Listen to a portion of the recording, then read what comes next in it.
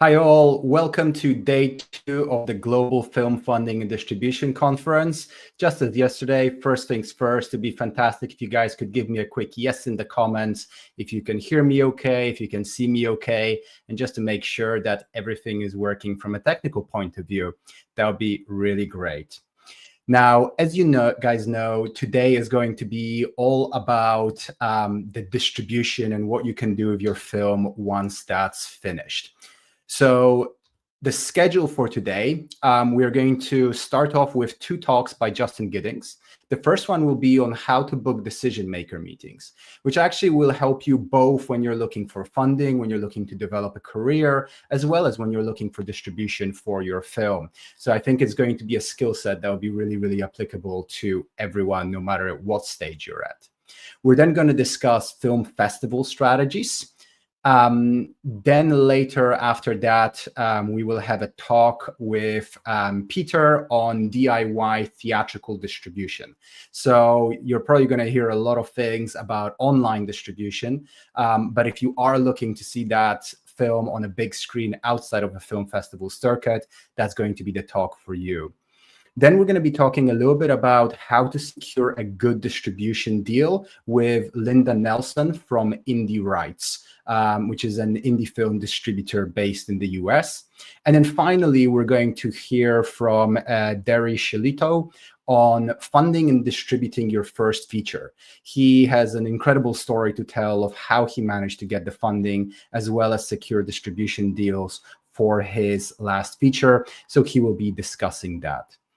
I also want to, before we move into the first talk, tell you guys and give you a little reminder that tomorrow, day 3, is a day where we're going to have 3 separate masterclasses.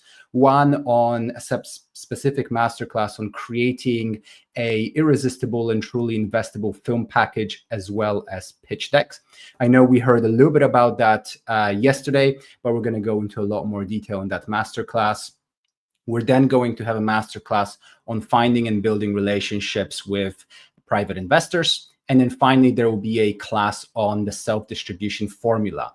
Now, this is not going to be a free day. So unless you have the premium ticket, you will not be able to access day 3. So today is the last day for everyone with the free tickets. So if you are looking to watch those 3 masterclasses tomorrow, you can scan the QR code that's on the screen right now, or visit Eventbrite where you guys got your initial tickets, and you can still upgrade to that premium ticket right now.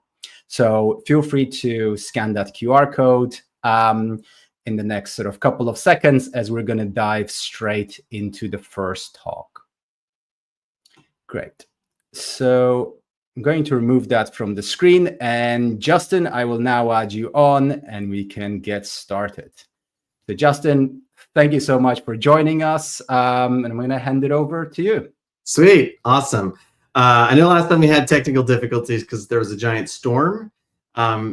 Yesterday there was a giant storm, and I think I fixed everything, so I don't know what this is. The gods are angry and don't want me teaching. So if you can hear me, let me know in the chat. And of course, if you can't, start typing furiously and we'll see what we can do to fix it. But okay, super excited to be here, especially since last time everything kind of went to hell in a handbasket.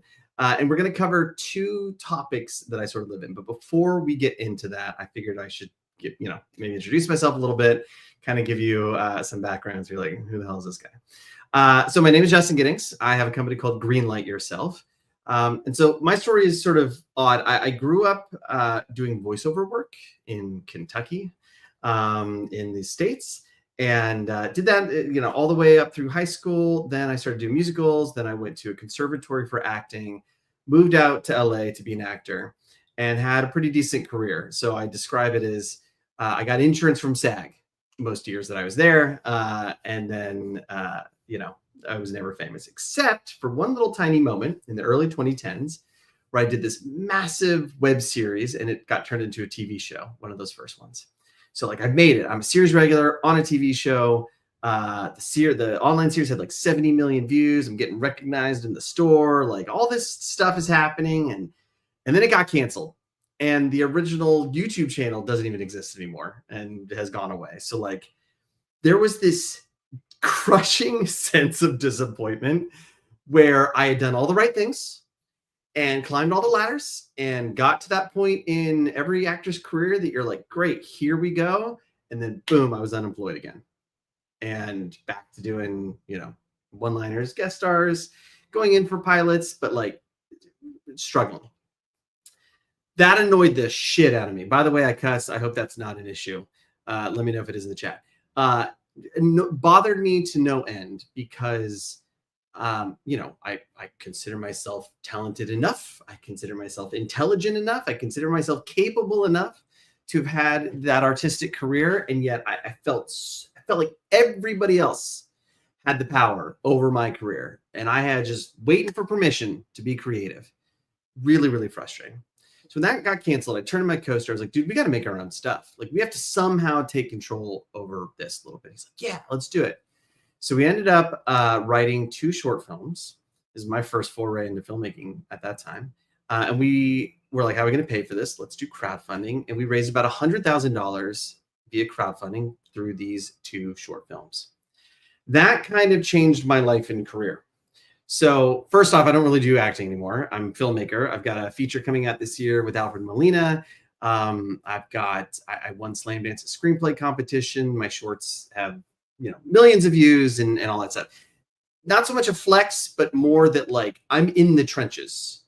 I always get frustrated when I go to learn from somebody and I found out that they like did a thing once 80 years ago, I'm in this with you guys in this space doing this as a colleague, right?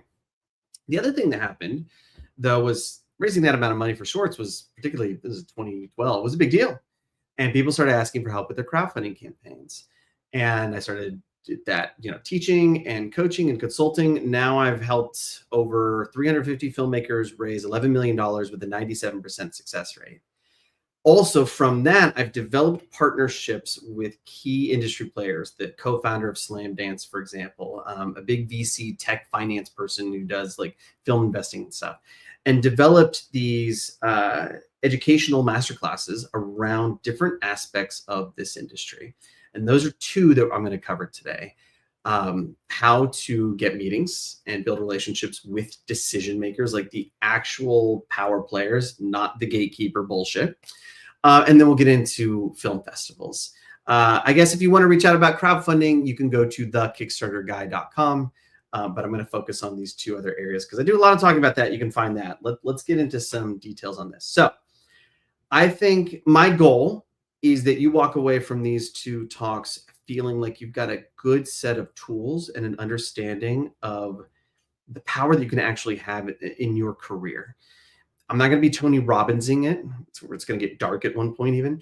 But like my joy would be that if you see this path and take it seriously, it's weird. There's no set formula or single path that works for everybody, but there are processes that do.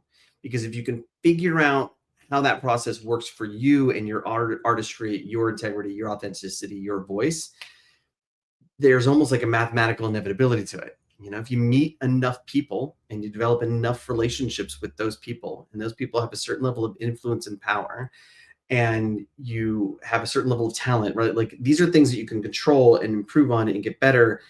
There's like a certain percentage at the end where that turns into opportunities. If 100 of these decision makers, you got 20 of them to read those scripts and 10 of them really liked it, there's maybe 1 that's like, I like it enough to make a thing out of it. So that's what we're going to kind of talk about today and get started. So this first thing is called decision maker meetings, how to find and develop relationships with high-level executives, industry reps, investors, production, talent, casting, kind of insert whatever. So this is why I wanted to start with this, because I think this is universally applicable. And at the risk of sounding grandiose and hyperbolic, I think this base skill set is the future of modern filmmaking. Knowing how to be authentic and authentically articulate your vision and your artistry. and then find your tribe is going to be so important, because the old school ways, right, like going way back, the studio system, right, you would get hired by the studio and you'd be trained to do these things, and you'd go through these certain programs, whether as talent or you know, production director, writer, whatever. That's not how it is anymore, right? You've got to learn that it is often that the problems in your career are not fixed with a what, like what do you need to know or what do you need to do, but with a who. Whom do you need to have a relationship with in order to move your project forward or move your career forward, etc. Okay, so let's dive into it. I've got some notes. I won't be sharing them, but I can't. You can follow up with me or my assistant, and she can get you some notes. Part of me fixing the technical difficulties I did have earlier because of the storm was I wasn't able to turn these into slides. So I'm going to be teaching them. So there are 3 strategies. At any point, feel free to jump in, but we will have a Q&A at the end. So I'm going to kind of move through the content moderately quickly. That way I can answer questions. Okay, sweet. So 3 strategies. First strategy. I want to kind of show you this underrated, overlooked tool that will help you find and connect and book meetings with these high-level industry decision makers, right? You've heard of it, but for many of you, you may have never even thought that this was a thing, and it's like totally a thing. So second strategy is, okay, how to not fuck up that meeting, waste time, come off as unprofessional. I've done surveys with my clients and prospective clients to kind of figure out what are the issues. And a lot of the things that would come up was like, okay, let's say I get a meeting. How do I not waste this opportunity, screw it up, so forth, right? And then finally, I want to break down why it's not about sort of like who you know, or whether you have like a long, impressive resume or with that has tons of experience or projects and awards. Like, it isn't about proving yourself to particularly the gatekeepers and middle people, but even those high-level decision makers. Cool. All right, so let's jump into the first strategy. Strategy number 1, this underrated, overlooked tool that can help you do this. Okay, so in the past, I always hesitate when I talk about this because we've all heard of networking, hate networking. I know I seem very animated right now. I'm probably an extrovert. I'm actually like, I'm an actor. I can do that in front of people, but get me in like a room, I get real nervous, introverted, shy, all that shit, right? So like the idea of going to like a festival or a meetup and like wandering through a crowd of people trying to like figure out if somebody is even relevant to anything that I have going on is a nightmarish, hellish hellscape for me. And I've heard this reflected back too, right? That like meetups and networking events, those can be positive experiences. I'm not saying they can't be. I used to go to Film Independence all the time, loved it. But oftentimes you're really mingling and networking with people who are sort of in the same stage of your career. And that there's a lot of value to that. That'd be kind of a separate training, like kind of building your tribe as you come up in your career. However, particularly in the context of what it is that I'm teaching, you've got to start finding the people who can materially move aspects of your project or your career forward. And unless you're a Nepo baby, you've got to figure out how to do that. And the old school way of doing that is, going to these like high level networking events like the Sundance Party and trying to mingle, or going to like talkbacks, or making a bunch of films and hoping that you're discovered, and like doing all this investment in like the getting ready to get ready, so that if time and space collide in just the right way, you'll meet the right person. F that noise. What I want to show you is a tool that allows you to systematically find and develop the relationships with these people, right? So this tool exists. It's LinkedIn. So let's address some things that might be popping in your head now, okay, with LinkedIn. Let me just make sure too that everybody can hear me. Great. Okay, sweet. So LinkedIn. When I heard this the first time, I was like, you mean the weird sales, like white collar professional thing? It's like, that's not what it is anymore. And it's not what it has been for a long time. LinkedIn isn't social media. It isn't Facebook. If anybody has used it, you can vouch for this. You start posting shit in there, that like political stuff or something in LinkedIn, you will get comments, hey, this isn't Facebook, this is LinkedIn. Get out of here with that nonsense. So it self-polices, right? It's not a place to hang and be social. It is a place to network, to find like-minded professionals. In the past, sure, white collar, like sales job type stuff, but it has expanded out hugely. And the entertainment industry has a massive presence on there. Now, you know, when I came into this, I was sort of skeptical about how many artists were on there, actors, directors, writers, right? That kind of thing. That has grown tremendously. But if you kind of think about it, it makes sense. Oftentimes, the power players that we're trying to develop relationships with are on the other side of the artist. They're on that executive side. Oftentimes the investors, the suits, casting, even like below the line, like crew and production heads and that kind of stuff. Like all those people have like, I don't know, it's a weird word, the more kind of normal type of jobs where having like a LinkedIn and a resume and a CV and all that kind of stuff kind of matters. They're all on there. Of course they're on there. That's the biggest site. Now, what also is so beautiful about this is that it is driven algorithmically, not by all the social media bullshit algorithms, but by matching up keywords and relationships so that if you're a filmmaker on there, you are being shown to all of these executives and stuff. So I'm going to break it down. Happy to go further if there's any skepticism about LinkedIn. I think after I go through this, there won't be, and I'll talk about some more of the benefits, but open your mind. It's amazing. Okay, so there's sort of, think of like steps to going from like newbie on LinkedIn to these meetings, right? All right, step one is optimizing your profile. Optimizing your profile. Think of your profile like a pitch deck for you, okay? Your profile should reflect obviously your work, but your ethos, your philosophy, who you are as an artist, is alongside of course, the education and the technical and the about me and all that kind of stuff. If you want to search for my partner, who is the one who also teaches this with me, her name is Mara, M-A-R-A, McCann, M-C-C-A-N-N. Find her on LinkedIn. That's a great example.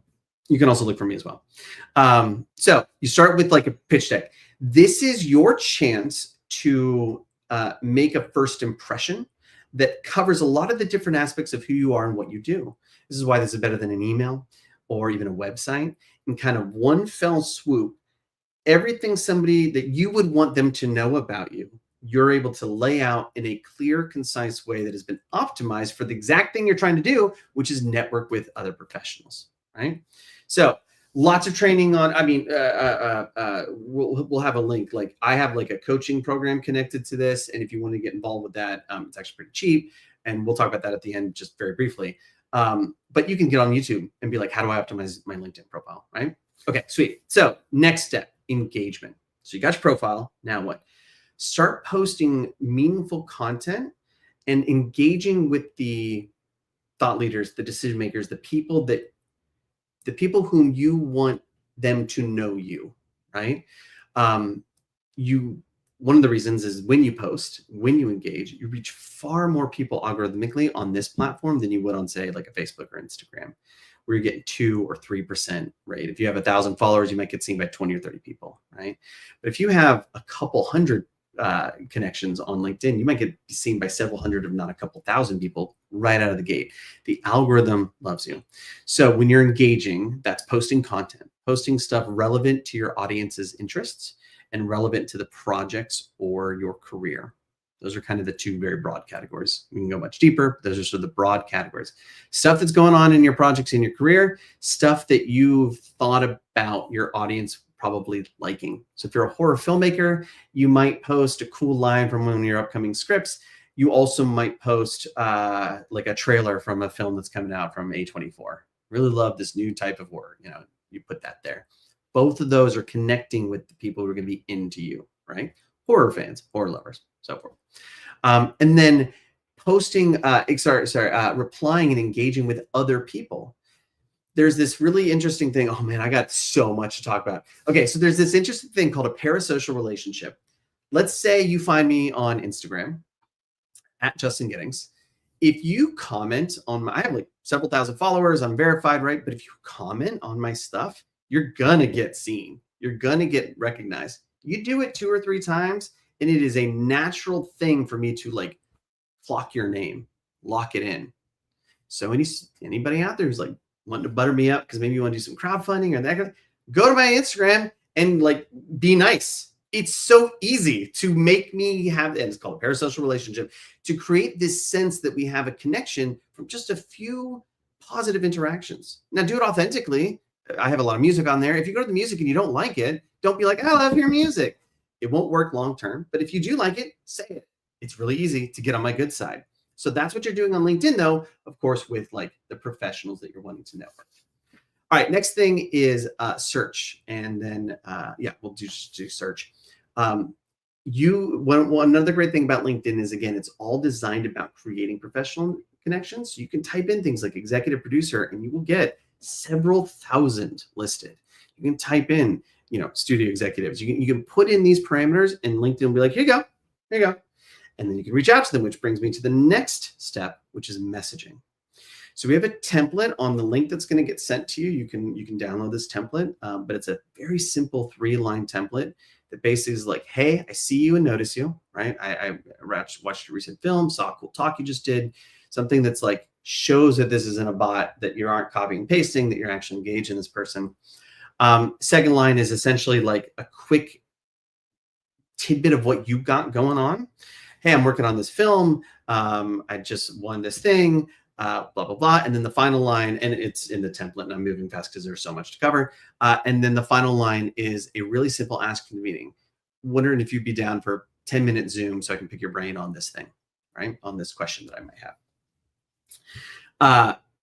That has a 50% response rate and a 30% response meeting rate. Like, you send out 10 of those, you got a decent chance of getting at least 1 to 3 meetings with like the big decision makers, which I'll get into later, like showrunners.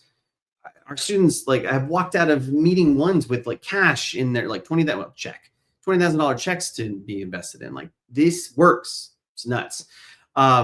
So you send out that message, then you get the meeting. Go into the meeting. I'm going to break that down more here in a second, but you have this meeting that is focused on building relationship, not pitching. I'll get to that. And so those steps lead to the final thing, which is having what I call a network effect. I'm getting text, making sure it's not, okay, good. It's all of you following me on LinkedIn. That's what it is. Leads to something called the network effect, which is when you have a relationship with somebody.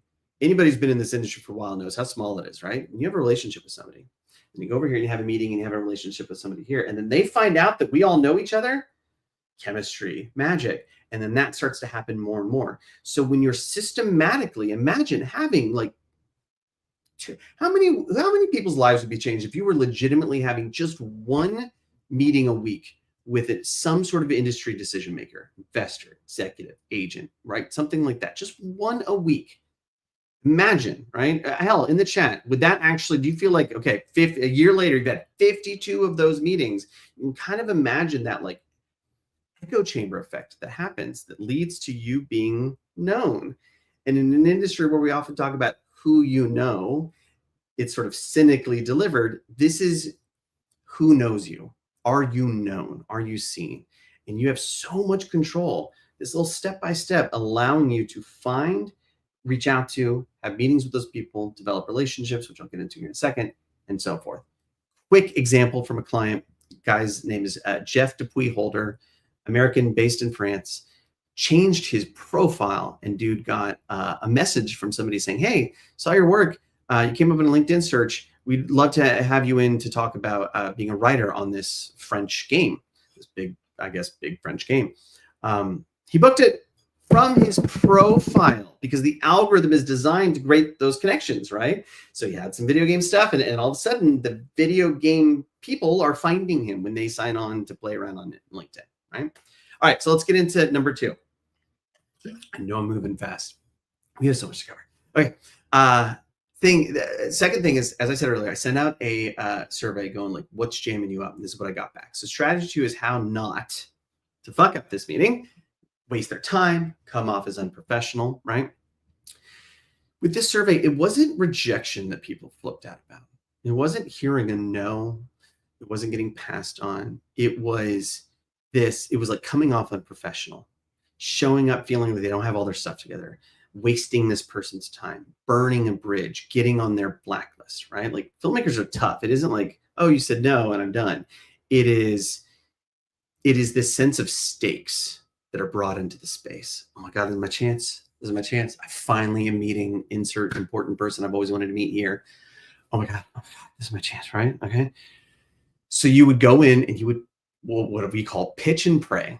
You'd go in and you'd figure out how to tell them about the thing that you got going on and pray that it goes somewhere. Here's the problem. This is why you're going to have a bad time when you've set those stakes, because when you go into pitch, even if you think you're in a pitch session, come in and pitch your script. Don't go in and pitch. I'll come to that. Because when you go into pitch, you're basically going, hey, your response to me is going to be one of two things: yes or no. Maybe a third thing that's like, maybe if we keep talking. Okay. But that's kind of it. And it's very binary. It's very limited in its scope. But if you can go in and do the next thing I'm about to talk about, you will have a long-term contact that, like, A, is actually much more likely to get your script made, but B, is going to matter in the scheme of your career in a much bigger way. Because if it's a no from them, it isn't like, okay, no, bye. It's like, ooh, not for us, but I know a person, right? So instead of going in and pitching and pray, what do you do when you have these meetings with these big important people? Have a conversation. Go in there, have a conversation. Figure out who this person is, what makes them tick.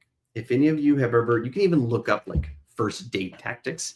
Ooh, that's creepy. I meant just like how to, what kind of questions do you ask, that kind of stuff. Like, it's sort of a similar energy. You're going in not to prove that you're good enough to be loved. You're going in to be like, here's who I am and what I'm interested in and what my values are. I want to know who you are and what you're interested in and what your values are. And maybe they'll line up. And then we get to have fun together, right? Same bloody thing here. When you go in and pitch, you're putting them actually in this sort of weird position where they've only got one option to do with you: accept you or reject you. So of course you're feeling shitty, like you're going to be accepted or rejected. But if you go in and you actually connect with this person as a human being, two things will happen. First off, I promise organically it will come around to your project. But at that point, you're kind of buddies, right? You kind of had that warm connection in some capacity. And it takes the onus away from, it takes the stakes away, but also takes the onus away from them to have to accept or reject you. They can like who you are. They can connect with your values. They can acknowledge and affirm your artistry, professionalism, and talent, and then do something with it. It may not be say yes to the thing. It might be, oh, okay, I need to introduce you to this other person, because like, I'm not really a big horror guy. I mean, I know I did some horror stuff, and that's why we had that meeting, but like, I kind of moved away from that. This is often common. Like, I'm in transition in my own career, doing new things. Let me introduce you to this person, because people invest in, hire, hand multi-million-dollar projects to helm to, like, all these things to people that they know and they like and they trust. That they trust that they have those capabilities, right? That they can do it, right? So if you go in there and lead with the buy my script, here's why you should buy my script.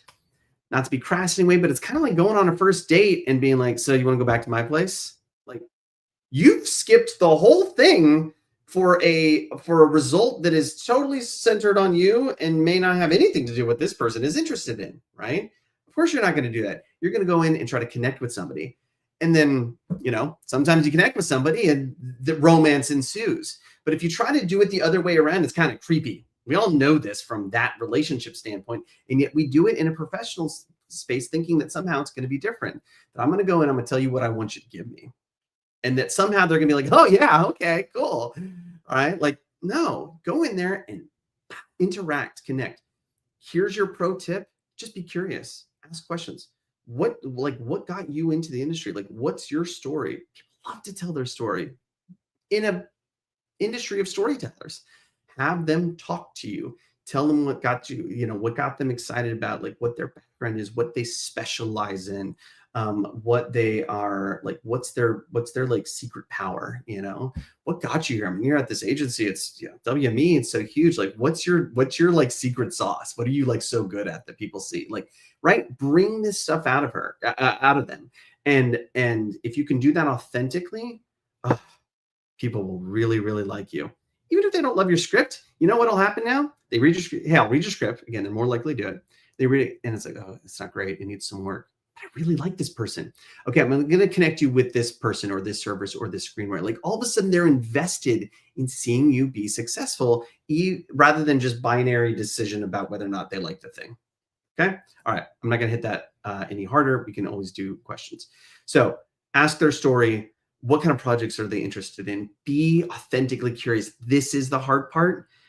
But going in with openness, authenticity, curiosity, figuring out who they are, what makes them tick. Organically, there will come a moment where they'll be like, well, this is so awesome. So tell me about your script, right? It'll come up, I promise. But even if it doesn't, there's so much that you can do there in terms of follow-up and relationship developing, and we'll get into it in Q&A. Okay, so the final, let me give you a really good example. I got time? Yeah, let me give you a really good example.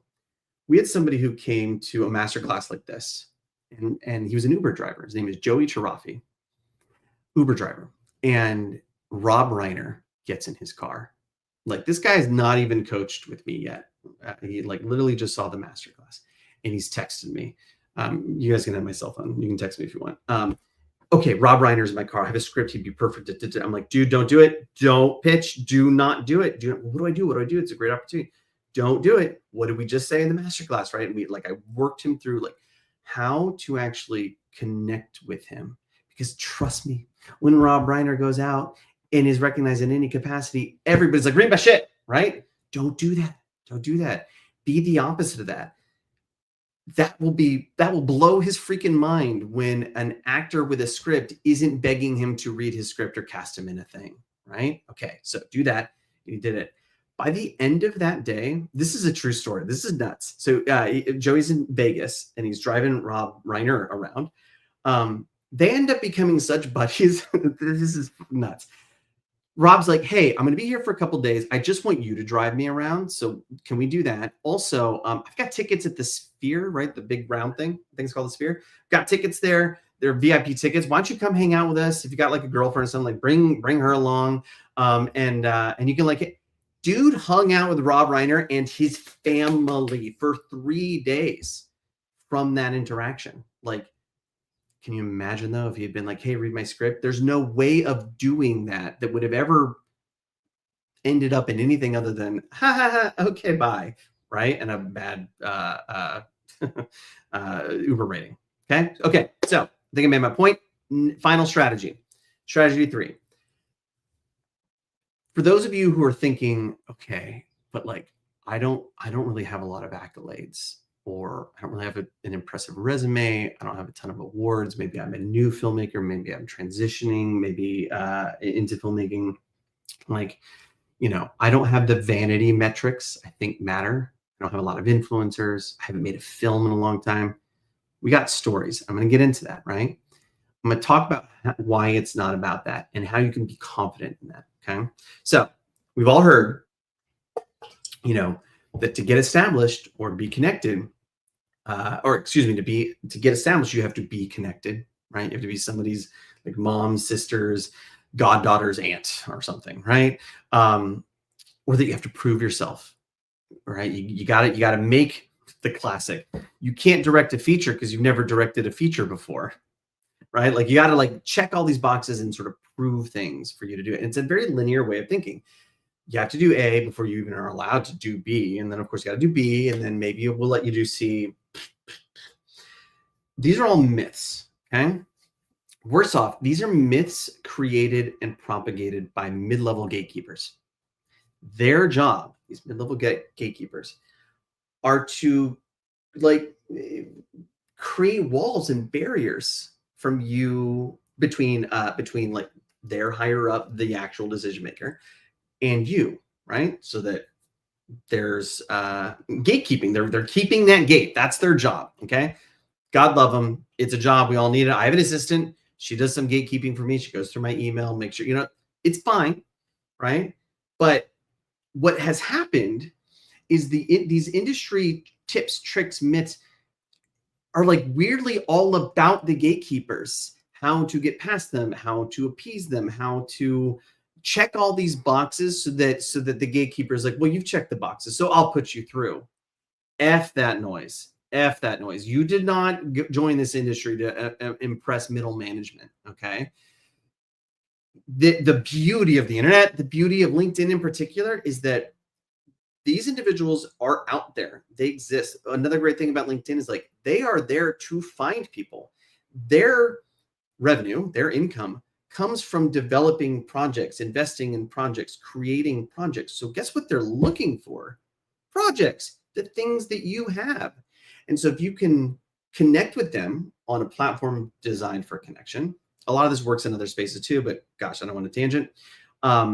If you can do that in that space, and you can do it well and with professionalism, like using the template that we use and kind of going through the meeting and that kind of stuff. Look, if they're into you, if Rob Reiner likes you, he's going to let you party with him. He's not going to say, Joey, you can't hang until you sign this NDA, and it needs to be officially submitted through your representation. Okay. I have personally had meetings where it's like, are you represented? And this was after I fired my big manager. I was like, oh my God, no, I just had the person. He goes, okay, it doesn't matter. I got a lawyer friend, email them and have them submit it. Just that way legal doesn't get on my ass. Like they will solve that problem for you if they like you and want to help you and support you. And this is kind of the whole thrust that I'm trying to get across is that like, you're not having to prove yourself. You just need to be a human being and find the human beings that connect with you on this artistic level. Because all these suits, all the investors, all those people, they give a shit too. They just have a different set of skills and a different way of coming at it, right? So there's a little acronym, I guess, for you to help you kind of remember, like, how can you show these people that you got it, that you can be trusted in this space, that you're worth looking at and investing time in. So it's CPR, resurrecting your career. CPR. The C stands for clarity. So this is on your profile. You want to get super clear about what it is that you want to accomplish in the next like 3 months. We're not talking long term. We're talking right now. What are you working on right now? What are you wanting to work on right now? There's a great book called The One Thing by Gary Keller. Highly recommend. It's an easy, short read. It'll really help with this. Imagine like, what is the bowling pin? When you go bowling, you don't try to hit everything. Try to hit one pin at the right angle and that knocks everything down. That's what your clarity is. Get clear on what that bowling pin is. It might be getting an investor. It might be any number of things we can get into. So the next thing is then you take that clarity and you infuse it in your profile. Here's why. Because when you then reach out, and that's the P, profile, when you reach out to people on LinkedIn and they like your message, you don't seem like a crazy person who's begging them for shit. Okay. And they click on your profile. They're going to see a snapshot of where you're at. And here's the cool thing. If they say yes to meeting you, they've kind of already said yes to you. You don't have to walk in there wondering if you're good enough. They kind of already made that decision a bit. They went to your profile and saw a professional, an artist and a professional who could articulate who they were as an artist or professional, as well as the projects that they're doing. That's enough. That's better than most, right?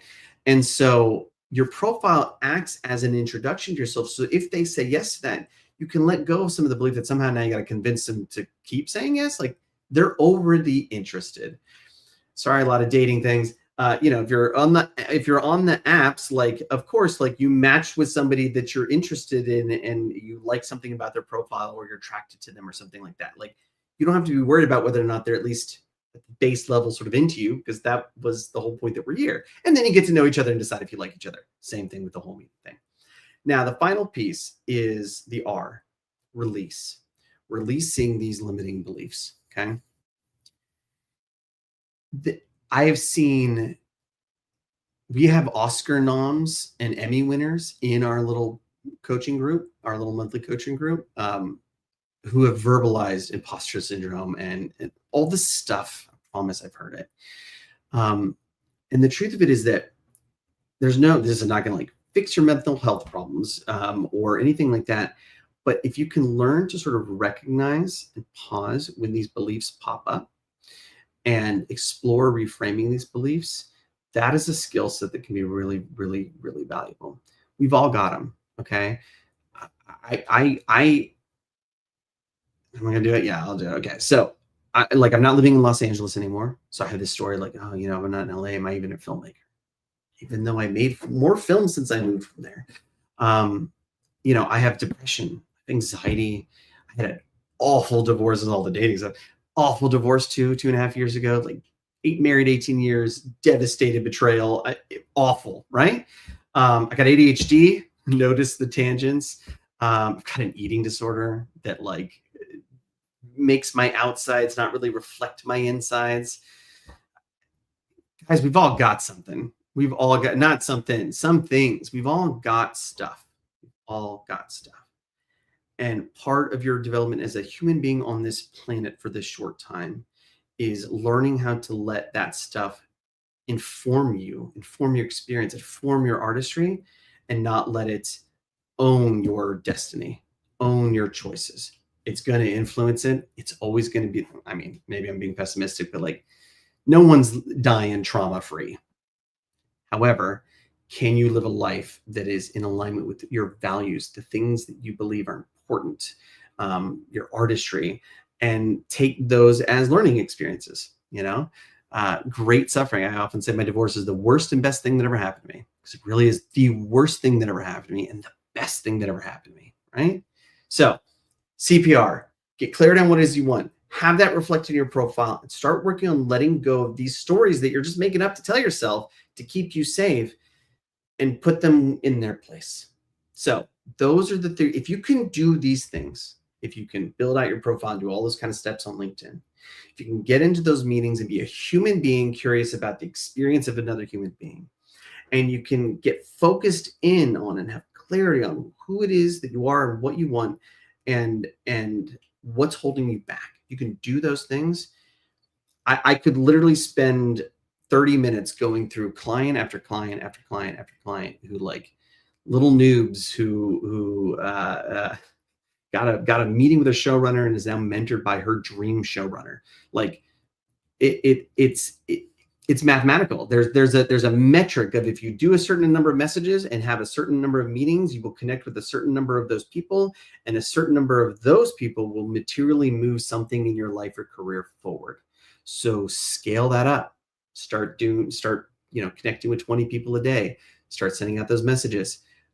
We had Mara, my partner, went from new actor to the main point person in a billionaire's film fund, now developing 10 of our clients' projects in 2 years. She had 450 meetings over about a year and a half. Okay. You don't have to be that nuts, but you could be. Just do one a week. See what happens. All right. That's my first spiel. Spiel over. P was profile. I see questions. Sorry, Robert. I hear you, man. I do talk fast.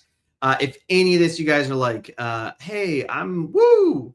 So the link that ZB is going to put in the chat goes to a replay of the full-length masterclass with my partner.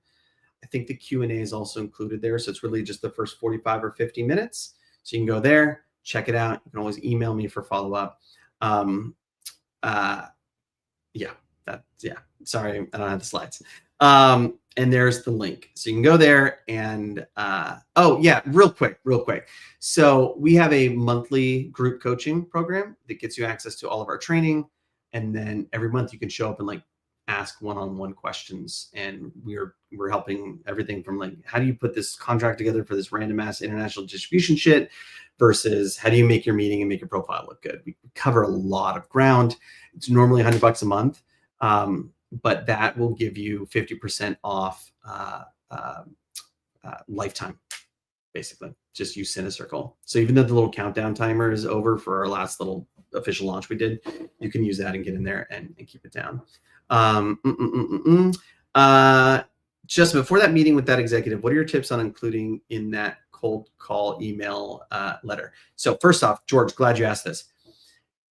Email is a hellish pit that is your last resort. And here's why. Any suit will tell you that one of the worst parts of their job is dealing with their email. I'm not even a suit, and I have an assistant whose job is to deal with the email. Email is work, okay?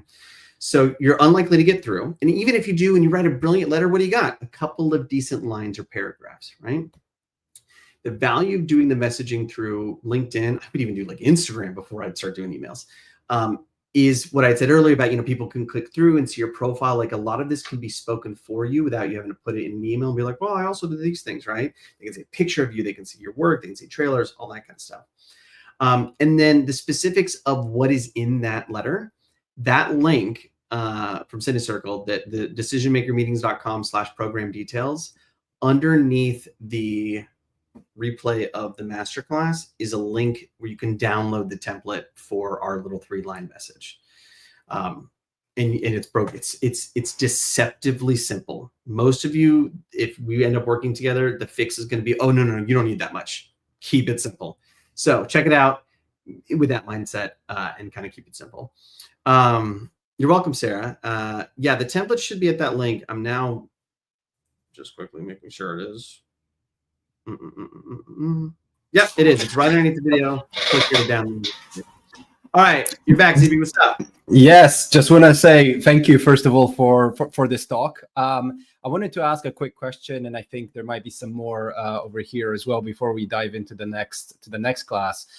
My one being, is there anything else that you haven't mentioned so far which tend to be the biggest obstacles that people that, for example, are part of your group coaching face when they're first starting out and doing this?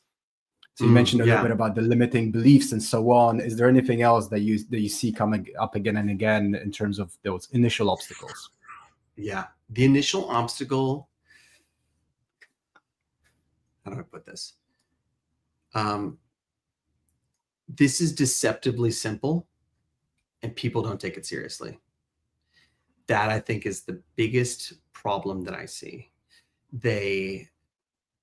It's like, get on LinkedIn, make your profile look good, send out messages, have decent meetings like a human being, and step 3, profit. That's all true. Like, there's 4 hours of training and there's ongoing coaching to optimize and get all that kind of stuff. But that's so deceptively simple that we'll even have people who like do our expensive intensive and like don't ever do the thing. There's like some weird disconnect. And like, I will bet $1,000 with every single human being on here that if they did the actual, even the basics of this training, they will have massive career results in 6 months to a year, 100% of the time. Because this is what the industry is. I was telling you this beforehand. This is what the industry is finding your people and you two vibing, right? And that's executives, that's agents. How do I get an agent? How do I get an agent? Why would you want an agent unless that agent likes you, is invested in you, believes in you so much that they are going to authentically pitch you, right? Having a name doesn't do much. And I've had the biggest names. I have. It was always me anyway. It was always me anyway, making these relationships. So I think that is the thing, is that like, I talk faster, aren't slides. It's kind of, maybe this sounds stupid. What is LinkedIn? Ooh, I promise, if you can get the systematic approach to this, connect with 100 people each week, hone your message, have those meetings, get to doing a couple meetings a week. Oh my gosh, literally every single person here will have a deeply impactful, massive shift in their career. And most won't. And I'm not saying that in like a shitty way. Most won't. They'll be like, wow, that's really cool and interesting. And they'll move on to something else. This is how you get investors. This is how you, all of it comes down to these skill sets. That's why I want to start with it today, is because like, this is the foundation. I'm going to be talking about a lot of shit when we get into film festivals. Absolutely. We've got one more question over here from Sarah, which is, should the tone of your LinkedIn profile be business formal, or is it okay to be a little bit more whimsical or a little bit more, have a bit more personality? Totally. Excellent question. So I'm going to start with a story. I got 2 kids. Okay. To my 2 kids, I am goofy dad, right? Silly, playful, and then sometimes very cranky Papa Bear, what they call me when it's late at night and I get cranky. Okay. I go out on a date, different energy. I'm meeting somebody for a professional thing. I'm a musician, have a musician career that's happening. Long story, weird as shit. But like, I'm in my musician space. I start wearing ponchos. Okay. Those are all me. Those are all authentic expressions of who I am, but they're specific to the context I find myself in. I cuss like a sailor. I even do it in most business professional meetings, but like, I don't around my grandma, right? So the reason I say this is because you want your profile to reflect who you are. Then you can add layers about what that might look like in this space. It's very normal, understandable, natural to kind of be like, well, what are the parameters I need to work in? Let's start with remove those parameters, remove the box, figure out who you are. And then hell, you can even feed to Chat GPT. Hey, here's my profile. I heard this guy tell me that I need to go with authenticity first. I feel like I've done that. Is this going to work in this setting? Or is there a way for me to introduce some more formality or business setting to it, etc. Right? I'm always going to be an exclamation point, emojis, talking fast kind of guy. That's who I am as a person. So if you go to my profile, you'll see I have a little pithy statement about who I am. I've got a lot of emojis throughout there. But again, going back to like the clarity profile thing, if they have a meeting with me, they know what they're getting. They know what they're getting. And so they wouldn't make a meeting with me if they were like, I don't like that energy. And there are people who do not like this energy. There are people in the chat who like, I couldn't follow this guy, and other people being like, I don't love this guy, right? So like, you're not going to be for everybody. Figure out who you are first, express that first. Then you can tweak it if you feel like you need to like, wear a tie because you're at a funeral. I don't know. When do people wear ties? Does that help? Great advice. Yes, my cat is making an appearance over here and saying hello as well. Hello. Great. Awesome. So just, yes. Yeah. So if anybody wants extra help, that link will do it. Just start with the like relatively inexpensive free monthly group coaching. Not free, sorry, excuse me, the discounted group coaching. And then if you feel like you even need more help, we can do that another time. But honestly, like we're talking, at least in the US now, like a couple of pizzas for one-on-one access with me and my partner, who also like now is funding our clients' films actually, because she's got a connection there. So yeah, and if you have any questions, will you put my phone number in the chat? I know a lot of people are international, but this is my actual phone number. Be cool. It's 818 267 0398. 818-267-0398. Yep. Plus country code, I guess +1 is US for those where that matters. Yes. Brilliant. Yep. Got it. Nailed it. All right. See. Awesome. Great. Okay. Do you want to transition to the next? Absolutely. Yes. Okay. Let's do the next one. Cool. All right. The reason I wanted to do it this way too is because a lot of this stuff is going to come into play here. In Film Festival Mastery, which is my other program. So I connected with John Fitzgerald. He is the co-founder of Film Festival Mastery, but he's also, who gives a shit? He's the co-founder of Slamdance Film Festival, okay? And has been like kind of the main festival guy 25 years. He's worked with filmmakers. He's worked, still programs festivals, has run festivals like AFI, like the list is insane. He's the guy. So kind of with Greenlight Yourself, I'm known as the Kickstarter guy. When I started being approached for partnerships, I was really looking for like the person who is the expert in this thing. Because I've sat in seminars before with like people who did it once and now want to charge me money to teach me the secrets. F that noise. John's the man. John's the man. So we created something together called Film Festival Mastery. His co-founding of Slamdance is a similar story to mine, feeling frustrated that they had this great film and like kept getting rejected. They were, we're going to make our own thing. And we're going to make it down the street from Sundance. And it's turned into what it is, right? Really, truly an independent film festival, unlike Sundance. So everything I'm about to go through is something that we've developed together. Also, my own films, just as again, as like a track record.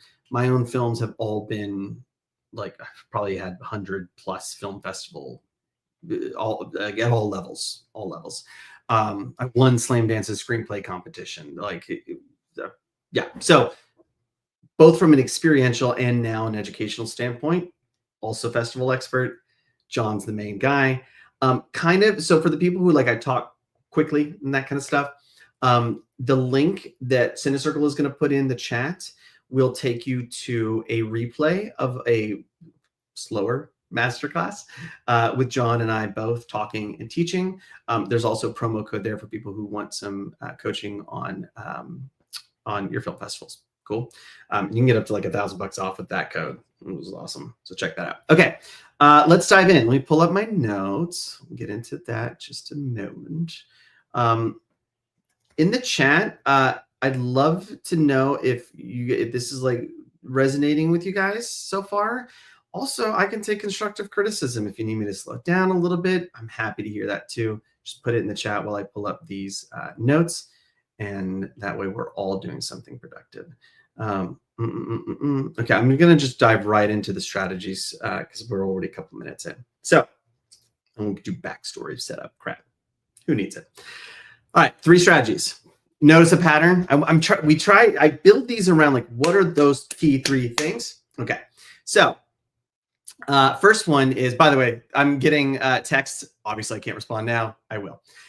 What are those like 3? Oh man, if you can get these, it unlocks some shit for you. That's what we're doing. So for film festival mastery, there's 3. First one, how a film specific festival strategy is going to help you get into top tier film festivals. We're also going to talk about what top tier means. Okay. Second one is how to get and stay on a programmer's radar, so your film actually gets screened by a decision maker. And then finally, how to maximize your participation so that once you actually get into the festival, it does the thing that you wanted to do for your career, helps you secure distribution, find investors, network with decision makers that are there, advance your career, like take advantage of that ecosystem in a way that isn't just you milling around at a party like I used to do. Okay. Quick side note, everybody's texting me, make sure you include your name too when you text me, just so you know I'm talking to a person. Okay, so let's get into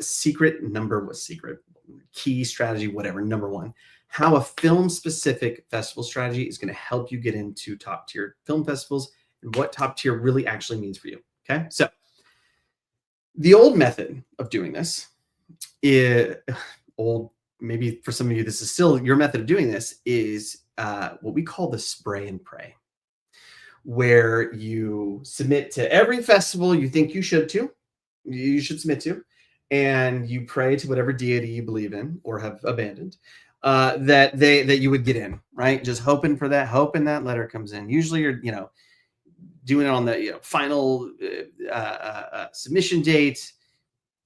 It is not strategic, right? You get Movie Maker magazine and you download what are the top 50 film festivals this year. And you just go submit to any of them that, officially technically count for your film and so forth, right? Or the one that really gets me is the Sundance myth. People's entire production schedules, financing schedules. I see this a lot with crowdfunding. Like, well, we really want to hit this deadline. It's like to get into Sundance and that whole timeline of submissions. If you are doing this, the final deadline is a complete waste of your time on everything. I am happy to go further into that, but like waste of your time and money. Most expensive slot for the least amount of available slots, probably maybe none at that point. You're fighting with the most amount of submissions in this entire process. And you're trying to, if there are any slots, they are already slots sort of thematically set by the submissions they've already came along. So even if you have an amazing film that might have gotten in earlier, well, they've already decided that this festival is kind of thematically about whatever, and yours isn't, so you're out. Late submission deadlines, total waste of your time. Going back to Sundance. Here's the thing, early bird, doesn't matter. There are 18,000 submissions to Sundance. 2/3 of those are already spoken for before they open up the program. Labs, alumni, pre-selected from programmers, the studios, and the independent studios that are doing $20 million indies. In fact, there's a programmer on record, got in trouble, and I'm going to read the quote. There are no movies invited to Sundance that we don't already know about. And this was on the record talking about features. Okay. We actually had a programmer once on one of these master classes and was commenting in the chat. And I started flipping out because I'm like, okay, I believe all this stuff. This is all backed by science, but like, there's a guy here, and am I gonna piss him off and like ruin any chance I have? And the dude's like, no, that's exactly how it is. This is exactly how it is, right? So this idea that like it's Sundance or bust. You're gonna have your entire production schedule around this thing. It's not a strategy, and it's not gonna work. So how do you get into festivals that are going to actually do what you want them to do? Well, first off, you got to start with what we call a film-specific festival strategy based on your goals. What is it that you want? If we ever do any coaching together or any of the group coaching or anything like that, that will often be one of the first follow-up questions. I want this, this, and this. Okay, but what is like the main goal? Okay, so that's the main goal. Great, because that informs what the strategy is going to be. For many features, it's sell a movie. There's only a couple of festivals that are going to have distributors there and buying. Now, you might go to a couple of other good regional ones so that you've got some nice laurels to take into your own work. But if you just want to like sell your film at a film festival, there's maybe 10 that you would do that with. Okay. Maybe you want to advance your career with networking. Well, of course, then you want to go to a place that either is going to have a lot of people that you want. Austin's a great one. They bring in especially if you're a writer in television, and they bring in a lot of showrunners, and right. So like that's a great one to network. My local film festival, Independent, is a great one. But I would only do that if I wanted to network with the local filmmaking community. Then that's a great one to go to. If I didn't care about networking with my local film community, I wouldn't go there, right? So like we start with what is it that you want? That then starts to shape what festivals you should even be submitting to. Okay. Some people just like traveling. I love traveling and seeing my movie on a 60-foot screen. It is a magical, amazing experience. Plus I get to travel, which I like doing. So I will often submit to a lot of festivals that are also just in cool places I want to go to. Right. That's going to affect my list, my budget, my breakdown, and so forth. Right. So the first thing is goals. In terms of creating the strategy, first thing I think about is goals. Next one is doing your prep, really researching what we call comps, comparables. What are the other films that are like yours, and then reverse engineer that. So if you've made a low budget found footage horror film, go find the other low budget found footage horror films that you like, that maybe have informed your work. That maybe have been like blowing up in some space, you kind of know about them and they're on your radar, and then reverse engineer, literally type in the name of that film and festival, and you will get like archived page from, Austin Film Festival in the horror shorts block is going to show this thing by Justin Giddings, right? And like, boom, okay, so I guess that festival likes this kind of content. Cool, they can go on the list, right? So you're reverse engineering by comparing where people have already successfully walked a path before you. And then you want to be thinking about your budget. So I talked about this a little bit. So easy budget tip, do the early bird and the regular deadlines. Between even the regular deadline and that late deadline, you can sometimes have 20, if not 50 or more dollars of a difference. And again, we already talked about like late deadline is a waste of your time. It's a waste of your time and money, right? But a lot of people kind of be like, that's my last shot. And they even build their strategy around as long as we hit that last deadline, and you're paying, 50 to 100% more cost, again, for less slots and that kind of stuff. You multiply $50 difference between even 20 campaigns. That's like $1,000 budget campaigns, 20 film festivals submissions. It's like $1,000 budget. So you can easily save several hundred, if not a couple $1,000s, just by shifting your deadline submission place, doing it early deadline or regular deadline, so forth, right? I kind of have time to get into waivers and that kind of stuff. Maybe we'll get into that. Okay, so you start with your sort of A plan, and then if you need to pivot, right? So you got your goals, you got your you've done your prep, your research, you got your budget, all that kind of stuff. No more doing spray or pray. So here's an example of a client that experienced this. They came to us in the middle of their campaign. The project is called Breaking Bread. It's a documentary about how the Middle East that often has, a lot of infighting, particularly between, well, I'm not going to get into this, can come together and maybe find common ground and peace over shared culinary heritage. That's the documentary, right? Great doc. Was not getting into, they were doing the same thing. Spray and pray, the A-list festivals. Top tier is the festival that works for you, which is what we're getting into. So they come along, we have this conversation with them, and we go, okay, let's go to Napa Valley Film Festival. They have a big wine and food component. Oh, we didn't even think about that. Yeah, let's submit there. People who work with us, we can often like put in a good word for them because we'll have seen your film and that kind of shit. Go to the link if you want more. So I think John put in a word there. They end up getting their premiere there and getting like a great write-up and that kind of stuff, which we'll get into participation here in a second. And they ended up with the risk of sounding hyperbolic, I think like 100-something film festivals.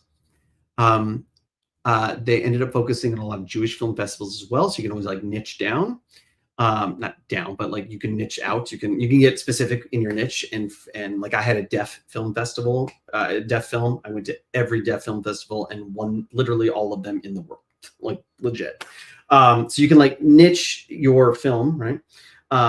They ended up getting screening fees and asking for screening fees. John doesn't like when I say the number. 5 figures of screening fees, low 5 figures, but 5 figures of being paid to take their film to a film festival, right? Because they did this, because they started with Spray and Pray, they started working with us, and then we showed them like, no. What are the actual festivals that are going to work that relate to your goals? All this kind of stuff. And once we had that figured out, it only took one and the dam broke. And they made money off of a festival run. It's nuts. Okay, so let's get into strategy number 2. How to get and stay on a programmer's radar.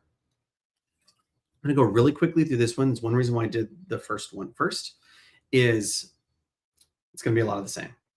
So did a survey for this as well. Time and again, we saw, I'm not an insider. I don't know anybody. I don't have any connections. I don't have any celebrities. People aren't even watching my film. I can tell on Vimeo. It's a bunch of interns. Are the programmers even seeing it? So on and so forth, right? So how do I actually get seen?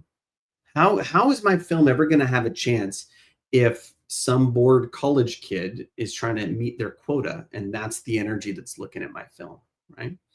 The answer is getting and staying on the programmer's radar, developing that relationship with them. You might start hearing a theme, right? So first off, you want to go find them. Where do you find them? You find them on LinkedIn.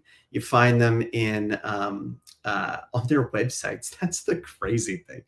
You can go to a lot of these film festival websites and it'll be like, here's their name, email, social, background, like kind of all the research that you wanted to do. And you can find them then out in the world, right? These people you can definitely email. So once you've submitted, I guess I can get into the process a bit more, but like once you've submitted, I'll talk about what kind of emails that you can do. I'm still a fan of LinkedIn and social media. John has done email. It has worked for him. He's the guru genius. I'm going to generally do what he tells me to do. So I pass that along to you. And often when we do this, we'll be like, and Justin got some LinkedIn stuff to tell you. So we like each other. So that's the first thing is like, where do they exist? And do you have any connections with them of any kind? Like, do you have anybody who went to that film festival that is in your space and can champion your film? Even just hey, I was there at Austin. I've done this before. I went to Austin twice. So I've had times where it's been like, hey, got a film, a friend of mine doing a film. I know it gets lost in the shuffle. I just thought I'd like send it along. He can get like a little, maybe shed some of my alumni love on him, that kind of thing, right? I'm not going to do it unless I like the film and the person. Again, a good reason to develop these relationships like I was talking about earlier. But you can ask that stuff, right? So you finally have like a connection there. Next, you want to be thinking about what your angle is. What is noteworthy about your project? It can be something small. Let's start with the easy stuff. Headline shit. You got a person in it. You had an interesting story of how it got financed. You had a successful crowdfunding campaign. It's already won shit. right? Even the angle oftentimes for an initial outreach is like, hey, I submitted this film. We just got the trailer back. You probably had it for a while. Just got the trailer back. Thought I'd forward that along to you, right? Or the poster, right? These little minor touches, but some sort of angle or reason. With both cover letters and if you are lacking any of those things, the angle can just be the emotional story behind what this project means and why it matters to you. You got to keep it real short. But if you can succinctly, I'll give a quick example. The short that won Slam Dance, the script, was an homage to my grandfather, who was the most decorated CIA agent in agency history. And I thought he was unkillable and undieable. And my whole life I'd heard he was going to die because he had survived an assassination attempt, but I never said goodbye. And he then passed away, and I never said goodbye. And this film is my way of saying goodbye. I would even do that shorter, but like a couple sentences of the emotional why, so that people can, at the very least, not even very least, can also connect with you on that human level and that authenticity level and that artistry level, rather than just here's a list of shit that makes me seem cool. They get a lot of that and it's kind of boring. Anyway, I would include the emotional piece anyway. So that's your angle. Figure out some reason why you're reaching out. Okay. The approach, once you've targeted these people, you want to lead with curiosity and gratitude. And so if you're doing like, what I usually will tell people is like, get on LinkedIn, find them before things have even opened up, and ask for a short meeting to get insight and advice. Self-deprecating. Hey, I saw your programmer at Austin. I've actually been to Austin a couple of times. I've got a film that's going to be done in time. I know things haven't opened. I know I don't know the things I need to know about this process really yet. Can I grab 10 minutes of your time, maybe buy coffee or a Zoom meeting or something, and just kind of pick your brain on some best practices, asking for advice. They will say yes often. And then you do that actually. And here's the crazy thing about asking for advice. There's this old money saying, which is, if you ask for money, you're going to get advice, right? It's very cynical. Don't ask for money, you're going to get advice. The reverse is very true. If you ask for advice, you will often get money, the results of the thing that you want. Because if you can, the hard part is the authenticity of this. You can't be doing this from a manipulative place. But if you show up and you're curious and interested, and you really are trying to find out what excites this programmer, since you're going to be submitting to this programmer, maybe you want to know that shit. Oh, I hate it when I get long cover letters. Okay, note to self, do not write long cover letter, right? So go in there, get advice, get their 2 cents.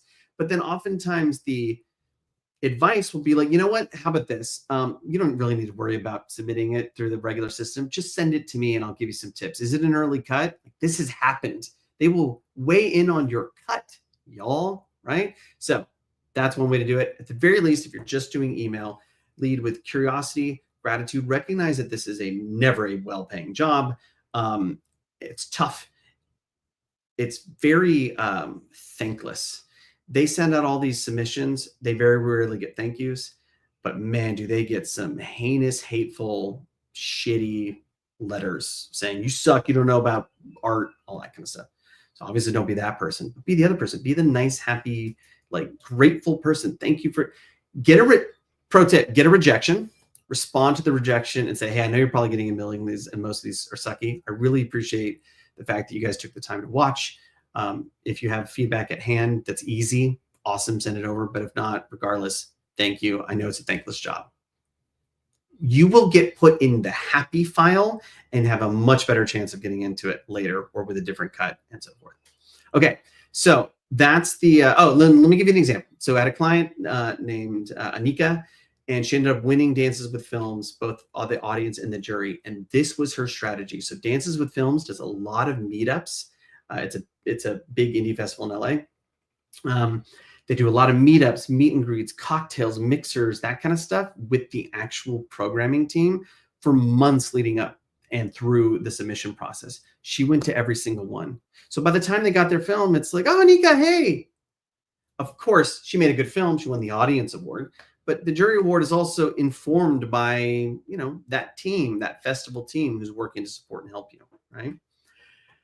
Okay, so let me just quick recap and then we'll get into the third thing. So first thing is make sure you have a film-specific festival strategy based off of your goals and your preparation, your research.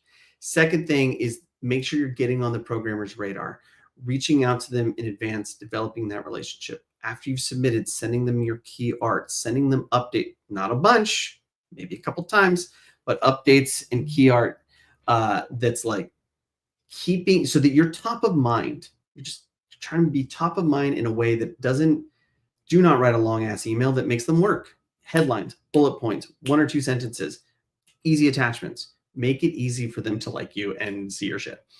So then the final thing is, let's say you get in, woo, woo, woo. How can you maximize your participation so that it matters, so that getting in and all this work you did actually does the things that you want, those goals that you had, right? Okay. All too often, people view getting into the festival as the result, especially with top tier A-list ones, you know, getting into Cannes, getting into Sundance, and it being like, okay, I've made it. We have so many people who've gotten to Sundance and they didn't make it from doing that. It's one of the reasons they ended up hiring us, because they were like, what happened? Why did that not just work, right? So how can you maximize your participation so that you actually get your goals, and really think of getting into the film festival as the beginning of your process, right? So I'm going to give you an acrostic, I believe they're called. Ooh, let's see. Sharing is going to be tough. Okay. Can I do this easily? You guys can spell. So participate, Participate. Okay. Each one of those stand for a word. I'm going to break that down. So P in participate, prepare. Do not show up figuring out what you're going to do, what you're going to go see, what parties you're going to go to. Do you have your marketing materials? Like, do the research, especially if you're traveling. Make that investment work for you by getting super clear on what it is that you want out of it, what you need to have with it. Shameless plug. One good thing about we do group coaching with the Film Festival Mastery stuff as well, is that like you can come to the group coaching and be like, hey, I got into this film festival. What are you guys' tip? Well, like, what should I have? What do I need? Right. So be prepared. Not with us. Go do that research. Next thing, like, think about your audience. Who's going to show up to this? Let's say you've made a documentary about yoga. Go reach out to all the yoga studios and say, hey, I will comp you tickets if you're down to like just post this in your place, or send out an email or something like that, right? Or horror fans, I guarantee you there are Facebook groups, LinkedIn groups, social media influencers that are local, that are like into horror. Go find them. Say like, I got a horror film coming. I'd love for there to be a big crowd. If you want to help me with that, I'd find some way to like make that worth your while. You know, we can have a VIP experience. Maybe we do a private screening. Like, figure out ways to connect with your audience so that you like cheeks in the seats. You get butt cheeks in the seats, right? Next one is rally. This is the R. So we got PAR, rally. You want to rally this audience to be engaged, to vote on the audience engagement, to sign up for the email list that you have as a filmmaker, right? Or to visit your website, right? You want to not just find these people and have them show up. You want to sort of conscript them into your army of creativity. All right, so team. You really want to connect with the team behind the film festival. This is an underutilized resource. These are the diehard fans of film. They're doing a thankless job that does not pay them enough. I guarantee you. Oftentimes it's volunteer. But they're the ones that have the connections. They know the good films. They know the people that you should probably meet. You should become best buddies with the programmers that are there. Check in with them every day. How's it going, guys? Are you guys having a rough day? Be nice. Whatever is authentically you, trying to figure out what makes them tick. Like, what made you guys be a programmer? Like, you got some downtime? Go have a conversation about why they're like, guys, festivals are nuts. Why do you like, what are you doing this for? Like, you just like love films. Like, get into those conversations, that kind of stuff, because they will experience this. They will actively work to make sure you meet the people that you need to meet, to maybe have like good seats at a panel when they send out a press release, or they're having press people come in and they're like, who should we interview? You're top of mind, right? Like, work the team. Okay, PARTI, industry. If there are going to be industry people there, make sure you've got your like elevator pitch down. You've got your other projects down. You don't need to like, gosh, please do not go into the situation and try to, again, pitch or pray. Okay. But make sure you've got your, I should clarify that because that's going to be confusing. When I say elevator pitch, I mean, make sure you can succinctly articulate your film, the vision of the film, and the story, the emotional story or impulse or inspiration or propulsion behind what's getting this film made. Okay. Because then when you are doing the work of actually developing relationship, and at some point they say like, oh yeah, so you got a film here. Yeah. Are you doing anything else? You're not like, oh shit. Now I gotta talk about my film. And I haven't thought about that. That's a thing. Don't do that. Okay. Next is C, crowd ready. Be crowd ready. You're going to get up and do a Q&A at the film festival. Have some talking points in the back of your head. Don't let the moderator run that show. I mean, not in a weird way, but just like if anybody's been in a festival, you know, some moderators are great, some are not. This is an opportunity for you to articulate again your vision as an artist, the film, all that kind of stuff. So have some interesting, funny stories from set or anecdotes of disaster or things that you learned. Like have a couple of talking points sort of in your back pocket. So you're not like, oh, what made you make this film? And like all the filmmakers, you go, oh, yeah. And then like you have to figure out your answer. Think about it. Be crowd ready. Invitations. People are not going to magically show up at your screening. Make sure you're sending out invitations to people that you want to be there. Industry, other filmmakers. Make sure you show up at others, which is actually coming up in a second. But like do the work of filling seats. Don't rely on, well, it's there and it's a screening block, so it'll get filled.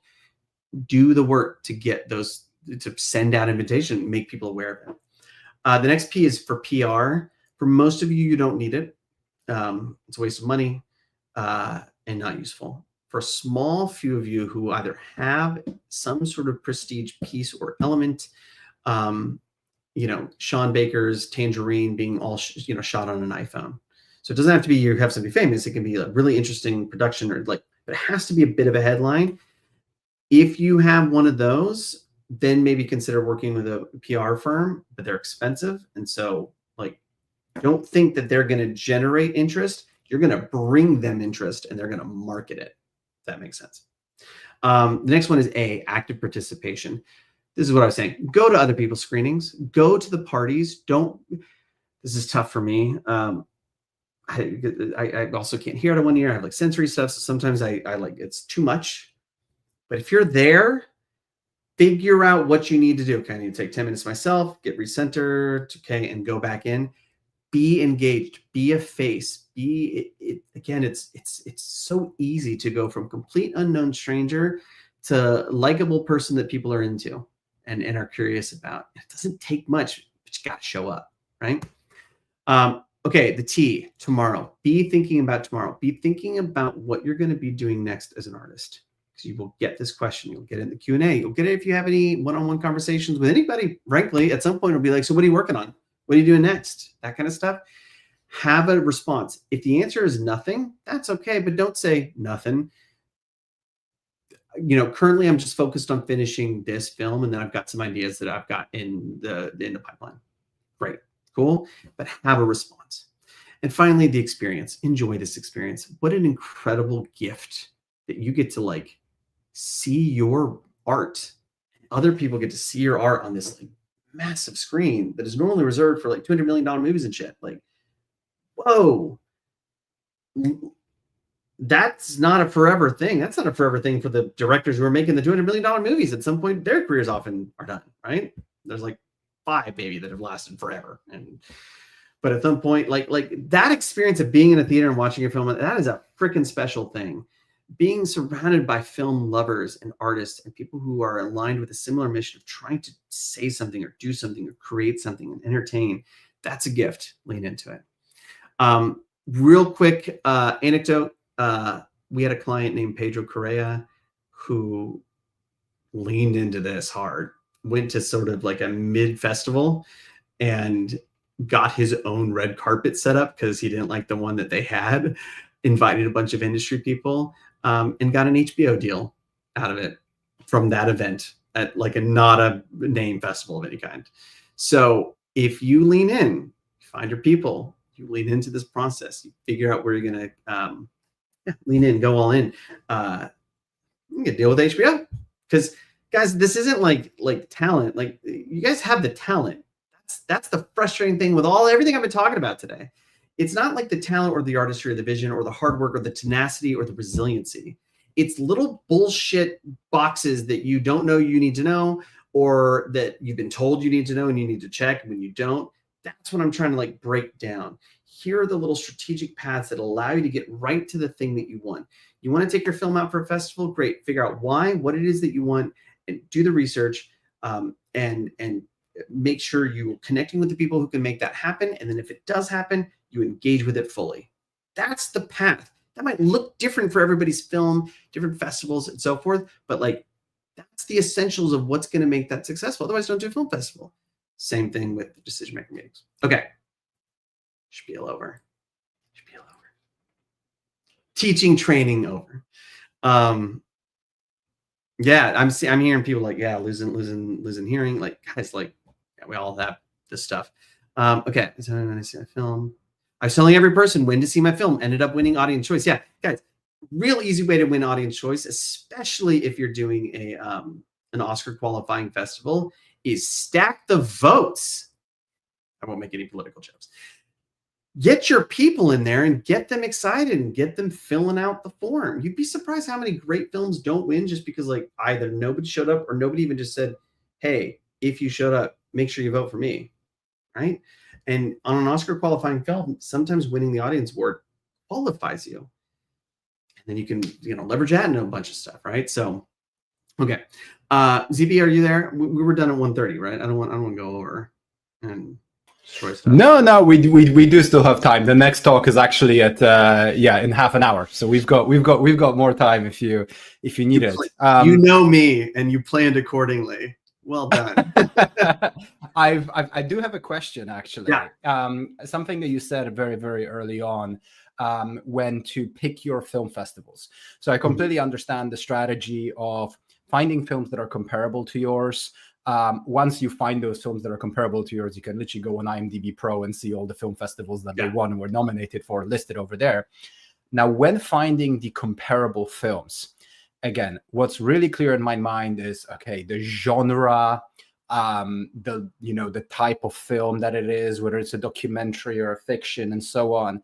But I think the really big thing is also the production value, the quality of the film. And that's something that, as a filmmaker, it's really hard to make that comparison to another film, because I think you will always be a little bit biased as to how good you think your own film is in comparison to other films that you see. So I do this course on film distribution, and there is a lot of people there that always say, hey, so I submitted to this film festival because I think my film is really similar to that blockbuster film. I was like, oh, okay, that's interesting that you made that comparison. So I'm wondering, how can filmmakers overcome that? And once they go through the basics of genre, length, type of film, and the things that are, it either is or it isn't comparable, when you get into that gray area, how can filmmakers really know whether that film is comparable to theirs, or whether film festival programmers will see it as comparable to theirs from that more creative aspect? Yeah, it's a great question with some nuanced kind of multiple answers. Let's start with sort of the first barrier to this, which is like self-awareness. I think ego oftentimes is what can oftentimes start or drive artists in a way, but comes a certain point when it stops serving them. And if you can work the muscle of hearing constructive criticism, taking notes, doing that throughout this entire process, getting coverage several times, you don't ever have to listen to anybody. Your skill as an artist is to look at the paints that you have and decide which ones you want to use, right? But if you're working with a limited palette, you're gonna be limited in the art that you can create. I really liked that metaphor. I want to remember that for other coachings. But that's I was like, oh, that's exactly what I've been trying to say when I've articulated this in the past, right? Is like, it's not even really about the ego and shit. It's more like, do you want more tools? One tool is to put this objectively in front of people, right? So I'm going to give you two examples from my own life. One is earlier, I was like, hey, if you've got constructive criticism about how I'm doing this, put it in the chat. Man, there are people who'd be like, ban this person, he's making me mad, right?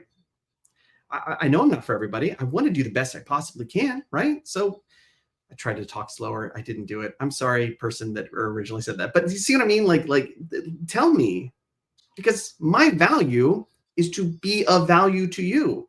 And if I'm getting feedback that might not be happening, don't I want to get better? If there's a possibility that my art isn't actually doing the thing I want to do because I've got a blind spot on something, don't I want somebody to come along and tell me so it's not a fucking blind spot anymore? I swear to God, I wish I'd known about how short films should not be longer than 15 minutes, because my first film, I've had, like, the head of Austin Film Festival said it's his favorite short film of all time. I think it would have done magnificently if it wasn't 20 minutes long, right? But I didn't know what I didn't know. Had that been a tight 12 minutes, I think I legitimately have this, like 5 years later, that shit started winning the Oscars, all the deaf films, right? So like, I didn't know what I didn't know. I wish somebody had come along. So now I have a process in the middle of a training going, how am I doing on the training, guys? Can I do better, right? Get used to that sort of thing. I now have this musician career that's happening, and there's this website where you can submit your songs to a user base that will, like, earns points by listening and reviewing it. I do that now before I actually submit it to Spotify, because maybe they're hearing something or not hearing something that I need to know about. Like, hey, your low end EQ frequencies are like crappy and shitty. Oh yeah, I guess they are, right? I don't know. They don't know me and like me. Like, they don't know who I am. So if they say it's great, awesome. They've got no incentive other than that feedback. So I think that's the first thing. Develop self-awareness and think of it as expanding your palette of tools, not as having to listen to somebody criticize you. If it's criticism and it doesn't serve you, let it go. Who cares? You weren't going to probably listen to it anyway, so who cares? Okay, the other thing is that watch these films, and sometimes budgets can help. Sometimes, like, cast and crew, like, you can kind of get an aesthetic sense of similarity. So this is like a deep research version. Don't just find the things that seem to line up. Go watch the things that seem to line up, right? And really have, again, that sort of self-awareness and so forth. The final thing is that I think this is a great excuse to reach out to both those filmmakers, producers, as well as programmers and say that question. I really believe in this film, but I know I'm biased. I think your festival is really great. I've done some comps that makes me think that it would work there. Could I grab 10 minutes of your time to sort of, like, make sure I'm checking the right boxes? Because I don't want this thing to, I want this to live on its merit, not me being a dumb idiot that didn't know I shouldn't make a 20-minute film. Right? Imagine if you got that message from me and you're a programmer. It's authentic, it's real, like, decent chance that you might just literally have the person who's making the decision tell you the parameters of that decision-making process, and then you get to go just do it. Like, and then, as we were saying earlier, also, they're probably just going to be like, you know what, send me the film when you're done and I'll review it for you. That kind of thing. Okay. So there's the answers. Yeah, absolutely. I think I want to add to that point on getting feedback for the film. And also not just from everyone, but giving yourself honest feedback. What I found is that when you're editing the film and you're watching it yourself, or perhaps you're watching it with a couple of people who have been working on the film and are just as involved as you're seeing it through your own eyes. But what helps is, way before you even submit the film to that film festival, or before you see it at that film festival, to sit down with 15 or 20 people and just watch the film with them. Because there's this incredible thing that happens when there's other people that haven't been involved in the film watching the film, which is they don't even need to tell you anything. You're going to spot all the mistakes. You're going to spot what's wrong with the film. It's a little bit like when you ask someone to proofread your email, and they sit down in front of your computer and you start reading it as they're reading it, and you spot all the grammar mistakes because you're reading it through their kind of eyes, you know, through their perspective. And so what I really, really recommend is watching that film with a bunch of other people, because it's crazy how many people send a film to a film festival circuit and no one outside of the team who was working on the film has ever seen it or given any feedback on it. Yeah. Brilliant idea. Brilliant idea. Because you're absolutely right. Even just watching it next to people is, you're gonna know everything. You're gonna in real time be like, oh shit. Yep. That's really true. Yeah. And you I know, love because the other thing is, when you send someone a Vimeo link and you ask them, hey, can you give me feedback on this film? And if you're making a comedy, I mean, most often than not, they'll tell you it was funny, right? But Mhm. it's when you're sitting in the room with them, if they're laughing, okay, it's funny. If they're not, they can tell you it was funny afterwards. You know that's not true, and you know that wasn't honest feedback. So it always helps to have that honest reaction from the audience right then and there. I love it. I love it. Not even a word of warning. When you get a bunch of people in a room to give you opinions, heads up, guys, you're gonna get opinions. Two things you want to do there. First off, constantly redirect, and they're always going to eventually start just trending negative. So always be like bringing back, make sure like you were in charge of being like, okay, I also need to hear the positive feedback, because by knowing what's working in contrast to the stuff that's not working, I can make better decisions, especially if you're in like a cut phase of this whole thing, right? So definitely like be in charge of that situation where it will devolve, and also just know that it's going to trend negative, and that your job is to pick out the stuff that resonates with you and works, and let go of either how it was delivered or how often or intensely it was delivered, right? If everybody in the room is telling you, I'll give an example. My sci-fi short, we specifically made our android not feel like Data from Star Trek or robotic. We wanted her to feel like a human being. Everybody got it and loved it. It makes the tragedy tragic. Except for one guy who was pissed that she's not like an android. I'm like, androids aren't real, bro. But like, he kept bringing that up and kept, and okay, cool. But like, not useful.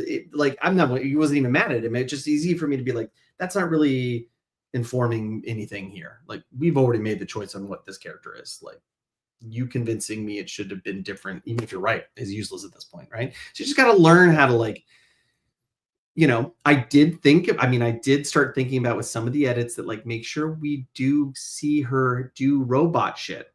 So like, let's linger on this thing a little bit more or something like that. Like we want this clear, but that's the feedback that I can take, right? Okay, cool. So any other, I saw one about cover letters. Should I jump into that? Yep, go for it. Yeah. Mm-hmm. I would like your opinion regarding cover letters. I debated with a colleague about submitting one for film. I believe the film should be accepted on the quality of the movie, not the resume or how great our pitch is. Yes and no. So cover letters are a big discussion. So I'll talk about how to do a quality one, but I want to answer your question first. There are many, more often than not times where having a cover letter literally doesn't matter. No one's reading it. No one gives a shit. It doesn't matter.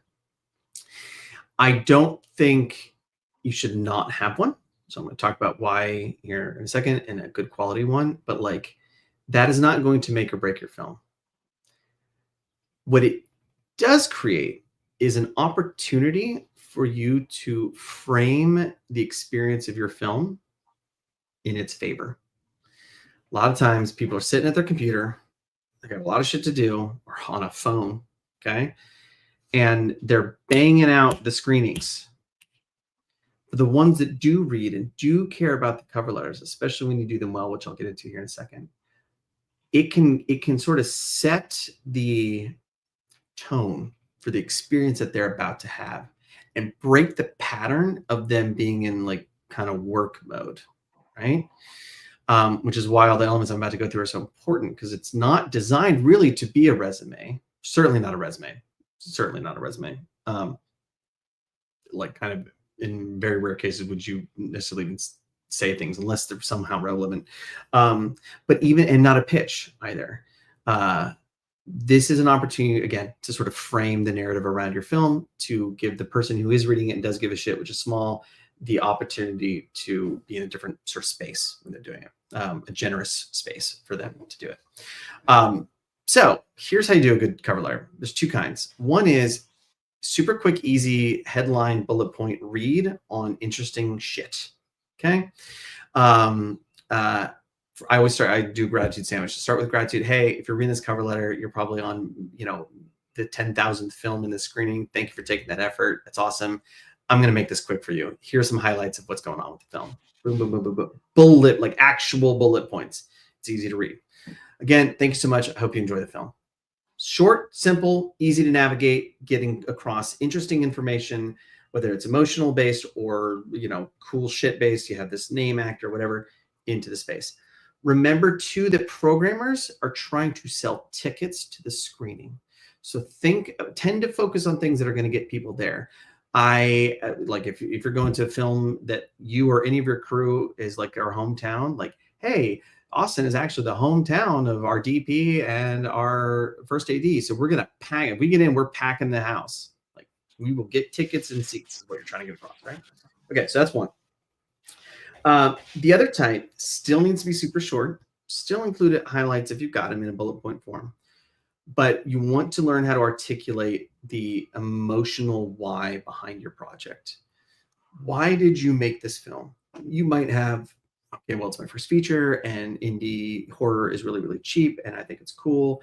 And so that's why I'm doing this. Sure. But why this indie cheap horror film? What about this speaks to you as an artist, drives you emotionally? And it doesn't have to be some magical, amazing, mystical thing. It just needs to be something that lights you up. Because honestly, if there's nothing lighting your soul up in the doing of that thing, why are you doing it, right? So find the thing that kind of lights you up and then articulate that succinctly. You can use ChatGPT to help you if you need to, in a quick and short way. It's almost metaphysical. There's science there. I'm getting into it. There's something called mirror neurons. We have developed whatever, empathy physiologically. This is chemical. This is like science shit. Where if we see somebody light up emotionally in some capacity, they're crying. This is why film is so amazing. They're crying or they're laughing or something. The same parts of our brain light up. They're called mirror neurons. We are mirroring the emotions around us. This helped us develop, you know, safety by having a herd mentality and moved into how we structure our civilizations and our relationships. Okay. So that's the science there. That is even true in the things that you write. This is a pro tip for social media as well. If you have to do that, is like, that's why finding the authentic and emotional connection to something on a subtle level will inform how you talk about it, how you write about it in a way that feels authentic, real, and actually starts to light up the reader's brains. Like literally light them up. So that's your other type of letter, is something short and brief that is the emotional why you're making this film. Couple sentences. Hey, thank you so much for doing all this cool shit. This film came from a place of X. That's why I'm doing it. Again, thank you so much. And you're out. Awesome. Great. I've got one final question for you, which is some people here are talking a little bit about Cannes and some of the film markets and so on. So the question is, if your sort of aim is to get a distribution deal out of going to a film festival or a film market, is there any advice that you can give on that? Also, by the way, whether your film is actually being screened or not at that particular film festival, but if you're going to one of the big film markets or one of the big film festivals that, you know, that have distributors there, any advice that you can give around that, whether it's big or small, on, you know, perhaps the tools that you can use in terms of, you know, online platforms ahead of time for networking, connecting with distributors, or networking during the event, or any advice you can give in terms of connecting with distributors at these events? Totally. So there's one other reason why I want to do decision maker meetings first in conjunction with that. Most professional producers that I know, not even whether or not they've done DMM, already know the meetings that they're going to have when they show up. Have already started that conversation. This is like the final meeting. This is the, hey, I'm going to be there. Now we can actually talk in person and negotiate or discuss. So the idea that you're going to show up and like spark these conversations, very, very rare. This is the like closing of a process that's already been happening. That process is decision maker meetings, doing the work of figuring out who it is that you need to meet, who are the distributors that you want to have a relationship with, what are the similar comp films have done, what distributors have they done, right? Then you've reached out to them. Your reason for reaching out can be, hey, I'm going to be going to Cannes in a couple of months, but it's a freaking crazy hot mess. I figured we reconnect here. You know, like then you close the deal at Cannes. Okay. So, or at any of these markets. So I'd say it kind of covers actually, I think. Oh, little tiny tip. As I was saying earlier, sometimes these people are on social media as well. And again, you can just go to their social media, like I said, all the way at the very beginning, start engaging with their content. Great post. Thank you so much. What about this? 2 or 3 posts and you will be in that person's mind. They're not like millionaire influencers. Like they just want to be seen and acknowledged like we all do as human beings. And if you can show up and authentically do that, they will like you. It's not hard. You just gotta do it. So like find ways to like create those little mini connections beyond just the like sort of formalized outreach version, I guess. So the second thing was like mini connections, mini touches, sort of warming that up. Make sure that you're super, super prepped.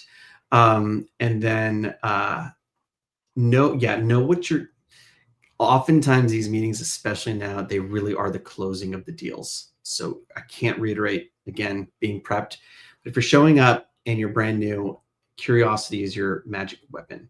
Anything you want, figure out how to way to phrase it as a question about how to get the thing you want, right? Hey, I'm here at McCann. I've got a film. It's kind of in the final, obviously not ready now. But I want to reach out to you. So like when you're not doing the markets, how would one submit? What is it that you look for? What are the parameters, right? Fact-finding mission, develop the relationship, show that you're not a desperate filmmaker who just wants to have your film be sold so you can be rich and famous, but like an actual professional who's figuring out how to do their job better every moment, right? And then they'll be like, hey, yeah, let me give you my card. When we're being back in LA, reach out to my assistant. We'll set up a call real quick. Cool. Yeah, nice meeting you. Guys, it just happened, right? You just got the thing you wanted, right? That's what you want to do. Go in with curiosity, aiming to create connections around this shared interest and art, and then allow that to naturally move to, again, you go out on a date and you guys kind of like each other. You have a second date. Yeah. And if one of you doesn't, great. You want to know now. Yep. It's really true what you said about the fact that actually some of these people who are in relatively high up positions in pretty big companies, they're not influencers, meaning they're not getting hundreds of likes and comments on their posts. They're actually just regular people because they're employees in those companies. So they're on LinkedIn, they're probably trying to get out there, but they're actually not these, it's not like you're trying to message Kim Kardashian, like you said. Right. It's, it's regular people. So when you start to, comment on their posts and so on, that actually, you can get on their radar pretty quickly that way. Sorry, go. No, go ahead. You know me, I'll keep talking. You go. And another thing that it's actually a piece of advice for everyone going to Cannes who's based in the UK or based in Europe. First and foremost, sales agents and distributors, when you book meetings with them ahead of time, they're notorious for not showing up to those meetings. And you then need to call them. And actually a really useful piece of advice that I got from someone who's also based in the UK is they tend to not pick up the phone unless it's a US number while they're in Cannes. When it's a US number, it's immediately more important because it's potentially someone really important. So if you're based in the UK or in Europe, you can get those apps that actually where you call them from a US number rather than from your own UK number. And then they're going to be nearly 100% likely to pick up or call you back just to see what is this US number that's calling me. Let me make sure that I'm not missing out on something potentially huge. So that's my piece of advice there for everyone going to Cannes who's based outside of the US. I'd get an LA or a New York number too, right? Yeah. Yeah. Right? Like this is a great little tip. See, guys, this is the shit I love. Is like, things you don't know that ever even to think about. It's like, oh, I could just do like a really easy little hack that like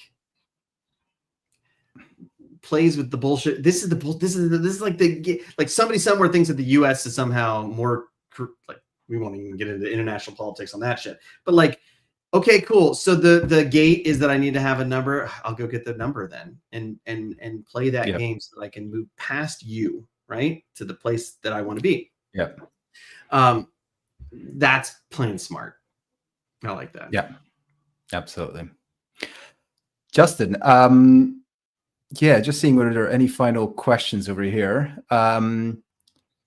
But yeah, other than that, yeah, just want to say a massive thank you once again for doing both of these talks. Let me actually put into the chat the film festival mastery link so that you guys can see the slowed down, perhaps captioned version of everything that was said. Captions, whiteboards. Yeah. That promo code will get you a big old discount if you want that.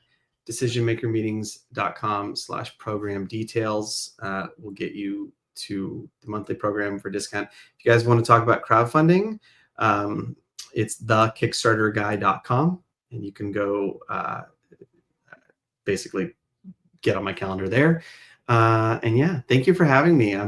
Last time my mic died and I couldn't teach my time. I had to like bail 5 minutes in. So I'm glad it worked today. Yeah, me too. Me too. Again, Justin, thank you so much. Hope you have a great rest of your week. And yeah, thank you for sharing all of this really valuable insights. Yeah, my pleasure. I will hang out. Let's see. Yeah, if you guys have questions, just text me. I'm getting texts, so I'll start responding to them soon. All right, bye everybody. You probably got a lot of text. I do. It's fine though. I know. All right, peace, y'all. Bye. Great. Take care. Okay, guys, I hope that you all found this useful. We are going to take a very quick 5-minute break, and then we are going to go straight into the next talk on DIY theatrical distribution. So that will actually link very nicely with what we're talking about here, the film festival circuit. And if you want to continue and have more screenings in cinemas, how you can do that without having that traditional distributor. So that is going to be the next talk, which we will start in 5 minutes time. So go grab a cup of coffee or a water, and then, yeah, we'll see you back here in 5 minutes. And also, just in the meantime, I want to remind everyone that you all have a 30-day free access to CineCircle Pro, which gives you a variety of different benefits that you can see on screen right now. So if you've got a few minutes, feel free to scan this QR code and sign up while you wait for the next talk. So we'll see you all in 5 minutes.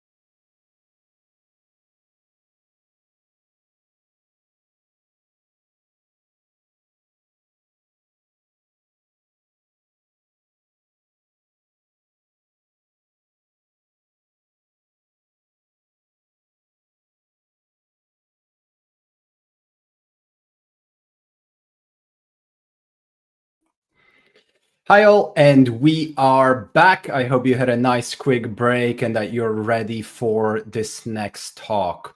So, as I mentioned, in this next session, we will be discussing DIY theatrical distribution. This is something that in recent couple of years, and especially in the last couple of months, has been quite a big topic with films such as Hundreds of Beavers and so on that are seen to be doing really, really well in this area. So I would love to introduce to the stage Peter, who will give us some more insights into exactly how this works, what the process looks like, and how you guys can do this yourself as well. Peter, welcome. It's great to have you here. It'd be fantastic if you could start off by just telling us a little bit about yourself, your previous experience, and also what you currently do. Okay. I'd like to put into the comments section some links. And then, yeah. All right. So, all right. Well, I'm a film director, and I love movies. I've been making movies my whole life. My mom got me into the business. She was an animator. She did Scooby-Doo and the Flintstones. I was born in LA. We had a house right behind the Directors Guild. My mom, went to work as an animator. She did Scooby-Doo and the Flintstones. She did those commercials with the for Kool-Aid, the Kool-Aid Man. She animated his face that said, "Oh yeah," and I loved cartoons. I loved animation. Loved movies, and I was just fortunate enough to have a really supportive mother who had that skill set and wanted to teach me. So I learned how to draw, learned how to storyboard, learned how to animate, and cartoons are basically little movies. And so I was making cartoons by the time I was 10, and I made a little film when I was 15 years old. It was a little short science fiction film. I entered it into George Lucas's Youth Film Festival, and I won. And so at age 15, I got to meet George Lucas. The winners were invited to ILM and Lucasfilm and Skywalker Ranch, and got to meet all these great people. And they made it into a special that aired on public television, and they interviewed me on TV, and it was kind of like it was a pivotal moment for me. I was like, wow, I'm a real filmmaker. And so I was able to use the success of that and the notoriety to get a grant to make my first feature when I was 17. I actually dropped out of high school to make my first feature, and which was horrible, and it didn't go anywhere. I've made 4 feature films. The film that I did after I was 17, I was 23, which I wrote and directed. That film was called Fagin's Children and premiered at the Slam Dance. I believe it was the first Slam Dance in the 90s, a long time ago. And then my last feature film was called, the one before my new one, which I'm now touring on the road with, was called First, Last, and Deposit. And that was a film I wrote and directed. And that was an assignment. I was hired to write it, and then I convinced the producer to hire me to direct it. That one got distributed. So that was in 1999. We completed it. And 1999 and 2000, I did a big film festival circuit. So it went to the Los Angeles Independent Film Festival, San Francisco, New York, Berlin, Vienna International, went all over the world. It won the best feature film at the San Francisco Independent Film Festival, and best feature film at the New York Independent Film Festival. So both coasts. And then IFC picked it up. It was distributed on DVD. Those were like these circular discs that you put into a machine. It would spin around, and you'd watch the movie. It'd connect to your television set. And so that was available everywhere. That was a real trip, being able to go in any video store around the world, and then there would be a little plastic card that would say first, last, and deposit, and then there's DVDs you could buy, and then it was available on IFC, so it aired on IFC, and along with a little documentary on how I made the film, because it was a digital film. It was the first American film to be shot digitally to be distributed. That was, now everything's digital, but it was a big conversion. When I was doing the film festival circuit, they'd have to bring in this weird digital projector. People wrote articles about the fact that, because every film was on 35 millimeter. And then all of a sudden there's my film with a digital projector. And so that was an interesting time to be part of that transition, and to be, and to really learn the distribution,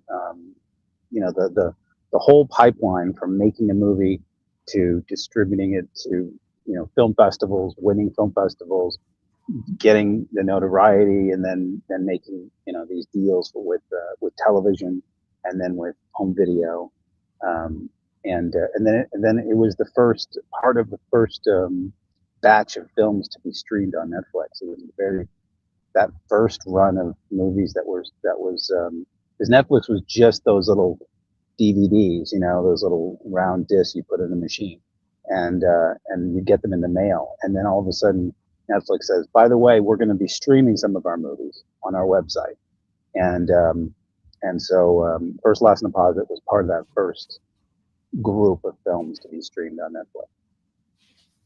Wow, that's awesome. By the way, before we keep going, I just want to mention there's quite a bit of background noise it sees. I'm not sure if your windows are open, if there's any kind of airflow or anything like that. Air conditioning. How's that? Is that better? Oh, right. It's a little bit better. I'll lower it even more. How's that? Right. Yeah, that's better there. Okay. Yeah, because it's just the airflow causes a bit of rumbling. Okay, great. So I'd love to jump into the main topic here of DIY distribution. And with that, the first question that I want to ask is why? In this time when we currently can we can release films straight online. We don't have to go through the process of releasing them in cinemas. Why would filmmakers do this? If they are going down the self-distribution route, it's, I'm assuming infinitely easier to release it online. So why would they go through the process of releasing it theatrically? Is it a monetary or a commercial kind of venture, or is it something else? Why do people tend to do this DIY theatrical distribution? Well, it's many things. As a film lover, I fell in love with the movies in a movie theater. I grew up watching television and watching movies and renting, beta, VHS, Laserdisc, and then DVD. I mean, I love watching movies on any format. But when it's on a big, huge screen and you're sitting with a bunch of strangers in the dark, and it's going to start at 7 p.m. and if you're late, you just miss it. You can't pause it to go to the bathroom or to make a sandwich. It's more important than your schedule. You submit to it. Becomes more important. You're not checking your phone. You're really paying attention. And that experience of having those emotions and big scares, big laughs, the thrill, just a group experience. I mean, it's a completely different experience than watching it, even with your whole family in a living room. It's just a different experience altogether. There's a ritual to it. You get up, you find out what the show time is. You drive to the theater, you find a parking space, you buy your ticket, you get in line, you get your popcorn, you find the best seat, and you enjoy the movie, and you have a shared memory. I mean, I tend to remember my movie experiences, my movie theater experiences, much more clearly and much more powerfully than movies that I saw on home video or, on television or something like that. Like, I remember who I saw it with. There's something just more impactful. I have a much deeper experience. And I think that filmmakers who are here watching this know what I'm talking about. There's a much more powerful experience of watching a movie in a theater. And when you make a movie, you know, you have you're so in love with filmmaking, you're so in love with movies that you want to contribute to that art form. Like movies have changed my life and continue to change my life. I'm so excited about movies. You know, I'm 53 years old. I'm just as excited about movies as I was when I was a kid. And it just keeps getting more and more interesting. It's an art form that's like combines all the art forms. And it's a social glue, it's a social memory. You can walk down the street in Tokyo and randomly talk to somebody and say, "Remember when ET had to go and Elliot had to say goodbye? Wasn't that so sad?" And they'll remember, and just some stranger, you know, and they'll have a shared memory with you, and in a way, shared friends, a shared experience. So movies are kind of like a social glue. They're also entertainment, but there's so much more. So the theater experience super important, and it's why I got into making movies to begin with, is to make a movie, tell a story, and then give it to an audience. It's a big gift and make it special. And that's in a theater. And so, how do you get there? Well, you have to, you know, usually you go down the festival route, you know, and then hopefully you get noticed at the festival. Then you get a distributor, and then the distributor puts it in movie theaters, and they spend a bunch of money and advertise it. And, you know, there's a lot of gauntlets you have to go through to get to that delivery to an audience in a real theater. And it has been pretty much impossible up until last year. And last year changed really everything. There's a lot of changes going on, but the biggest change is that there's a lot less movies being made for the theater. There's actually a fifth of the movies that are normally being made for the last 80 years. Hollywood has made about 5 movies a year, and I don't know who, if there are older people in the audience, they'll remember that every weekend you'd open up the paper and there were 5 movies to choose from. There was a comedy, there was a romance, there was like a drama, like maybe a period drama, a sci-fi movie, and maybe a horror film, and maybe an action movie. And they would battle it out for the box office. And there was a lot to choose from. And now there's 1.5 movies in the theater every week. So that's a huge drop, and there's no indication that the studios will bring back 5 movies a week again. So the theaters have, you know, some of it, you can say COVID, you can say the strikes, you could say fires, you could say all kinds of different things, streaming. And it's a combination of a lot of things. The reason why Hollywood has pulled back on their amount of movies that are being made. But the fact is that is the case. And so the amount of films are less. So there's more attention from the executives on the success of each film. And each film is way more expensive than it needs to be. And there's a lot of pressure. So they're using things like, you know, these IP movies like Minecraft, or, you know, an older Star Wars, and there's all of these Marvel, all these kind of things. And so little independent films or medium budget films, you know, like something, I was thinking about this film the other day that I love so much, I want to rewatch it, called Accidental Tourist. It's a great drama, written and directed by Lawrence Kasdan, and starring William Hurt, and such a beautiful film, such a poignant little drama, and it had a lot of attention. It got, I think it got an Oscar nomination, or it won an Oscar, and it was just a drama, right? And you'd never find that today. That just doesn't even happen in the theater anyway. You're going to see a drama on television instead. Yeah, there's whole genres that are just gone now, and just the amount. So I have this feeling about numbers. It's not a feeling; it's a theory about numbers, and that is that pretty much every piece of art is crap, like except for maybe 1 in 100. Like 1 in 100 is good, whether it's an album or a painting or a movie or fashion, you know, architecture. Most of it is pretty shitty. And then every once in a while you have something good. But it's a numbers game. You have to make a lot of stuff for something to pop and have relevancy and to last and to be good. But same thing with gambling. You know, movies are a gamble. You know, if you go to Vegas with $1, you'll probably just lose that $1. But if you go to to the slots with $1 million, you got more chances up at the bat to win. And so Hollywood has less chances to win because they're making less movies, and they have less money. That's why they're not making movies. Why do they have less money? Because 2/3 of the revenue is gone. So Hollywood used to the Hollywood revenue model since the 80s is pretty simple. It's a three-pronged tripod. Theatrical distribution. Excuse me. Theatrical distribution, home video, physical media, and television. So television, every station, every network, like ABC, NBC, CBS, Fox, these networks have an affiliate station in every single town in America.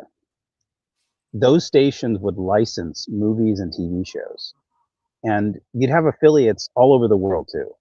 But each of these stations would license an old movie or an old television show, and you'd make literally billions of dollars. That television affiliate model, which not a lot of people talk about, was a multi-billion-dollar industry. So something like Seinfeld. Seinfeld is a television show that was popular, but made like 100 times more in syndication, because it was all of a sudden, after 5 years of being on the air, it's now eligible for syndication. So they would run every single day, and every single affiliate across the country, across the world, would air Seinfeld and pay Jerry Seinfeld for that license. It added up to billions of dollars. So they became billionaires when it went to syndication. That's how big television syndication used to be. And it would also air movies, and those licenses would pay big. So television licensing and licensing for home video, physical media. Back not that long ago, when people would rent or buy physical media, that was billions of dollars, billions every year. And all of a sudden just went away. So 2/3. So if you take 2/3 of the tripod away, you just got a pogo stick, and you're just hopping up and down. You're just going to fall down at some point. And we're experiencing that pogo stick falling down right now. Interesting. And so that perfectly explains also why theatrical DIY distribution is something that's possible right now, because when you go to the cinema, half of the rooms are just empty, right? Right. Unless There's it's inventory. new release and the first weekend and so on. So let's talk a little bit about how this works. So for filmmakers here who have that film, perhaps they're getting to the end of their film festival run, and they want to explore this idea of DIY theatrical distribution. Can you first sort of set the stage over here as to what will be needed from the filmmaker in terms of time, in terms of resources, in order to do this? Is there a big upfront cost to doing DIY theatrical distribution? Does it take a lot of time? What does it require from the filmmaker? Well, it depends on your level of, grit. If you have the money and the will to do the film festival route, then you have the exact it's the same cost, pretty much. And it's the same amount of effort. It's psychologically different because you're doing something different. You're blazing a trail as opposed to following the numbers. So, for instance, with the film festival route, I decided to not go the film festival route for my latest film. So my latest film is called The Occult. It's in the chat, theoccultmovie.com. And this is a film that I've been making for 7 years. And I've been directing commercials. I directed a Super Bowl commercial. I directed a lot of commercials and TV pilots, and wasn't able to get back into the director's chair for a feature film. So I finally just started chipping away at it with the little money that I had, and I finally finished the film. It took me 7 years to finish it. And it's a horror, thriller, supernatural extravaganza. I love the film, and people love it. And it's really gratifying to see that audiences like the film. So I did a test screening just to, because I like to do test screenings. I want to see if the audience, likes the film. I did several test screenings and ended up adjusting it, and then I was pretty happy with it. And I decided, okay, I'm going to go and look into the film festival world, right? Because a lot has changed in 20 something years since the last time I did a film festival run, and found out something pretty horrific. Which is in 2000, when I was 1999, 2000, when I was doing my festival run, I was competing with 1,000 other feature films. Now that's, the odds are pretty horrible. One again, somehow, I guess in each film festival has like 30 feature films, maybe something like that. And they're all competing against each other. So 30 films out of 1,000, that's difficult. But in the time between then and now, film costs have dropped dramatically. 35 millimeter films like $100 a minute, and then cameras are like $100,000. I mean, like the whole thing is completely changed. You can shoot a movie on your iPhone now. I mean, everything is totally different. Every single tool with making a film is dropped dramatically. So what does that mean? That means there's a lot more feature films. Well, guess how many feature films submitted to Sundance this year? 4,000. So they're still only accepting 30, and then the Hollywood's shrinking. So they're only releasing, remember we were releasing 5 movies a week, Hollywood collectively into the theater system. Now it's only 1.5. So the pot of gold at the end of the rainbow is that theatrical distribution from a film festival usually. So you get less gold in that pot because they're only releasing 1.5 per week, and there's way more films being submitted. So you have this incredible, nobody is watching 4,000 films, nobody. And you can cozy up to every film festival programmer you can. 4,000? I mean, that's insane. How can you compete with 4,000 feature films? So I decided not to completely. Now, no disrespect. If you want to do the film festival route, it's a wonderful experience. I loved it. I'll probably do it again at some point, but I have no interest in competing with 4,000 films. Nobody's going to watch my movie. And so, and also, there's this opportunity now to get your movie directly into the theater. So why not just go around the entire system and just go right to the theaters? Because the theaters are dying for content. They have empty theaters. And so you can negotiate a deal. Now they've also, last year, something really wonderful happened. The print fee went away. So there was a print fee. So back in the day, the studios would send their films to each of the theaters that was going to play their film, and they'd send them these rolls of film, and then the projectionist would have to take the roll of film and splice it together. I used to be a projectionist. We did this and put it on a big platter, and that took hours. You'd literally do a flatbed editor in the projection booth with tape and everything, assembling the entire movie together so you can roll the movie as one big reel. And they charged $1,000 for that. Every single screen was $1,000. And then when they moved to digital, they did it again. They continued to charge that amount of money. It's $1,000 per screen. So that's, a studio can handle that. But as an independent filmmaker, every single time you show your movie, you're not going to make $1,000. Maybe you show your movie once or something like that. But $1,000, that's ridiculous, right? So that went away. That there's a long story that goes to why it went away, but it went away. So now it costs nothing to make a deal with a theater.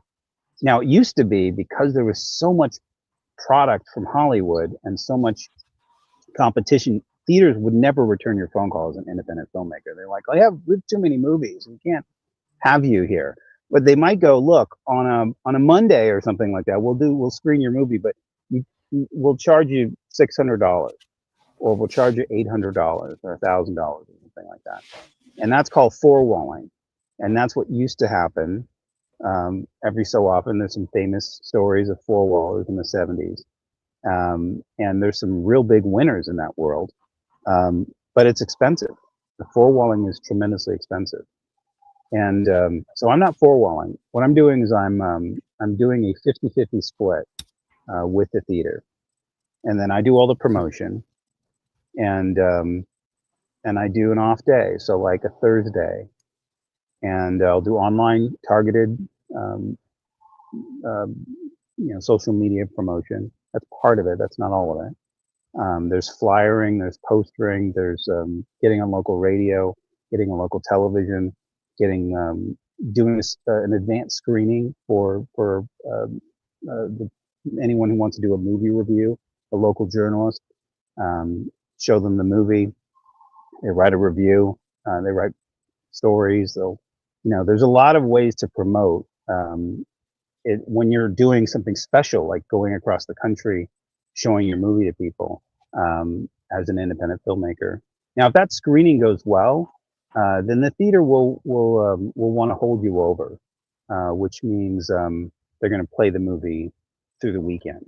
So what I'll do is like a Thursday night, and if lo and behold, a larger than average audience shows up and they're enthusiastic about it, the theater might say, okay, we're going to play you on Friday, Saturday, and Sunday and see how you do.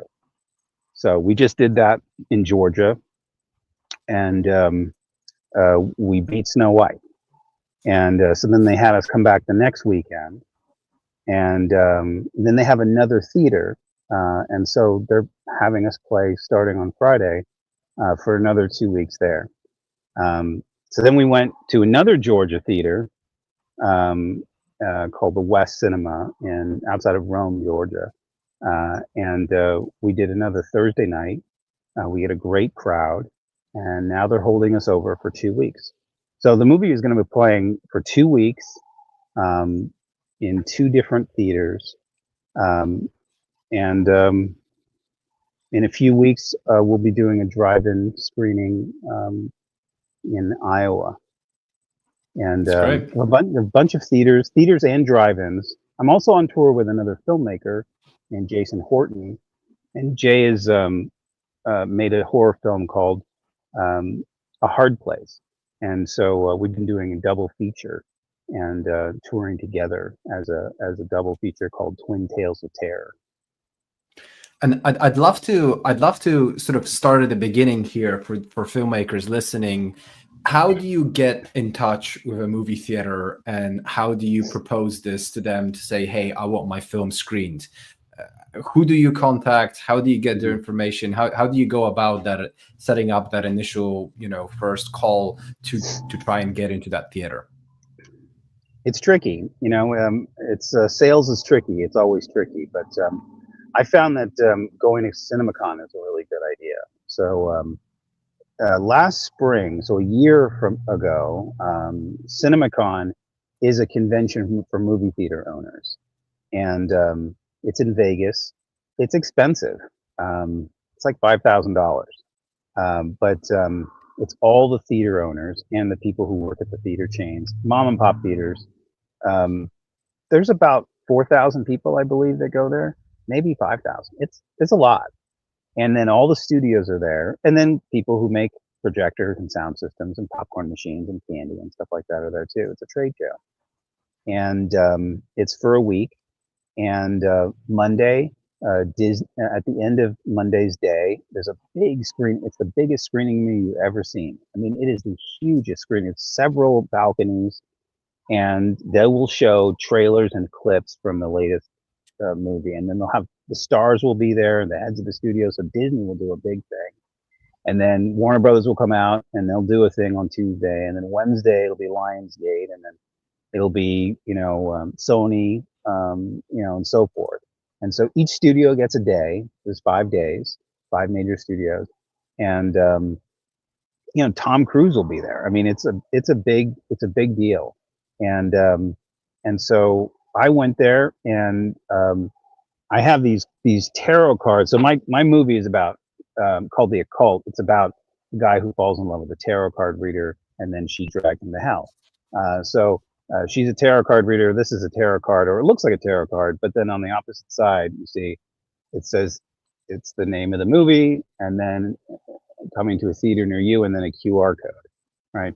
So this has actually brought more success to my movie than any other marketing tool. I'll go out into the community and just drop them on Starbucks' tables and things like that. I put them face down, so people just have to pick them up. It's incredible. They just have to, they see one single tarot card face down, they're like, that's for me. And they pick it up and they think it's going to read them their future, and it kind of does. And then they scan the QR code, and then they watch the trailer, and they're like, oh, cool, it's playing at the theater down the block. I'll go see it. So I did that. I love that as a marketing tool. It's worked out great. So I did that at CinemaCon. So I put them everywhere. And after this 3rd day of doing that, I would meet people, introduce myself, say I'm the director of The Occult, and they're like, oh yeah, I saw that card. And a lot of them watched the trailer and everything. That's my dog, Sheppy. And so that was a great way of kind of getting these theater people these exhibitors to have already seen my trailer, already interested in it, and wanted to know more. And then I said, hey, look, I'm doing a tour. I'd like to do a screening at your film festival, at your theater. I'll do all the marketing. And so a lot of people were real skeptical. They were like, well, let me see how you do. And so I started doing, I started in Florida at Paragon Theaters, and it was so popular that we sold out both theaters.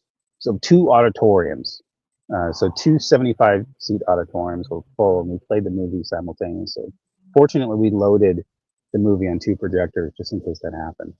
And then happened again in Michigan, 2 at Imagine Theaters. We had these are first-run theaters, by the way. I'm not doing like art house movie theaters. I'm doing like places that are playing Wicked and Transformers and the latest Minecraft and things like that.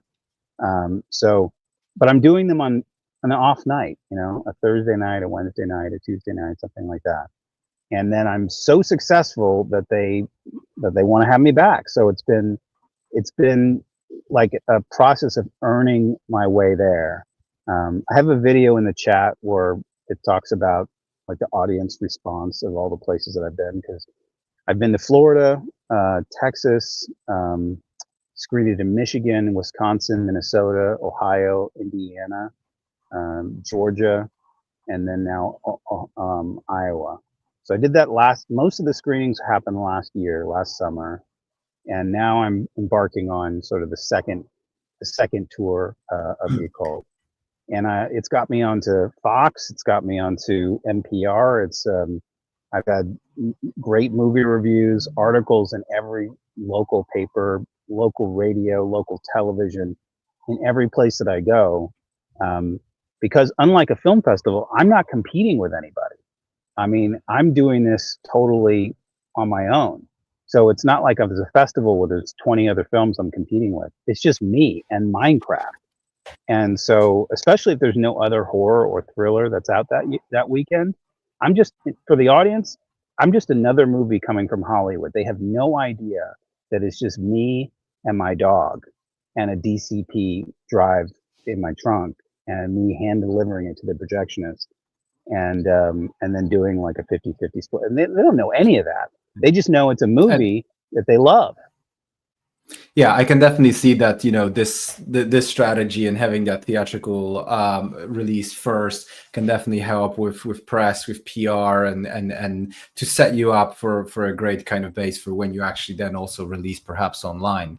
I do want to go back to, reaching out to those theaters. So, one of the strategy that you mentioned is this event, CinemaCon. Did you also reach out to them, just kind of cold emailing various different theaters, Oh or yeah. I didn't and how get do that. you go about that? Yeah, I mean, I didn't get that much response from cold emails. What was great is I was there. Like I just went to a convention called Utotoa, and that's for drive-in movie theater owners. So for a week, I was at this convention, and I got to speak, and I had a little booth and everything, and I talked to all these. There's only 270 drive-ins left in America, and so it was really great to be able to just chat with them and figure out how to book my tour and sell them my movie directly. Again, I was the only filmmaker at the Utotoa Drive-In Movie Theater Convention, only one. And at CinemaCon, even though it's so huge and Vegas and big time Hollywood and everything, I was the only independent filmmaker, trying to sell their film directly to theaters. The only one, and I got a lot of headway because of that. And the Wrap wrote this great story about me at the convention and my movie. And they did a story about me and also Hundreds of Beavers. Now, the Hundreds of Beavers guys did exactly the same thing a year prior to me. So I became friends with the Hundreds of Beavers guys through that Wrap article. And then I ended up working with them, helping them book other movie theaters. Now, they have a booker that booked them in art house movie theaters, but I wasn't working with art house movie theaters. I was only working with movie theaters, like first run movie theaters. And so, like theater chains. So I became a booker this last winter, and I took a break with my film, and I helped Hundreds of Beavers book them into chain movie theaters, and it was great. It was a great exchange of ideas, and it was a really thrilling time to be part of this new movement of independent filmmakers with no distributor putting your movie directly into theaters. Now their model is really, really exceptional. What they did was they did what I'm doing right now. I'm in my car, I'm on the road, I'm going town to town showing my movie. And I'm doing a road show. They did the same thing. And then they started to, because they were so popular, they started to rebook over and over. There's ways for the theaters to be able to check and see how the ticket sales go, and not just ticket sales. Like sometimes you might have only 30 people, but 30 people on a Thursday night is like huge, because normally it'd be like 2 people. So you're above average, right? And so the theater will go, well, come back next week and we'll do it again, or we'll come back next month and we'll do another run. And so Hundreds of Beavers did that. They started growing. They stopped doing the road show at a certain point, and they just started booking these theaters. And they've had their movie playing in a theater in America for over a year now, at least, once a week. Hold on, there's sirens. Sorry, guys. I'm on the road. It's chaotic. So anyway, the Hundreds of Beavers guys just cleared $1 million, and it would have never happened had they just made the movie. They did do the festival circuit. It didn't do anything for them. They had some offers for streaming, and it would have been pretty minimal. And then you never would have heard you never would have known about Hundreds of Beavers. Hundreds of Beavers would not be famous. It would just be some movie on websites, on a little menu of things that are totally forgettable. And that's the crisis that we're in right now, is that movies you finish a film, and whether you're in a festival or not, you're going to get an aggregator is going to want to pick up your movie. They're not going to give you any minimum guarantee. And then you're going to see a few $100s. And then, that's it. You're not going to make your money back. 99% of the time, you're not going to make your money back. So we're in a crisis. I mean, ZB, I'm so happy that you're doing this program right now in distribution, because we are in a distribution crisis. I mean, we're on at the same time, distribution crisis. Like it's kind of funny, because it's actually a liberation. It's not really a crisis, because now you have the ability to stream your own movie. I could have my movie available online, and it could just be on the occultmovie.com, and then nowhere else. And Yeah. then people pay me directly. Like, I could never do that before. I mean, the way that I see the state of the sort of distribution industry at the moment is that actually more than ever, filmmakers can be successful. It's easier than ever to put your film online, easier than ever to put your film in cinemas as well, easier than ever to get your film somewhere where audiences are able to view it and you're able to monetize it. But with that, usually filmmakers, there's so much content, first of all, that it's really, really difficult to stand out. And secondly, filmmakers don't focus enough on marketing once that content is out. So they think that the film will be out and that's it.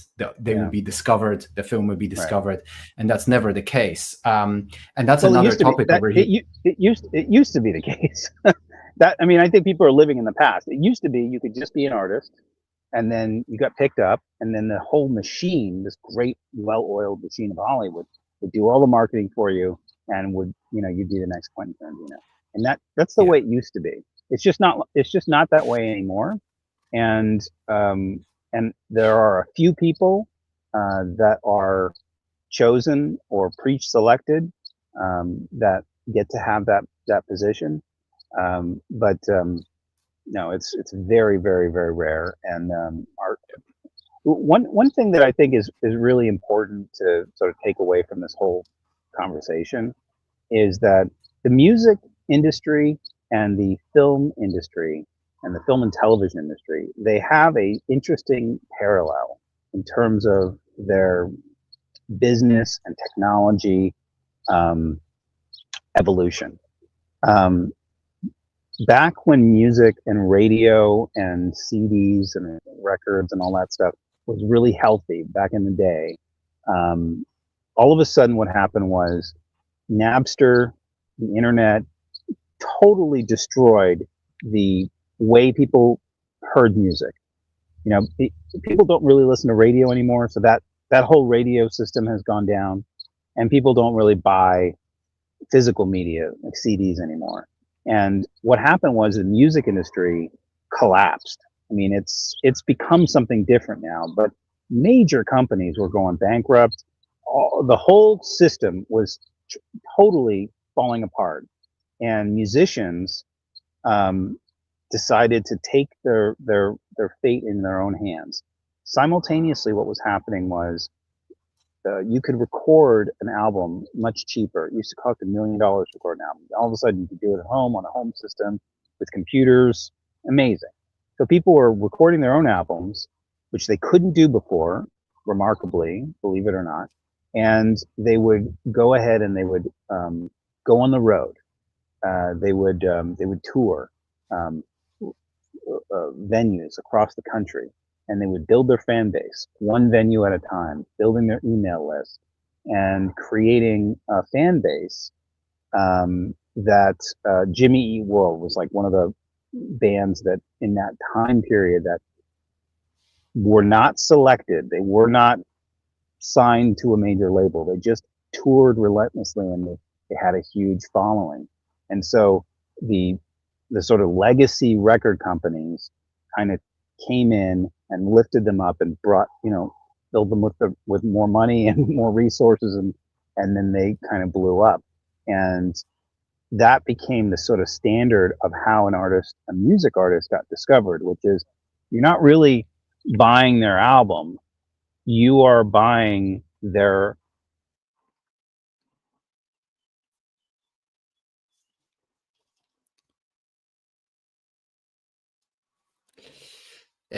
Peter, if you can hear me, you're a bit frozen at the moment. So I think your Wi-Fi might have just cut off.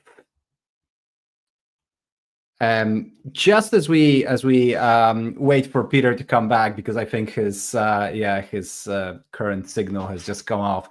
Can everyone currently in the chat let me know if you have ever done DIY theatrical distribution yourself or not, and if it has worked for you or not in the past in some shape or form? It'd be fantastic if you guys could let us know in the chat. Peter, okay, I've got you back now. Sorry, you froze there for the last 20 seconds or so.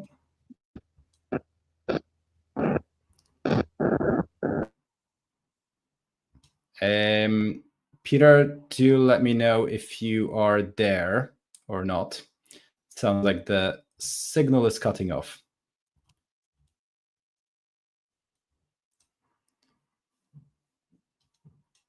Whoop. There we go. Coming back. Sorry hey, about Peter. that. Yes. Yeah, we are back. Listen, Yeah. I'm a bit conscious of time over here, so I want to dive into some quick fire questions over here. Again, for everyone who's thinking about this, it might be a little bit more clear. Okay, well, we can get into cinemas right now. I loved your marketing strategy with the cards. Can you, as we can see, marketing is a big part of having that successful cinema theatrical release. Yeah. So I'm wondering, what other strategies did you use to fill up the theaters when your films were being shown? What were some of the other marketing strategies that you used to build awareness that your film was even shown? Well, I'm in person, so I'm the director. And so I'm there to do a Q&A. So making it a special event is crucial. I also sell merchandise and things like that. But the fact is that making it special, I think we're missing this whole special thing. Can you hear me okay? The signal is still a little bit iffy, but we can sort of hear you. Yeah, so you can keep going. Okay. So the villain of my film is played by Tom Holland, not the Spider-Man Tom Holland, but Tom Holland, who created Child's Play. He wrote and directed Child's Play. He created Chucky. He wrote and directed Fright Night. He's like a horror legend, and he plays the villain in my horror film. And what I did was, I'm talking to the DC director and on a Zoom call. So then I would have like this, a conversation with him and other people in the film as well. So that people in Ohio after the film could ask questions. They would ask questions. Peter, sorry, I'm going to have to stop you there because this. Oh, sorry. It sounds like it might have just been getting a little bit better, but the signal was still quite iffy. If you can just repeat the last 10 seconds or so. Yeah. So I had a lot of people coming from Los Angeles who couldn't be there in person, so I put them on a Zoom call. So the audience would get to watch the movie, and then afterwards they'd get to have a Zoom call. They'd get to talk to the people in the movie that they saw on the screen that they saw the movie, it was really cool, and it cost nothing. It was super easy to do. Cool. Awesome.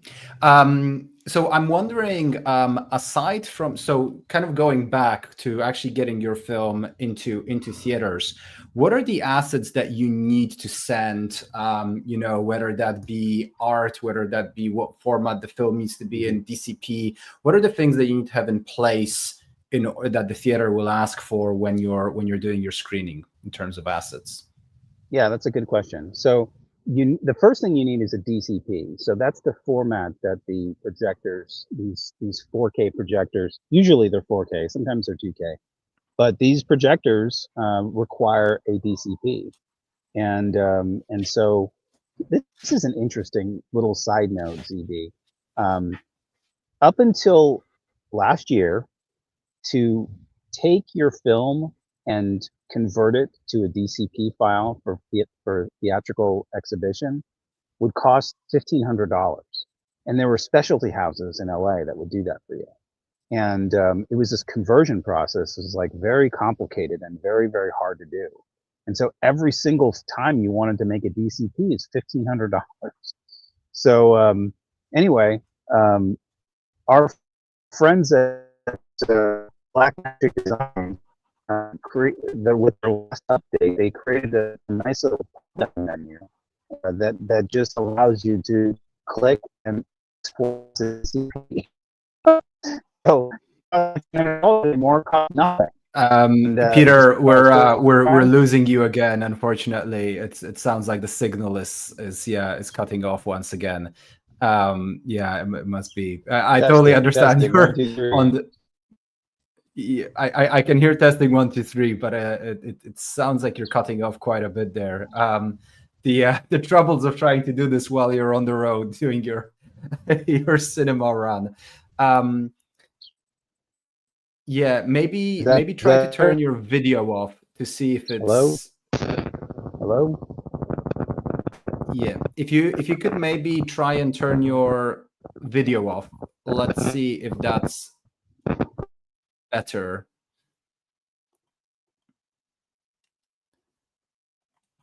And let me try and unmute you now.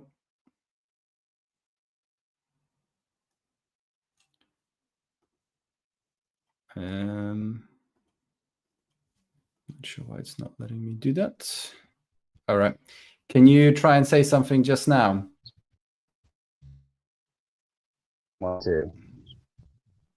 Can you hear me?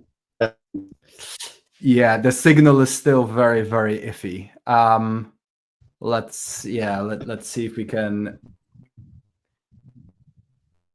give this another 30 seconds or so and see if it does get better. I don't know how to turn off the camera. Sorry, guys. Oh, there we go. Yeah, you just did it.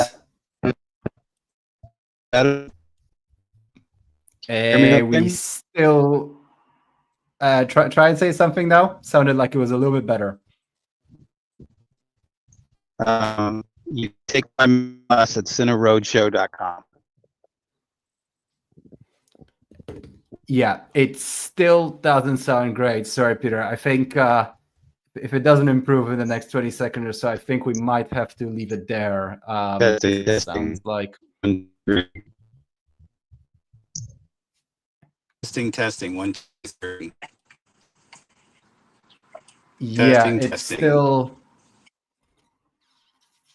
Yeah, we still can't quite hear you well, Peter. Sorry about that. Okay, I think we might have to leave it there. We're coming up to the time now in a moment, anyways. Let me just mute you right now because there is quite a bit of noise coming through. Yeah, sorry. Right. Peter, I am going to add your link to the chat now so that people can check out your website. They can get in touch with you if they have liked what they heard so far and they want to get some more information from you. So I will add that to the chat now, so you guys will get. I think it broke up into 2 different messages. But you guys can check out cineroadshow.com. On there, you'll be able to get some more information about what Peter does. And yeah, Peter, sorry, the audio is just is not great at the moment, so we can't quite make out what you're saying. But I just want to say a really big thank you for coming on while you're busy on the road, and for providing all the insight that you provided. It's been great to have you for all the time that we could hear you there. So once again, Peter, I want to say a big thank you. And yeah, for your website is in the chat, so people will be able to reach out from you then. So thank you so much. I hope the rest of the roadshow goes well, and we'll keep in touch there. Okay, guys. Linda, I see you backstage. Can you give me a thumbs up if you are ready to start with your session, or if you need another few minutes? You are. Fantastic. Okay, guys. So with that, we are going to dive straight into the next session, where we'll be speaking to the 2 people behind the distribution company Indie Rights. And in this next session, we'll be discussing how to get a good distribution deal, what that actually looks like, what the process of going through a traditional distribution company looks like, what it entails, and how you can have a good relationship between yourself and a good working relationship with yourself and a distributor. So with that, Linda, I'd love to introduce you to the stage. Welcome, welcome. It's really great to have you here. Hello. Hi, it's great to be here. Always an honor to get a chance to talk to filmmakers. It makes our life a lot easier the more that filmmakers know about distribution before they need it. Absolutely. Yeah, that's a sentiment that's been echoed quite a bit over the last 2 days. So why don't you start off by telling us a little bit about yourselves and Indie Rights and what you currently do? All right.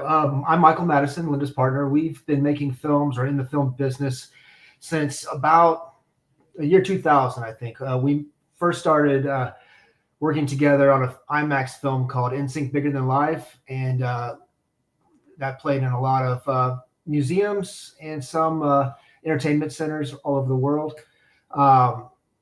We were executive producers on that, and we also did the theatrical release for that.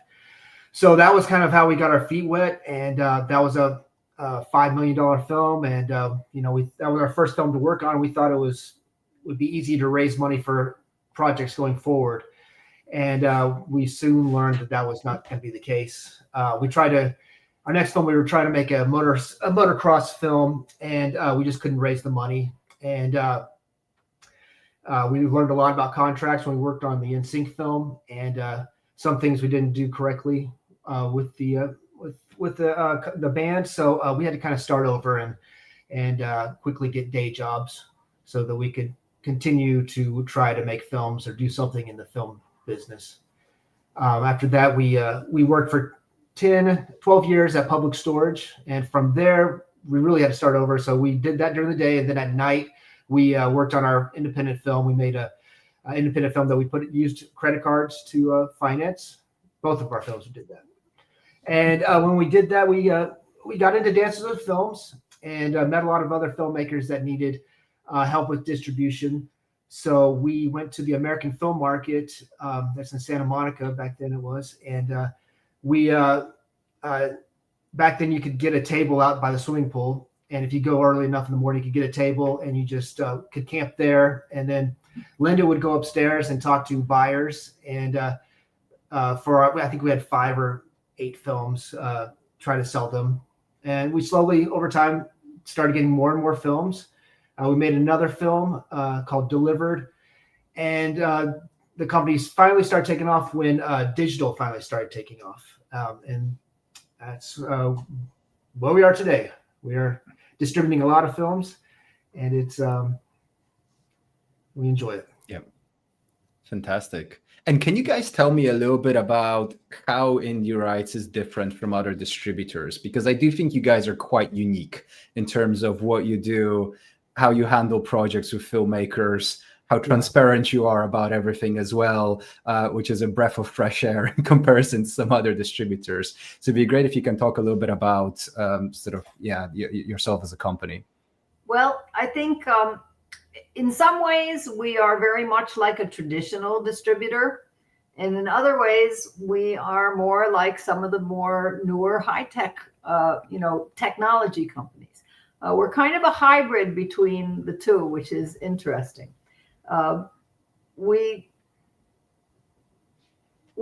believe that it's really still important to have a personal relationship with our filmmakers. And so that's the kind of the basis of our company.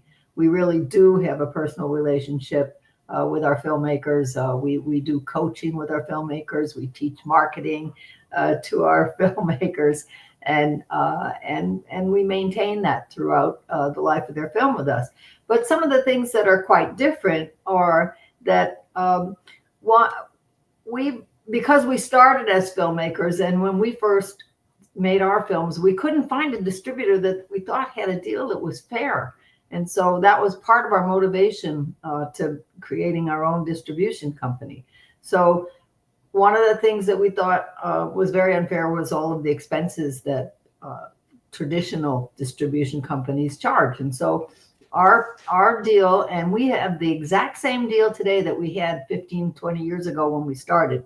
And that is that we pay our filmmakers 80% of every dollar that's earned by their film.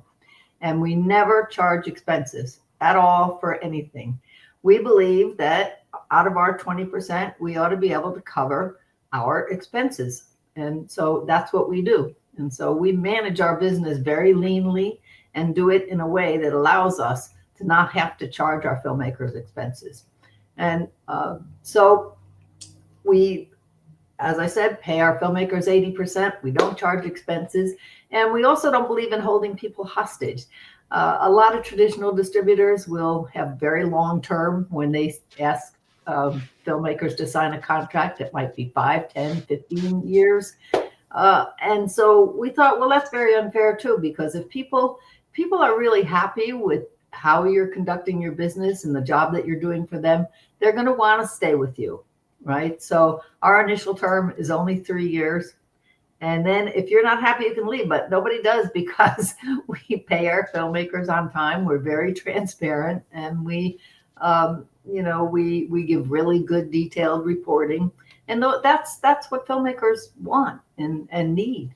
And so that keeps our filmmakers happy. I mean, we can count on, 1 or 2 hands the number of people that have left in 15 years. And we have over now 1,500 films. That's fantastic to hear. And that's one of the things that I love about you guys is the not having those expense costs, because I think the uncapped marketing costs is this black hole that just sucks all the money from filmmakers and puts it right into pockets of someone else. It's not just expenses. There's there's this practice of dangling this carrot of an MG in front of people, and a lot of times that MG is all you're going to get. So say you have a $150,000 film and you get an MG for 20 grand and you never see another penny, you're going to be very, very unhappy. The other thing is that an MG is actually a loan that you have to pay back to the distributor with interest. And so you're starting your distribution journey in the hole and not seeing any revenue come in for a while, or maybe never. So that whole concept of MGs, we've never believed in, and we've always found that filmmakers are always better with a straight revenue share deal. Unless if they offer you an MG equal to your budget, take it. Absolutely. And I think what filmmakers don't realize is that the bulk of most films don't make their money back. Somewhere between 10-15% of films will recoup, the rest will not. And that's just a fact of our business. So you have to do it because you love it, and you have to keep doing it. So eventually you have a body of work that can get you attention. Absolutely. And in a moment, I'd love to dive into, a good distribution deal versus a bad distribution deal. And we can dive into more details around some of the things that we just said. But perhaps I'd love to start off with a question, because a lot of our audience are currently developing films. They're still in the early stages, perhaps. There's some who are ready to distribute, I see already in the chat. But a lot of filmmakers are currently in the stage of developing their films. And I'm wondering, with distribution in mind, what should they already start thinking about in terms of the assets that they will need to deliver to a distributor when their film is finished? Because I find that there's a lot of filmmakers who go, oh, I didn't know I was going to need that. So I was just wondering if you can outline some of those key elements. Yeah, closed captions. You have to have closed captions. That's the requirement. A poster that's layered, a layered poster. But I think the poster, once you have a really great film, the poster is the most important part of the film after you have a good film, because no one's going to click on. You have to have something that's clickbait. So you need something that's going to catch people's eyes when you're on platforms. File formats are 422 HQ. It needs to be stereo. And a lot of times people they may export their file and not realize that they're exporting it mono. So both, left and right, it has to go up and down. And the easiest place to look at that is when music's playing in your movie. Let's see what else. Stills, we'll need stills. When you make your still it's used for the background, try to find a still with the actor or the subject on the right side of the screen. because on the left side, that's usually where the text is for the platforms. You need a trailer. The trailer needs to be it's like G-rated for a lot of the platforms. You can't have nudity in the trailer. You can't have cursing, excessive violence. You can't have somebody's head explode. It needs to be under 2 minutes. That needs to be stereo also. And ProRes 422 HQ. Yeah. What about the sort of any legal requirements in terms of release forms, contracts, things like that? You have to have all that, and you have to have all your music rights. And when you sign with us, you're signing that you have all that. So we don't require that you actually give that to us, but it does say in your contract that you have all of those rights secured. So it's really, really important. Oh, I know another thing that's that's important now, and we can talk a little later about why, is that you want to make sure when you're doing your sound that you get clear dialogue tracks, because now we have the opportunity to distribute globally, and we need to make sure that we can have M&E tracks, which is just your music and effects tracks, separate from dialogue, so that your film can be dubbed into foreign languages. And we'll talk more about that later. Okay, great. And the final bit on this, when people are currently in development, before we move into the sort of more kind of current distribution aspects, what do you guys think currently makes a film that is marketable? What are the types of films that you guys get that you go, yes, this is perfect? Because we've also heard from some distributors where they say, we sometimes get projects that we think are really, really good, but we just can't market them, and therefore we just can't actually turn them into something that's commercial. So I'm wondering, aside from the fact that the film just has to be engaging and has to be good, are there certain aspects right now that a film can have which will make you say absolutely yes, this film, we can market it and we can make, good revenue for this film? Right now, we are not taking foreign films that are in another language, because we just cannot market a film that's not in English. It's really, really difficult. English in the United States is the core audience. I think it's 90-something% of all streaming right now for us is coming from the United States. So it needs to be in English. We turn down a lot of really beautiful films that are made in other countries just because once they sign with us and we put it out, they're going to be very disappointed in the numbers. So if you are in another country, and Get it dubbed. Dubbed in English, or a lot of times people make a film in English just because what the market is right now. They'll make the film in English. And then what works for marketing for us, a really good film that's it doesn't always have to have a star in it, but it needs to look like a studio film because the audience is expecting something that's high quality. Sound needs to be good. The image needs to be really good. And just because you're using a red camera, you've got to still light. A lot of times lighting a person's face may be dark, and just because they didn't put a little bit of light in the face. We look for that when we watch films. Also, subject matter. Like we would like, if you're going to make a film about skateboarding, you better be in the culture of skateboarding, and you better know everything about skateboarding, because later on when you give it to a distributor, they may not know about that subject matter, and you need to be an expert in that subject matter so that you can market it to that to skateboarders or whoever it is. Being able to identify some kind of niche audience, even if it's just a subtext of your movie, is really, really important, because you have to start someplace. So we always, look for films that do have some type of subtext that can be marketed. And what you want to stay away from, we're seeing right now a lack of interest in docs again. It's funny because docs can go up and down in popularity. And the type of docs you want to stay away from are like biographies about your grandpa who was wonderful but died of cancer. You have to be really, really careful. People want to be entertained these days. Ever since COVID, people want to be they want escape films. They want films that take them out of themselves and away from what's going on in their lives and be able to actually escape and or be uplifted. So you want to try and stay away from that. I see a huge number of films about drug addiction and even suicide and stuff. And while those are important topics, they're not popular, and so you want to make sure that you have a movie that people want to be entertained by and are willing to sit through.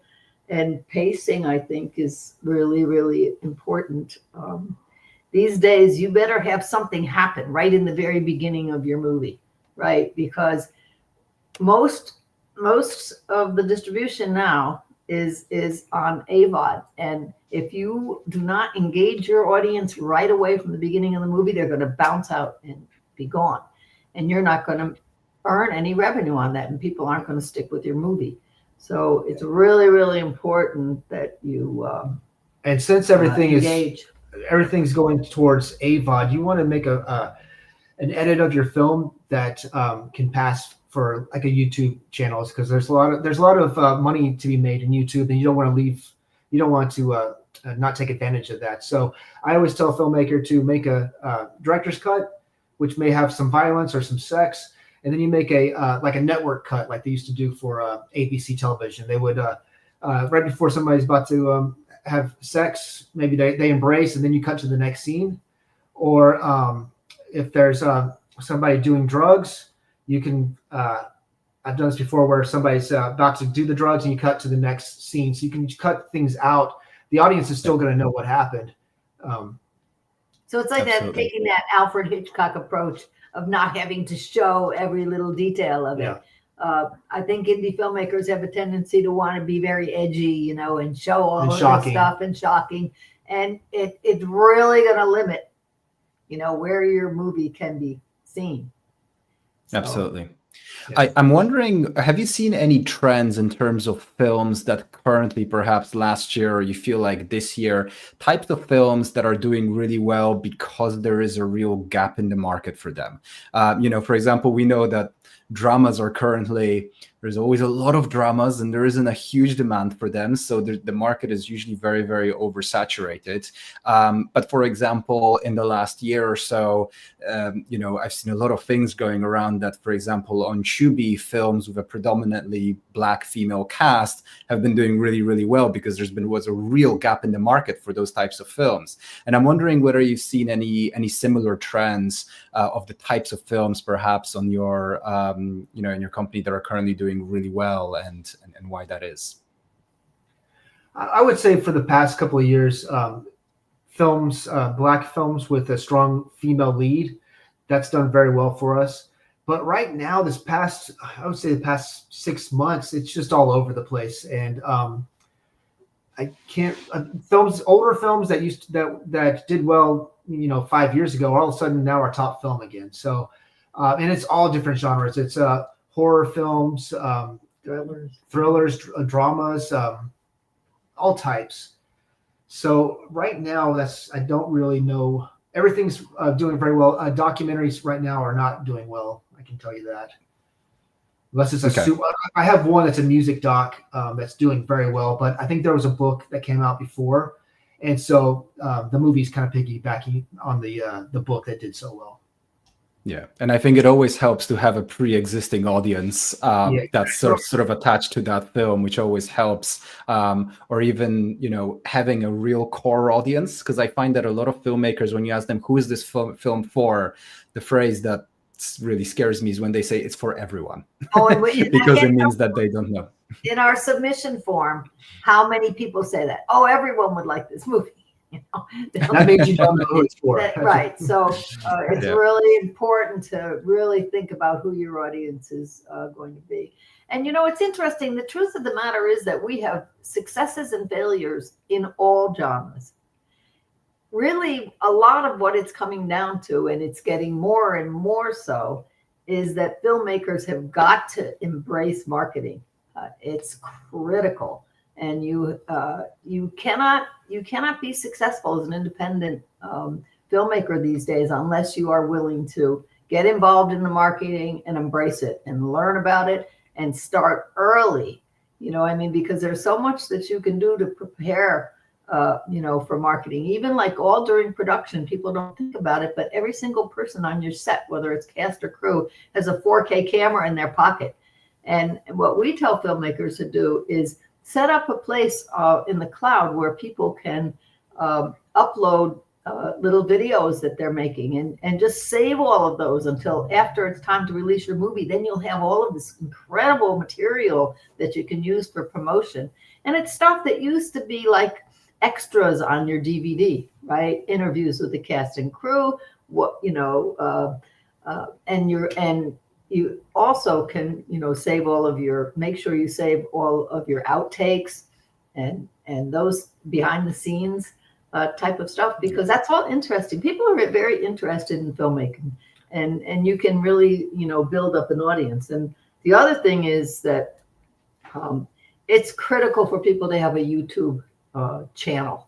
Everyone needs to have a YouTube channel, not to put their whole movie on, because that you want your distributor to take care of, but clips, interviews, everything about it, and every movie that you've ever made should be on there. Because what filmmakers kind of fail to understand is that they are the brand. Their movie is not, an individual movie is not a brand.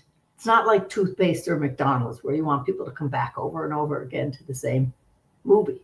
No, you want people to build up an audience for their body of work. So I mean, it's like if someone says there's a new Christopher Nolan movie out, you don't really care what it is. You're going to go see it because it's Christopher Nolan, right? And you know his body of work, you know. So that's what people need to do. And so maybe the first time, you know, your first movie, you won't have that many people, subscribers for your channel. But as you build your body of work, you will build an audience all there in one place. The biggest mistake marketing wise we see people make is to make individual profiles on every site for every movie. And the next thing you know, Yes. you have 30 or 40 profiles. No, for Instagram, for TikTok, for YouTube, it should be the filmmaker or your production company. And then only on Facebook should you have an individual movie page. Every place else, it should all be you, the filmmaker. Absolutely. And I think one of the mistakes that I see a lot of filmmakers make is that they're using finite tactics in an infinite game, right? So that infinite game being they want to continue making movies in the filmmaker probably for the rest of their lives, but they're so focused on just promoting and marketing this one film and making this one film rather than just thinking of filmmaking as a journey where you're going to make many projects. Some of those are going to fail, some not, but to try and rather doing this, kind of build upwards, right? With every single film, grow your own pre-existing audience so that even if you're making a fiction film on a subject matter that nobody knows, people know you and your type of films, and therefore they will watch your next film. I would love to now dive a little bit further into the actual distribution deals and finding a distributor, perhaps. And I'm wondering whether you have any thoughts on currently, if there's someone here in the audience, they've got a film, how can they find a distributor that will be right for their project? How do they find them? How can they research and sort of audit whether that distributor is right for them?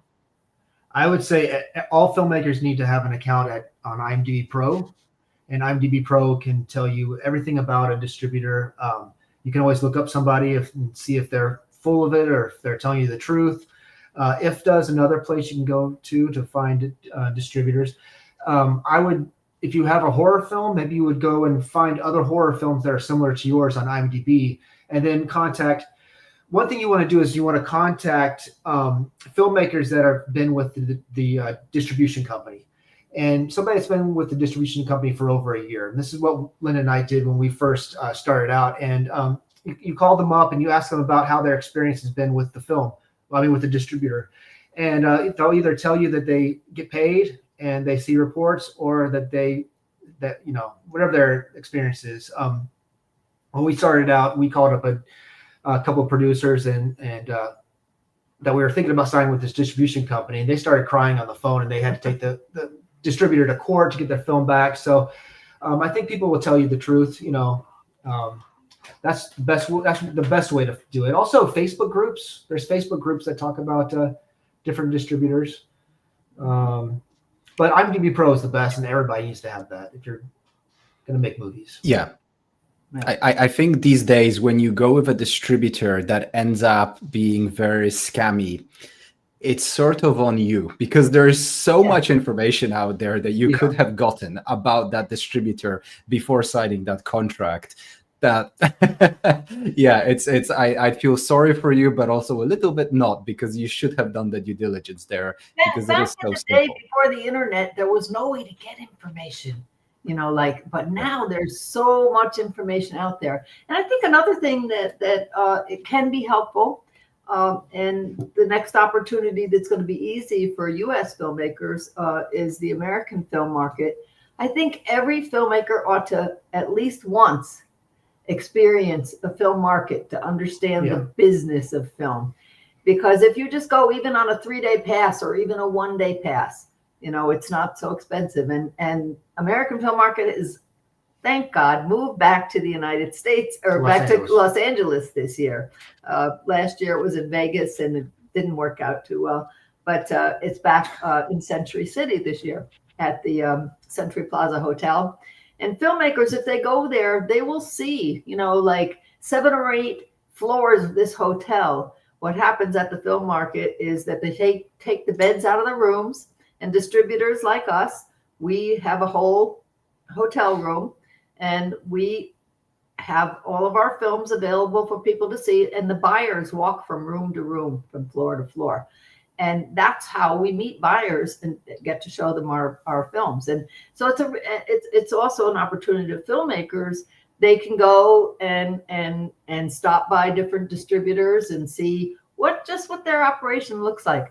Because unfortunately, there are thousands of distributors, but I would say there's probably only about 500 that are like legitimate, real distribution companies, and a good number of those are not ones that you're going to make money with.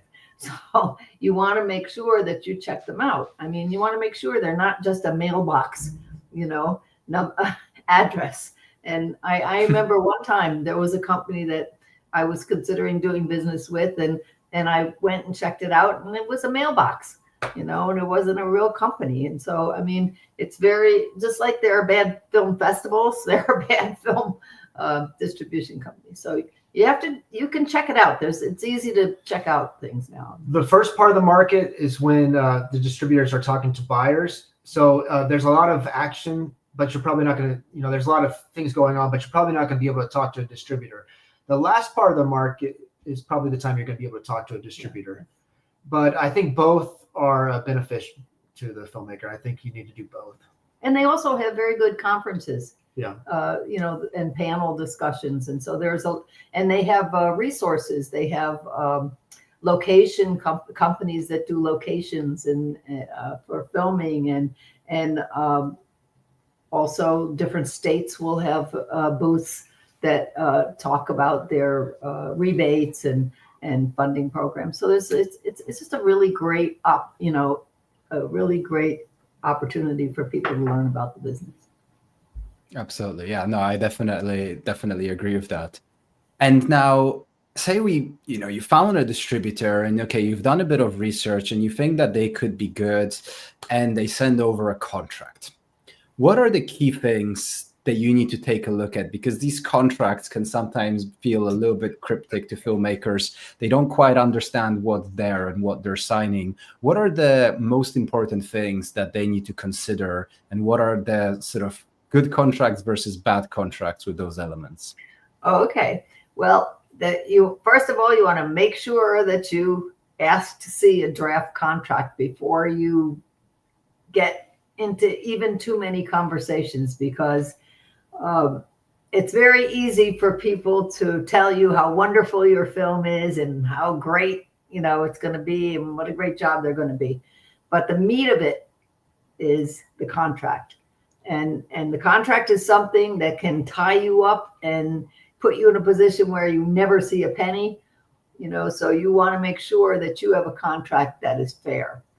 A red flag, there are several red flags, and the first red flag is if somebody hands you a 35-page contract, I'd be worried because it means they are going to tie you up every which way to Sunday, and it's going to be impossible to get out of. So, and also means that you better get a lawyer, to look at it. We were very careful to make a very simple agreement. We have like a 5-page agreement written in fairly, normal English language, and it's very clear what the terms are. But a lot of these distribution contracts are filled with legalese and that go on and on and on and on. It's even really difficult to even try and read them. So the most important terms are the term of it, how long it is, and they're going to try and get the longest term possible. So it's not uncommon to see a contract ask for 10 years or 15 years. I've even seen some that ask for perpetuity, i.e. they're taking the rights to your film forever. Okay, so you want to make sure that you keep the term as short as possible. It's very hard to find a company that's less than 5 years. Ours is 3, but there are other companies that are 3 years. So you want to make sure you have a reasonable term. The second thing is the percentage, of commission that company is going to take. And before I go further with that, let's just explain the difference. There are different types of companies. We're an actual distributor. A distributor is actually going to place your film directly on platforms or on platforms that they own. We actually own an AVOD platform of our own that we put our films on. And then we're direct with Amazon and Tubi and Pluto. And so we're a real distributor. Second type of business is what's called a sales agent. And a sales agent, that's all they do is sell. They're not a technology company. They're not going to encode and deliver your film. But what they're going to do is take your film. They're going to ask for a big percentage, usually between 25 and 35%. And then they're going to take your film and give it to someone like us or go to a film market and sub-license it out to another real distributor, right? So they're basically a real middleman that's going to take between 25 and 35% of your film. And then whoever they give it to, like us, we're going to take our 20%. So they're gone, 50% is already gone. They might license it to another company that's going to take 30%, then maybe 60 or 70% is gone. So that you have to be sure that if you're working, that you're working with, if a sales agent, that you keep that percentage as low as possible. So can I just could I just touch upon that, because I think a really important thing for filmmakers to understand as well is whether the distributor is also working with an aggregator or a distribution platform, because then the fees stack up. So there are distributors that will charge you a 30-40% fee, and then they will put your film on Film Hub, which will take another 20% fee, and then that film will be then put onto streaming platforms. From what I understand with indie, sorry, go ahead. Well, or also because they're just a sales company, they might take your film and give it to a company, a post-production house, which is going to charge them for encoding and delivery thousands of dollars. So then they're going to go back and charge you for that to get that money back. Plus, they usually add something on top of that. So again, a lot of them do use aggregators because they're just sales company. Up until, I don't know, 5 years ago, companies couldn't actually do that themselves, but we've always done it. We've done encoding and delivery from day one. Because 15 years ago, when we first signed with Amazon and Google, we beta tested for a year before their platforms went live. And so we've been into the technology side of it. That's why I say we're kind of a hybrid, because we do the, the distribution. We also beta tested Tubi. We were the very first company to have films on Tubi. It was a company called AdRise. Right. And we met him. He had a startup before that failed, but then he started up a company called AdRise, and that turned into Tubi. But right. So it's good to try being beta testing these guys. So then Awesome. there's a distributor, there's a sales agent, there's also producers reps. And a lot of times filmmakers, they don't get this distinction between the three types. Most producers reps will just charge a flat fee up front to help you find either a sales agent or a distributor. And for someone who, say someone lives in Indiana and they know nothing about the film industry, that can be very helpful, especially on a first film, because it's nice to have a reputable producer's rep that will hold your hand. And so we have 2 different producer reps that we work with that can recommend films to us. And so that can be helpful, but you want to make sure you're not paying too big a fee. There are also some producers reps that are disreputable, and they not only charge a fee, but they will also take a percent. So you have to be very careful about what kind of business you're getting in business with. Excuse me, let me get a little water. And then you got aggregator, and that's who you pay to put films up. Right, and then there are aggregators like a Bitmax or a Premiere Digital, and you pay them to put your movie up on platforms. If you have a great marketing machine and you really know what you're doing, it might be okay to do that. And some people that have made a lot of films to prefer to work that way. But now we're seeing even those companies are starting to take a percent.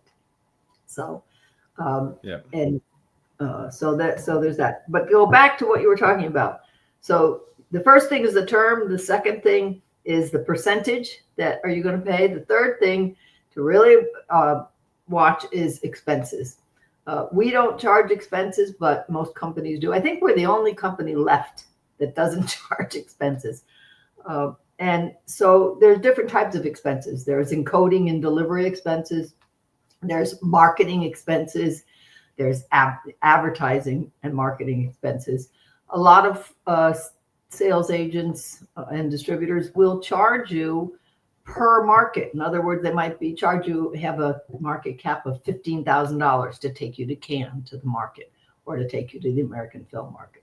And so they're going to charge you and every other filmmaker that they're bringing to the market that much money. And that's how they have to do it, because that's how they pay to go to the market, So a lot of, these companies have been around for many, many years, and they have overhead. They have big offices in Beverly Hills or wherever, and they have, lots of employees and warehouses still filled with DVDs. And so they have these big overheads that they have got to charge expenses for. And so we're fortunate that we started in the digital age, and we only have 5 people working for us. So it's a very small company, but we're able to handle all the technology ourselves. We have super high speed internet, or 1,000 megabytes up and down. And so we can deliver and handle everything in a very lean manner. We're also, because we have exactly the same deal for everyone,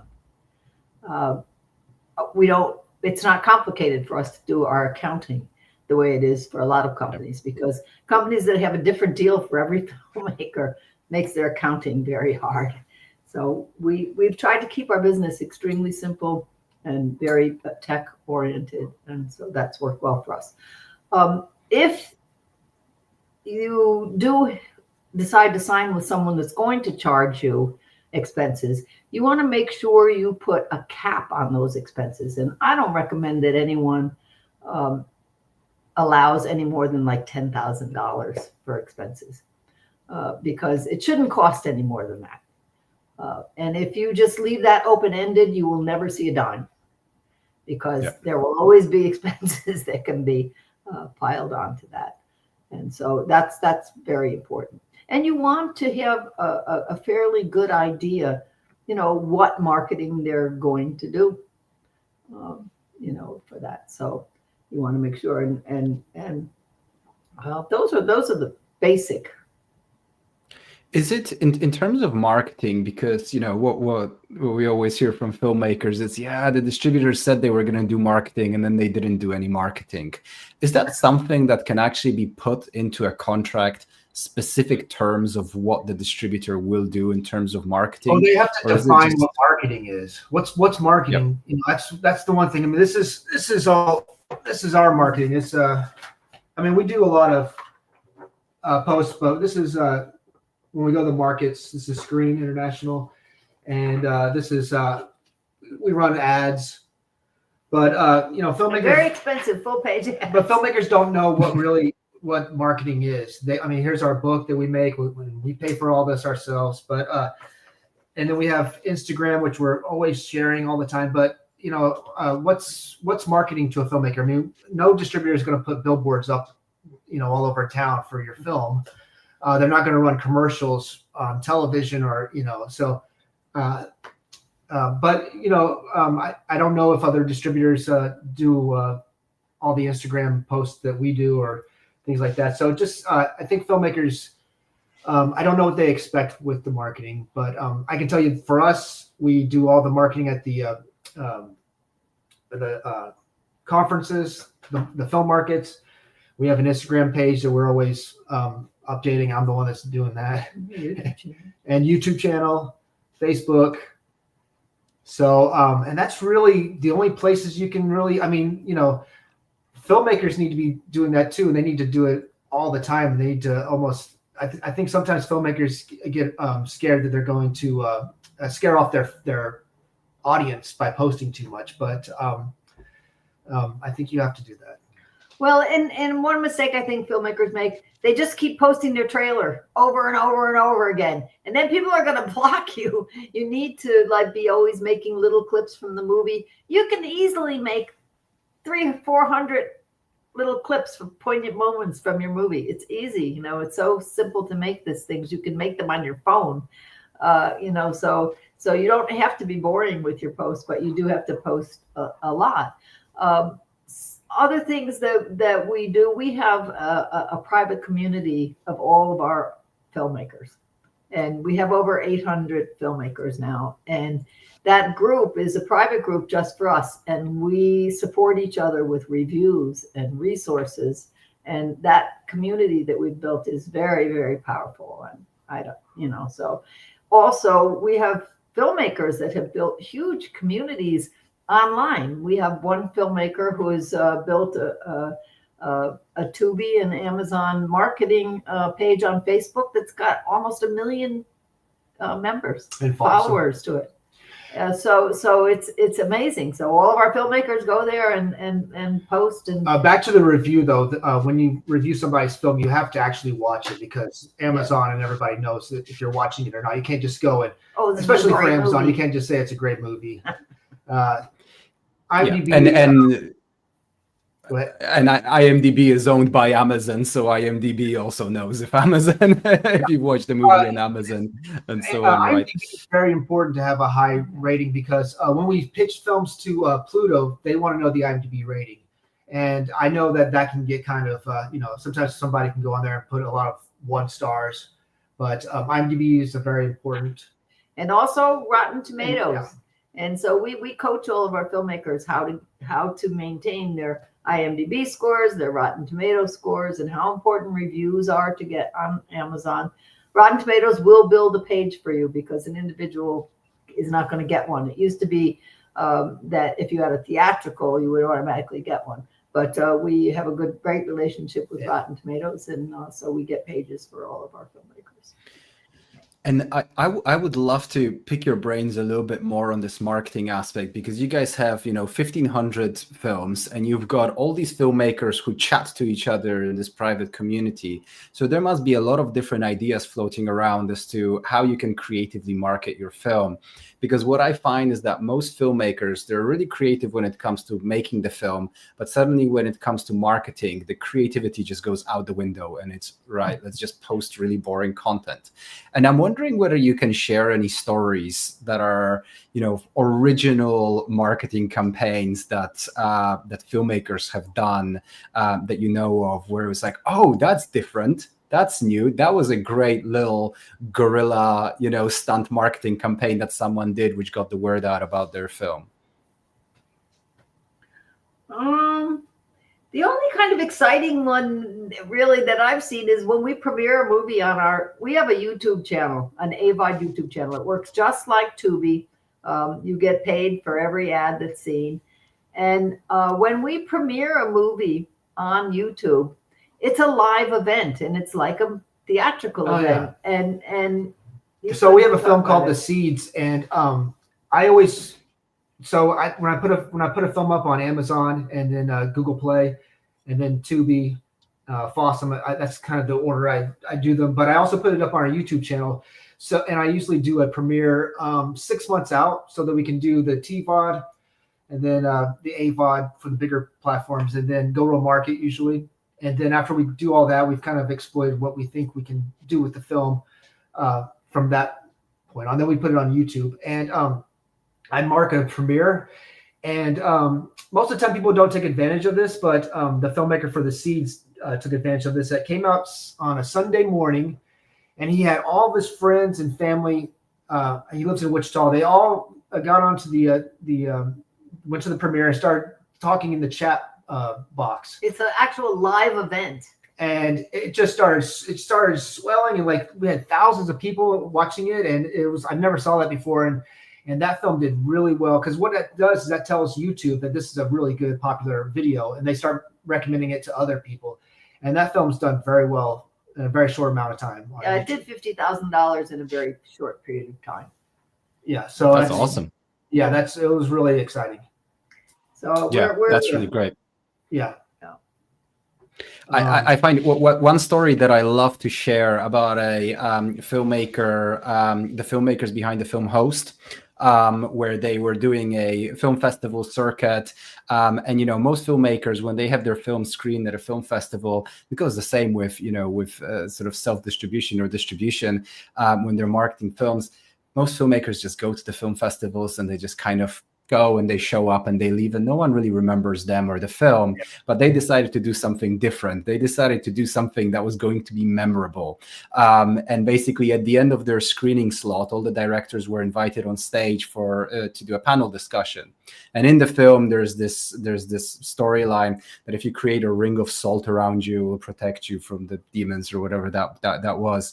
And basically the director came on stage after all the other directors came on and sit down. The director of Host came up on stage with a bag of salt, and he created a ring of salt around his chair, and then he sat down with a dead serious face, and everyone was talking about it for the rest of the film festival. And here I am 5 years later talking about this story. And that is that great idea of like this outbound marketing, where inbound marketing, whereas outbound marketing, you have to go and promote and promote and promote.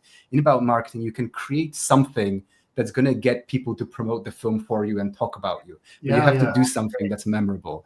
So I love these type of stories which show filmmakers you can actually have a lot of creativity without spending money when it comes to marketing, which is really interesting. That's why these marketing groups that filmmakers are setting up and building these huge communities around, their films and their friends' films and the people that get involved in those groups. It's really, really powerful, because a Facebook page really doesn't do much for you anymore. It's kind of replaced a website to have this Facebook movie page, but Facebook groups are extremely powerful. Absolutely. Yeah, I've seen that as well. We really encourage that. I also want to ask you a question. I mean, we talked a little bit about user reviews on Amazon and IMDb and so on. But what about professional reviews in terms of, getting bloggers to write about you, YouTubers? And what I'd like to sort of point out with this is most filmmakers who go out and they try to get these professional reviews, usually the email back that they get is, would be $50 or $100 for a guaranteed or an expedited review. And the question is, have you guys seen that it's worth the cost to get these professional reviews? Do filmmakers in your group talk about these, and whether they're effective or not? I don't really think it's a good idea to pay for reviews. There are certain techniques that we teach our filmmakers when it comes to getting Rotten Tomato reviews. The Rotten Tomato reviews are the most important because also some of the platforms are asking for Rotten Tomato scores too. So what we do is we teach filmmakers to find films that are similar to theirs that are very successful and pull those up on Rotten Tomatoes, and then see who all the reviewers were for that film and then write to them. Now, the fact of the matter is, for every 20 people that you write to, you're going to get one response. That's the average. So it takes a lot of elbow grease. But I've had filmmakers say, oh, I can't get anybody to do it. And then once they try doing it that way, they'll get 20, 30 reviews. We have tons of filmmakers that have 100% Rotten Tomatoes. And it's because they're very selective about who they write to. And that's the best way, is to find similar films. If you have a horror film that's about vampires, go see who reviewed and make sure the film's not too old. And always, Rotten Tomatoes is smart. They publish a list of all of the critics that are approved for Rotten Tomatoes. And I wouldn't, focus on too much else other than ones that are approved for Rotten Tomatoes. Now, there are specialty podcasts, but most of those podcasts have critics that are approved on Rotten Tomatoes, and they're all listed on their website. So check and make sure who you're writing to, and maybe you can get, if you've got several people in your crew that might be willing to help you do it, because it's a lot of work, but it's worth doing. And when you, where's the book? Yeah. So when we go to the market, we have always put in here a tomato if you've got your good Rotten Tomato reviews. It helps. People look at reviews; they just do. Absolutely. Buyers, that like they're exposed to thousands of films at a market. So what you have to think of what's going to set your film apart from other films. And so any attention you can draw to it is worthwhile. We talked a bit about social media as a marketing tool, having a YouTube channel, user reviews, professional reviews, Facebook groups. Is there anything that we missed in terms of tools, strategies, platforms that filmmakers can use to help market their film? I'm not thinking so much of marketing, but something that we haven't talked about that is really starting to surface is like AI tools and dubbing. And at the past 2 markets, we've been approached by many companies that now offer really very, very reasonably cost dubbing. Dubbing, it used to cost like between $10,000 and $20,000 to get a film dubbed. Well, there are companies now that are doing it for under $1,000, $600, $700 to dub a film, which is really, really reasonable. Then also there's a couple of things going on in the marketplace right now that's very interesting. Because we've been partners with Amazon for so long, we were invited to participate in their beta testing of their dubbing, and they are now dubbing our films, they started with Spanish, and making that available on Amazon Prime. So like if you want to see a good example of that, there's a film called Long Lost. And if you look on Amazon, you can see there's a choice of watching it either in Spanish or in English. And so it's really good too. It's human with AI assist, or AI assist with human touch, and they're doing an incredible job. So now filmmakers have a choice.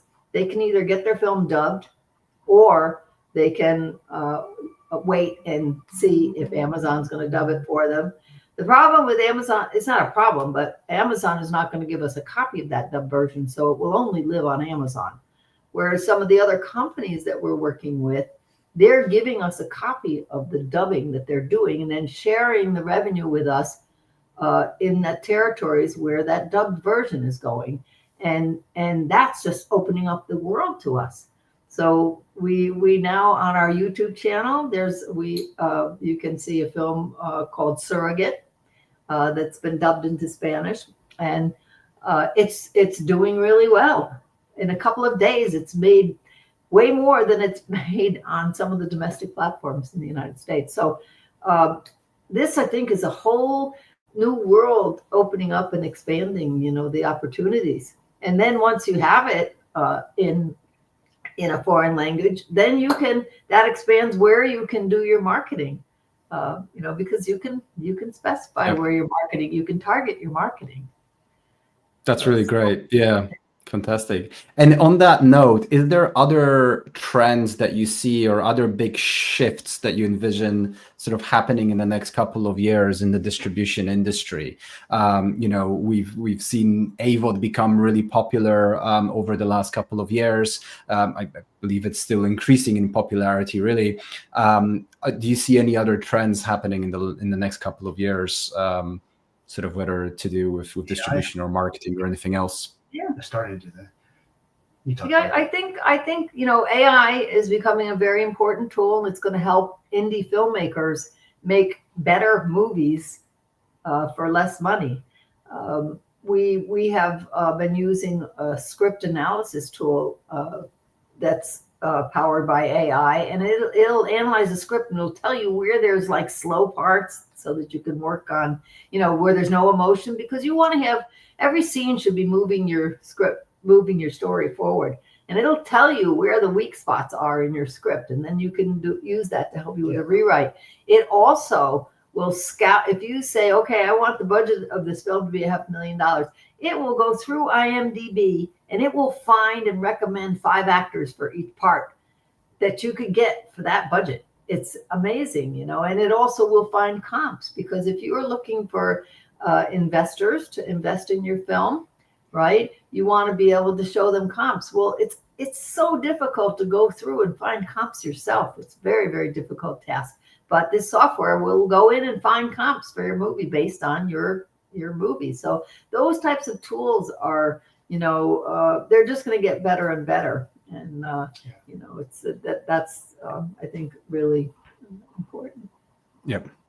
We've got a couple of questions from the audience. Actually, the first one. Sorry, what is this? What is this platform that you were talking about for finding the comps and so on? Largo AI.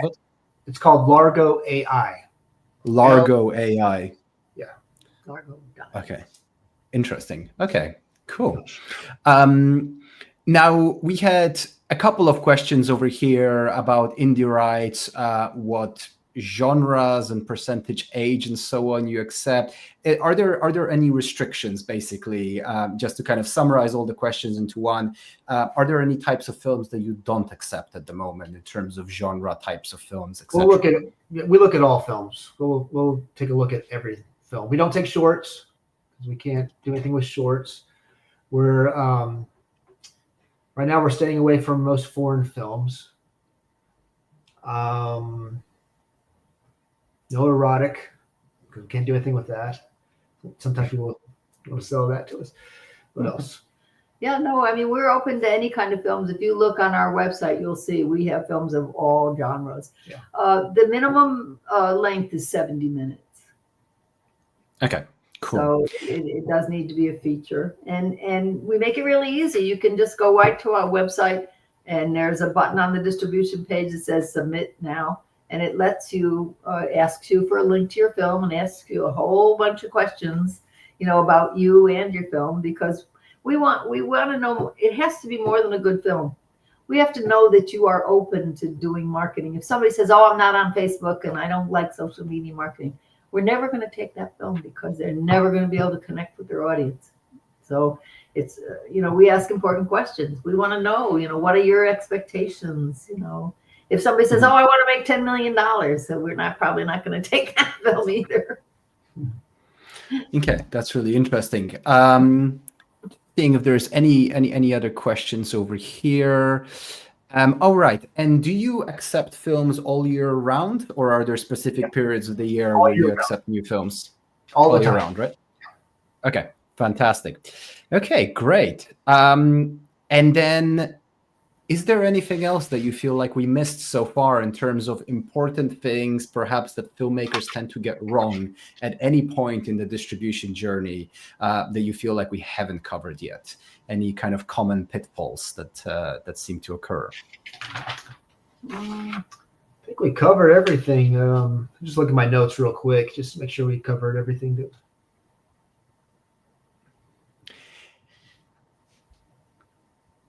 I think we covered everything. Okay, fantastic. I am going to also put just the link to you guys' website in the chat so that everyone can check it out if they're interested in in submitting the film to you guys. But yeah, thank you. Yeah, if any filmmakers are going to Cannes, drop by our booth. We are at what booth are we at? 2101 in the Palais, Yes. and we'd love to see you. And like we said, it's a great experience, and I just want to thank you for inviting us, because it's really important for filmmakers to think about distribution really early on. Yeah, no, thank you. Thank you for coming in, for being so transparent, honest, and also detailed in all of your responses. It's much appreciated. So thank you so much for coming on. Thank you for having us. Thanks for having us. Great, guys. Cheers. Have a great rest of your day. And Bye. thank you once again. Thank you. Okay, and for everyone else, we are going to take a quick 5-minute break. And in a moment, in that 5 minutes, we will be starting our final talk of the day, where we will be talking more about funding and distributing your next feature, which I think will be a really, really interesting conversation for filmmakers, no matter at which point in your current career or project you are. So we are going to get started on that in 5 minutes time. In the meantime, I also just want to once again let you guys know that if you are interested in coming tomorrow to view the 3 masterclasses that will be happening tomorrow, you do need to get a ticket for that, which you can get by scanning the QR code. I am also in a moment going to post a link into a chat to the trailer of the film that we will be discussing with our next speaker, so that you guys can check it out over the next couple of minutes before we start the talk. So that will be coming into the chat in just 1 minute time. So I will see you all in 5 minutes. Have a quick break, grab a tea, coffee, or water, and we will see you back in 5 minutes.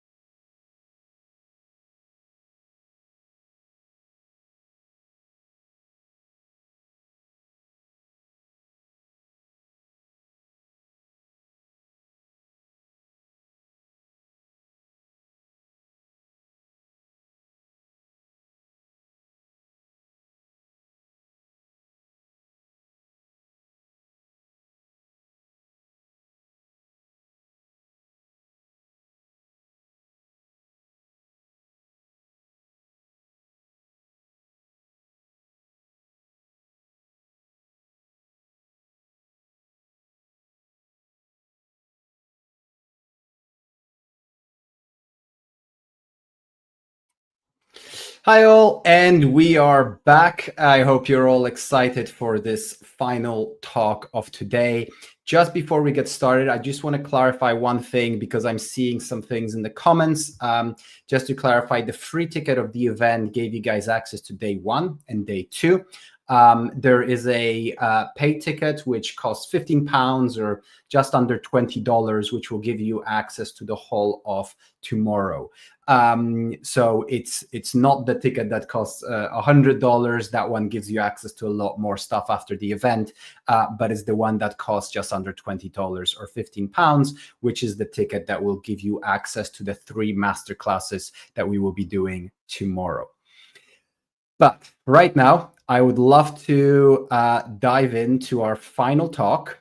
So for this, I'd love to introduce to the stage Darius Shilito. And I'm so sorry if I pronounced that final name wrong, but it's so great to have you here. How have you been? Yeah, good. You got it pretty much right. Yeah, Shilito. But, in English, with an English accent, it sounds slightly different. Great. Well, could you start off by just telling us a little bit about yourself, your past experience, and also what you currently do? Sure. Yeah. So I'm a filmmaker based in Nottingham in the UK, and I run a film company called Foyle River Films. We've been funded by the BFI, which is British Film Institute in the UK, and also Arts Council, and we've done several short films with that funding, and now we're moving on to features. So we've just finished our first feature, which has got a worldwide distribution deal called The Correction Unit. Hopefully some of you got to see the trailer that was in the chat. If you haven't, then save the link. It's going to be active until tomorrow. And yeah, watch it and then feedback by all means, because it is an exclusive trailer. No one's really seen this yet. So I want to hear your thoughts.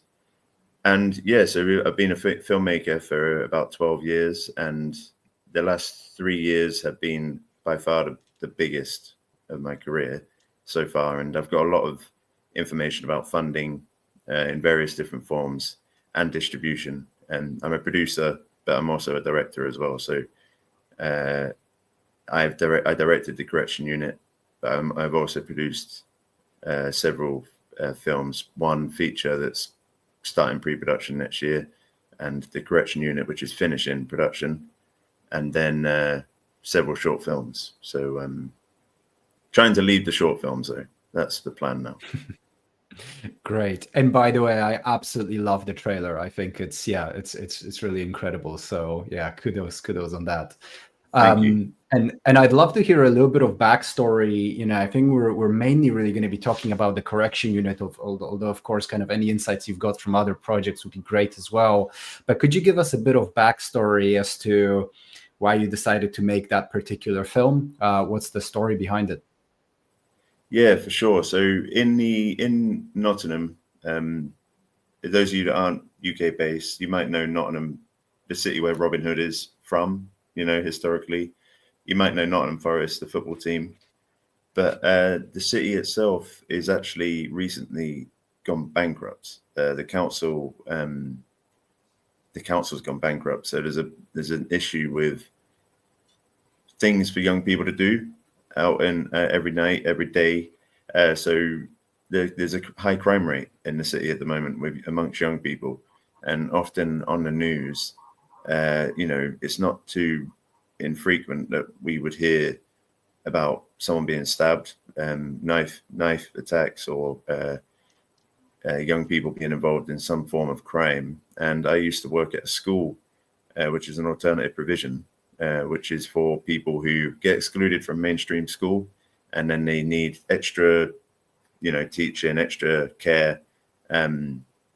And I taught there for a bit, but I realized I'm not a teacher, and but I wanted to help these young people in some way. So we had this idea of casting them in a film, and it took a while to develop it, but it was it was a 4-year process. And the idea was to give young people the opportunity to be creative and use what their natural talent, and actually channel that into something that's useful for them. And then it developed from that, because some of the people that I did work with, just exceptionally talented. Three of them have got agents off the back of this film, and one in particular is going to be cast in a relatively big film next year, which is really great to see. So the idea was, what happens to the most vulnerable in our society when the most powerful embrace AI? And that's the log line that I keep sort of referring to. At the moment, there's so much going on with AI. Are we using it in the most, like, the correct way, which is going to benefit, vulnerable people? And what if the people that are pushing forward the progress of AI, what if they just forget about the sort of the bottom 20% that just need support? And then it came, with that idea, it turned into a sci-fi action film with a theme in the background. But most importantly, the plan is to make it like an entertaining B movie with a concept which maybe you can talk about after. Absolutely. I mean, incredible concept. I'm also curious, how long ago did you first, or did you guys come up with the idea originally for the film? Yeah, so it was actually in 2020. Okay. And a guy who, unbelievably, Leon Hady, actually said he wants to pay for me to make a feature film. And he had an amount that he wanted to contribute, and he believed in me, and he thought he saw some of the work that I did at the school. He also saw some of the work I did as a freelance producer, and he just wanted to make something happen. And that was in 2020. Then, but with the funding, there was the idea that it has to be about how AI is going to change the lives of these people. So we both have similar, we both wanted to help young people do things, channel their creativity in different ways. And so it came from that. And then it took, 2 years to actually develop the script, which I did. I wrote the script, and it was the first feature that I've written. I've written pants stuff before, but that doesn't really count. And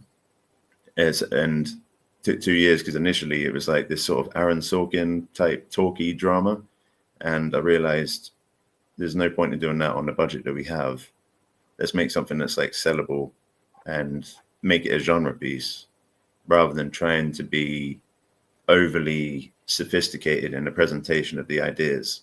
And yeah, so that took 2 years. And then even when we were shooting, there were still like tweaks to the script, because the kids that were acting, they had a very natural like way of speaking, which is exciting to hear. And sometimes, they'll correct some of the words in the script because they don't think it's quite believable. And most of the time it was, to be honest. You can't really keep up with the what young people are talking about these days. Like, the language is developing so fast. But yeah, so it's been a 4-year process, which is still ongoing. We haven't finished the film yet. We have got a distribution deal, and it will be on sale at Cannes in the marketplace in the Marshall film. But but it is still we're still wrapping up the sound design, the VFX. Yeah, and I think it's a good thing for filmmakers to know how long that process can take sometimes. It's interesting that you already came up with that idea in 2020 when AI was not a massive mainstream topic just yet. That sort of only happened in like the last 2 years. So you guys were a bit ahead of the curve there, which is interesting. And yeah, it is interesting. It'd be good if we finished the film 2 years ago, because I think it would have blown up, to be honest. Yeah. We just weren't able to get it finished in time. Yeah. And so I'd love to talk a little bit about the funding process. We actually got a question. I'm not sure if you're comfortable answering it, which is, what's the budget of the film? Yeah, so the overall, I'm happy to answer. The overall budget is going to be about £180,000, So US dollars, I suspect that's about 200,000 or something. Yeah. I'm not sure what the exchange rate is now because the exchange rate is doing that.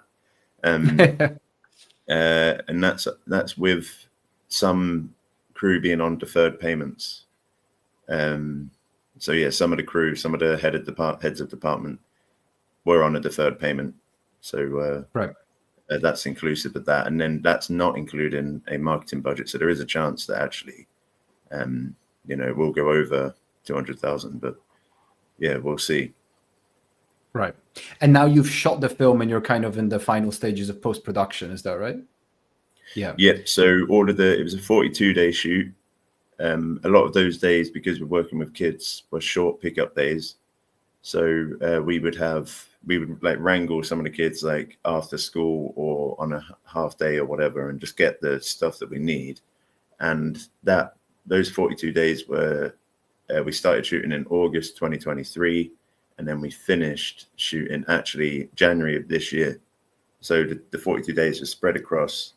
We're going to speak about funding later, and that's why the days were so like sparse.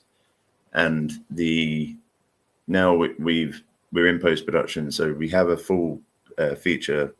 We have the full film cut. We're just waiting for sound design to be finished and visual effects to be finished. And because we're working on such a small budget, we can't lock off the freelancers that we're using for long periods of time just to work on our work. They are actually working on other things at the same time.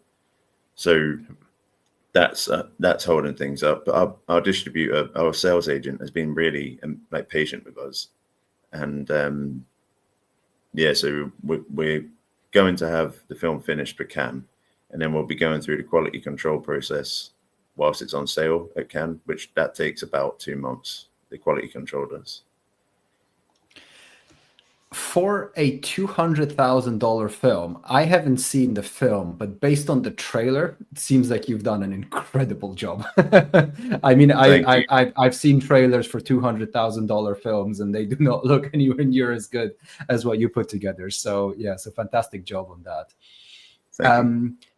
And so I'd love to hear the film funding story, because it's it's a very interesting one. So perhaps you started off there in 2020. Can you just start walking us through that story? And I'm sure I'll have some questions in between that as well. But yeah, how did the funding come into place? Yeah, for sure. It's definitely an interesting one. There's a lot of things. If any of you are going into doing your first feature, I would 100% completely suggest first and foremost that you have all the money you need to shoot the film before even entering it. You might be able to do the post-production, you might be able to gather money for the post-production later, but for the production itself, just make sure you have everything in place, budgeted, considered, know how many days it's going to be before you start filming, because the last 2 years has been absolute hell for me and my partner and my producers. And because I've just seen a question pop up, we didn't secure the whole budget. We had a certain amount to start with that we could shoot for 8 days on that budget. And then in those 8 days, we prioritized scenes that would look good in a trailer. So things that stand out, like action scenes or something that's exciting visually, something that's really clearly narrative based. We'd shoot in those first 8 days. And then we cut a trailer together off the back of those 8 days. And we sent the trailer to the distributor. And we told them that it's not finished yet, but they consider having an agreement with the film, and they said yes. They sent the agreement over off the back of the initial trailer. I can share the initial, or I'll send you the initial trailer, which was cut back in 2023 without visual effects, and it was just 1 minute 10 seconds long, but I think it's quite impactful, and it worked. So so basically we then got a distribution agreement, and the plan was we used that to get more money, to get leverage, more funding. Like our initial investor, he gave a good wedge of money, but he couldn't give any more. And also we didn't actually know the full extent of how much the film was going to cost. It was constantly just building. We had no sort of point where we knew exactly where we can cap it out. A lot of this I'm doing for the first time. I'm much more experienced now than I was when we started. But so we do the film in phases. So phase 1 had the trailer, teaser trailer, cut that, send that off. Phase 2 was a crowdfunder. And we tried to raise money in February of 2024, and we didn't get to our target. I think that was just because none of us had enough time to push the crowdfunder, which is another thing that is very important. You do need to delegate so much time for preparation of the crowdfunder. And then when the crowdfunder is on for a month, you need to be doing something every day. And we were trying to raise 10,000 pounds with the crowdfunder. We actually only raised I think it was 6. And that crowdfunder is still online, which you can have a look at. If you search the correction unit greenlit, you'll see the results from that crowdfunder. And I think we got a little bit after that crowdfunder finished. And so we shot phase 2 with the bits of money that we had there, and then cut that together with the rest of the stuff we shot, raised money for phase 3 through basically me taking out loans and me getting other production companies involved on if you put a certain amount in, you'll get a return on that investment. Just bundling things together from various different places. And, now, I've put in a bunch of my own money from loans, from credit cards. We've heard all this story about maxing out credit cards, but yeah, it's 100% true. So, and yeah, where else did we get funding from? So we've had about 6 or 7 private investors who've all put in different amounts. Our distributor did also give us an MG payment, a minimum guarantee payment, which maybe you've heard of before, but it's essentially the purchase of the film upon the agreement of the distribution. You get paid 50% on the signing of the agreement, and then you get paid another 50% once the film's completed. So private investment, crowdfunding, minimum guarantee, begging friends, loans and credit cards. And then now we're chasing the tax credits to pay for some of the debts. And that's where we are. I mean, it sounds like you've sort of tapped into pretty much every single funding source you possibly could have, which is why I think this talk is so interesting, because you've sort of done a little bit of everything. So firstly, you had one person who gave you the initial chunk of money in 2020, right? Who was that again? I think you named the person. Yeah, he was a friend. So he basically used to work at the school that I worked at. He was the principal there. And then he left and he started his own online education. He's not in the film industry, but he likes films and he believed in helping me out. His name's Leon Hady, and very grateful for him. I mean, I can't believe that he even took this chance on me, and he's been nothing but endlessly supportive. It's been much longer than he planned it to be. He didn't know it was going to be 4 years before the film is even released, right? But he's been very patient, and he's been very happy to see updates. And yeah, it's an angel investor like you've never really heard of, really. Yeah, and so this was pretty much purely because of the fact that he used to be a principal at that school, and that you were going to have actors, sort of children actors from that community participate in that film, and because of the sort of story behind it, right? It was sort of that he was really interested in that aspect. Yeah, that's it. And I think also he, for whatever reason, he had some sort of belief in me. I think potentially potentially he has relatively made a bit of money from his online education company, and I think I'm from a working class background, and I think he wanted to offer something back, and I think that was part of it as well. A lot of the kids in the film are from working class backgrounds or low income families. They just happen to be that. It's not like we didn't deliberately seek that out. It's just they were the people that were best in the auditions, and they're from varied classes. In the UK, we have like a working class and then a middle class. We don't really have like upper class. Middle class is sort of considered upper class for some reason. I don't really know why. Yeah, I think in the UK, upper class is royalty, and then more Yeah. in the US, I think upper class is our version of middle class. Exactly. I'm curious. So I understand that he was very interested in supporting the project because of that. But I'm also curious how much of your conversations and him offering you money sort of relied upon you having a very good business plan that showed that there was a good likelihood that he would get that money back. Was that a big part of that initial conversation? Well, I think for him, I think he kind of thought he has a certain amount which he's willing to put forward to see something made. If it makes a return of money, that's great. If it's made and it gets to be screened in the local cinema, that's great as well. He just wanted it to be made, and he wanted to give opportunities to people like myself, and he was happy to do that. Like he's just a kind person. Like when we do like start making sales, which we have made a few sales, which is good, I will return the money.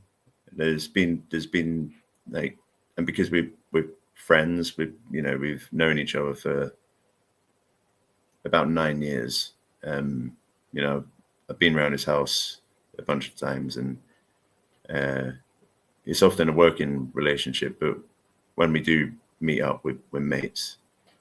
So that helped, and I think I mean, we'll return the money if we can, but I think what's great about having him on board is there's been no pressure to organize the money. Like it's just been, he will get a product at the end of this which is going to have his name on, and he's going to support a load of people, and he's happy to do that.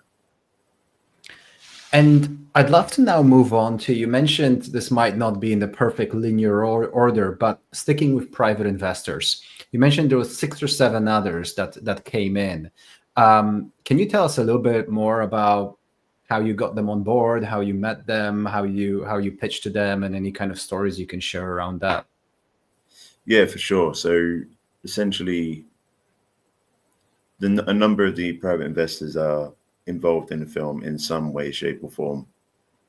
So one of them was actually the first AC, but he also runs his own corporate film company, and he had a bit of cash that he was happy to put in because he believed in the project, but also he's going to get a return on that investment. And then another one was the stunt coordinator, and he, similar with the other investor, he believed in the project. He's had previous dealings with Vision Films, the distributor, so he knows what might come off the back of it. And then he took a percentage of the sales. So so they do all take small percentage of the sales of the film. And then so I said 7, didn't I? And I think there are 7. I'm just thinking off the top of my head who else. So stunt coordinator, first AC. A guy that I work with in Nottingham, who runs a video production company, and we work that when I do corporate gigs and adverts and stuff, I work with him, and so he wants to be a part of it, and then he could put his production company's name on the film, use it to promote everywhere, and that's another one. And then a good friend as well, another good friend who just believed in what we were trying to do. He put money in as well. I've been honest with all of them. I think I'm not trying to pull any punches. They're going to get their money back. It will take a long time. and it's taken longer than I think they thought. But yeah, I mean, that's where we're at, and very grateful for the people that did take the risk. And we're at the point now where we can actually hopefully get to a point where we can offer it back. Right. And I'm also curious, with all of those conversations that you had with them, did you, I mean, I guess you knew most of the people, so those conversations were probably a little bit less formal, I'm assuming, than what filmmakers might assume the conversations with private investors might be, that those private investors that are those really high net worth individuals that I don't know yet, and I have to pitch them at an official meeting. But I'm wondering, those conversations that you had with them, you know, is there any insight that you can share about how those conversations look like? I mean, did you have kind of pitch decks that you were showing to them, or was it really more of an informal chat about the project? Yeah, so all of the formal approaches that I've done have failed. All of them, all of the bigger investors, the ones that might have done it previously, everyone that I've got in contact on a cold call has failed. That none of them have given any money. And I've contacted numerous people through IMDb Pro, and a lot of people were very interested in distributing the film, but we already had a distributor. So, sorry, not a distributor. They were interested in becoming a sales agent of the film, but we already had a sales agent. Some people will be hopefully looking at the screener once that's done, and they'll hopefully be distributing it, but that's still to come. We do have distribution in certain regions, but our distributor is also a sales agent, which I'll circle back to that in a bit. But yeah, so yeah, all of the formal conversations didn't go well. So these people that I knew, like, some of them are good friends, some of them are like people that I've worked with professionally, and I've just shared where we are, and I think they believe what we've shot is, you know, the trailer is quite action-packed, and like you say, like, no one really thinks it's for the budget that we use. People, you know, I could probably say it was $500,000, and to be honest, I might start saying that, because it will sell people on it a little bit more. You probably should, especially at Cannes. So everyone here, just shut your mouth, all right? Don't mention that the budget. 2.2 million. This room. But yeah, so they believed in it because they were part of it. Some of them are on set. Some of them seen the trailers, seen the edits, and they've seen other things that I've been involved in, and they're happy to commit. But yeah, the formal meetings with private investors, I need to improve my approach on that. I do have a pitch deck, and you can see the pitch deck on the website, thecorrectionunit.com, and the pitch deck's on there, which you can have a look at. You can also see the original teaser trailer on that website. So that's just thecorrectionunit.com. And cool. Yeah. So yeah, I'd also want to just jump in over here and say that the approach of going through IMDb Pro and most likely finding executive producers, contacting them and trying to get the funding, for everyone, because this is something that another speaker also spoke about yesterday. What everyone will find when they go through this is that when you click on all the executive producers, they will usually divide into the two categories. There's executive producers that are executive producers because they helped with distribution, and executive producers because they helped with financing. The majority will actually be on the distribution and sales side. So the sales agents tend to be executive producers, distributors, consultants, and so on. So if anyone goes through that strategy, they go on IMDb Pro, find comparable films, and look at all the executive producers. Before you even message them, just look at their profile to make sure that, because it'd be very, very clear right away whether they're sales agents or a distributor, or perhaps if they help on the financing side. So that's a little tip there for people who are currently looking to fund a film who might want to go for that approach. Absolutely, yeah. We found that out through this process. Yeah. And I'd love to jump into a little bit of about the crowdfunding, and then we'll talk a little bit more about the distributor, because that's quite a story as well. So when you did the crowdfunding campaign, you mentioned you raised about £6,000, which is less than what you wanted, but it's still quite a bit. So I'm just wondering, what are some of the marketing strategies that you use to get the word out there about the crowdfunding campaign? Yeah, so my company's Instagram page, which I would like you all to follow if you are interested, is Foyle River Films, which I'll share. Oh, there we go, perfect. So we built a following through there because a lot of the younger people involved in the film, they have good followings online. So they're all aged between 15 and 19, and they're all active socially. Some of them are dancers, some of them are like rappers, some of them do other creative things. So that drew a lot of attention through, online. Young people can't give any money, obviously, so their peers were useless. But it was good to share and like and stuff. But they were useless in terms of cash. But parents, some parents of the actors gave money, which is really lovely. All of the actors have been paid for this film, so a lot of the 15, 16-year-olds, it'll be their first employment. And we wanted to make sure that they did get paid for every day that they worked on the film. And so the main approach was using the young people to represent the film. So I went on a local TV channel with Elise Bradshaw, who's an amazing actor who's in the film. First time she ever acted, and she's 100% going to be doing it again. She actually did a music video with Bella Ramsey, which I produced, that came out a couple of months ago, and she played Bella Ramsey's girlfriend. And that was off the back of this film, but Elise is certainly going to be doing it again. So we would go on TV, me and her, or Sonny, one of the other actors, who was also great. And we'd chat about the film, chat about the process, chat about where we are, show the trailer. We went on BBC Radio Nottingham, so local radio, but because it's BBC, we'd use the BBC logo and spread that everywhere. Even though it's local, I think there's about 100,000 potential people that tune in, but if you just bang the BBC logo, it looks like it could be national, right? And local magazines, there's a website if you're in the UK, and the US will definitely have this as well, where you can submit your own articles to local regional newspapers, and then if they like the article, they'll print it or they'll put it online. So I wrote about 20 different articles and submit them to different regions where the actors were from, where I'm from, where any connection of locations were involved. So I'm from Ireland initially, like my family are there. Derry is a town in Ireland, and so there was an article in the Derry Journal because of my connection to Derry. And I think that was quite effective.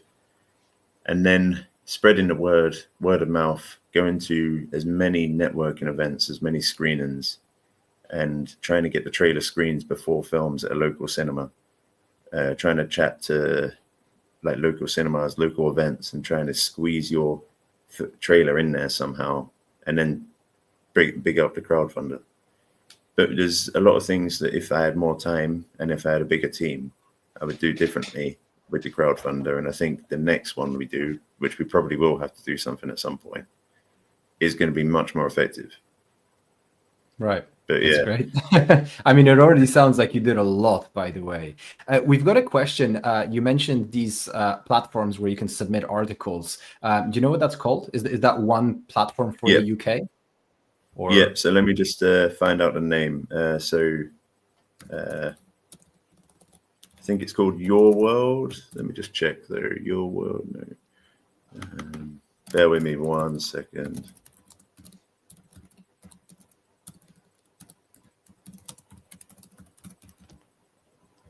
Yeah, submit Your World. So yourworld.net. Yourworld.net. All right. Yeah. Okay. Interesting. Cool. And on there, you've got like the Derbyshire Express, the Nottingham Post.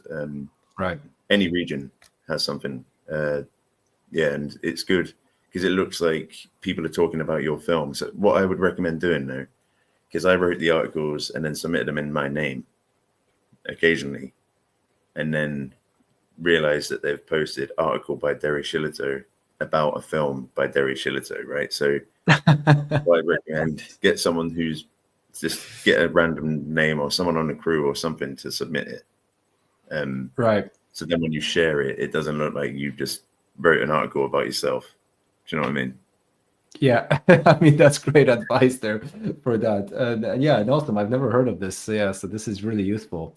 No worries. Okay, and I'd love to jump in and talk a little bit about the distributor that you brought on board. Can you tell us a little bit about that story? When was the first time that you contacted them, and how did that relationship develop? Yeah, so Lisa Romanoff, who runs Vision Films in LA, is lovely and has been really helpful and patient with us. And we have taken ages, honestly, to get the film finished. And so we really appreciate their patience. So we contacted Vision in September 2023. And the important thing to note is that we have had previous dealings with them.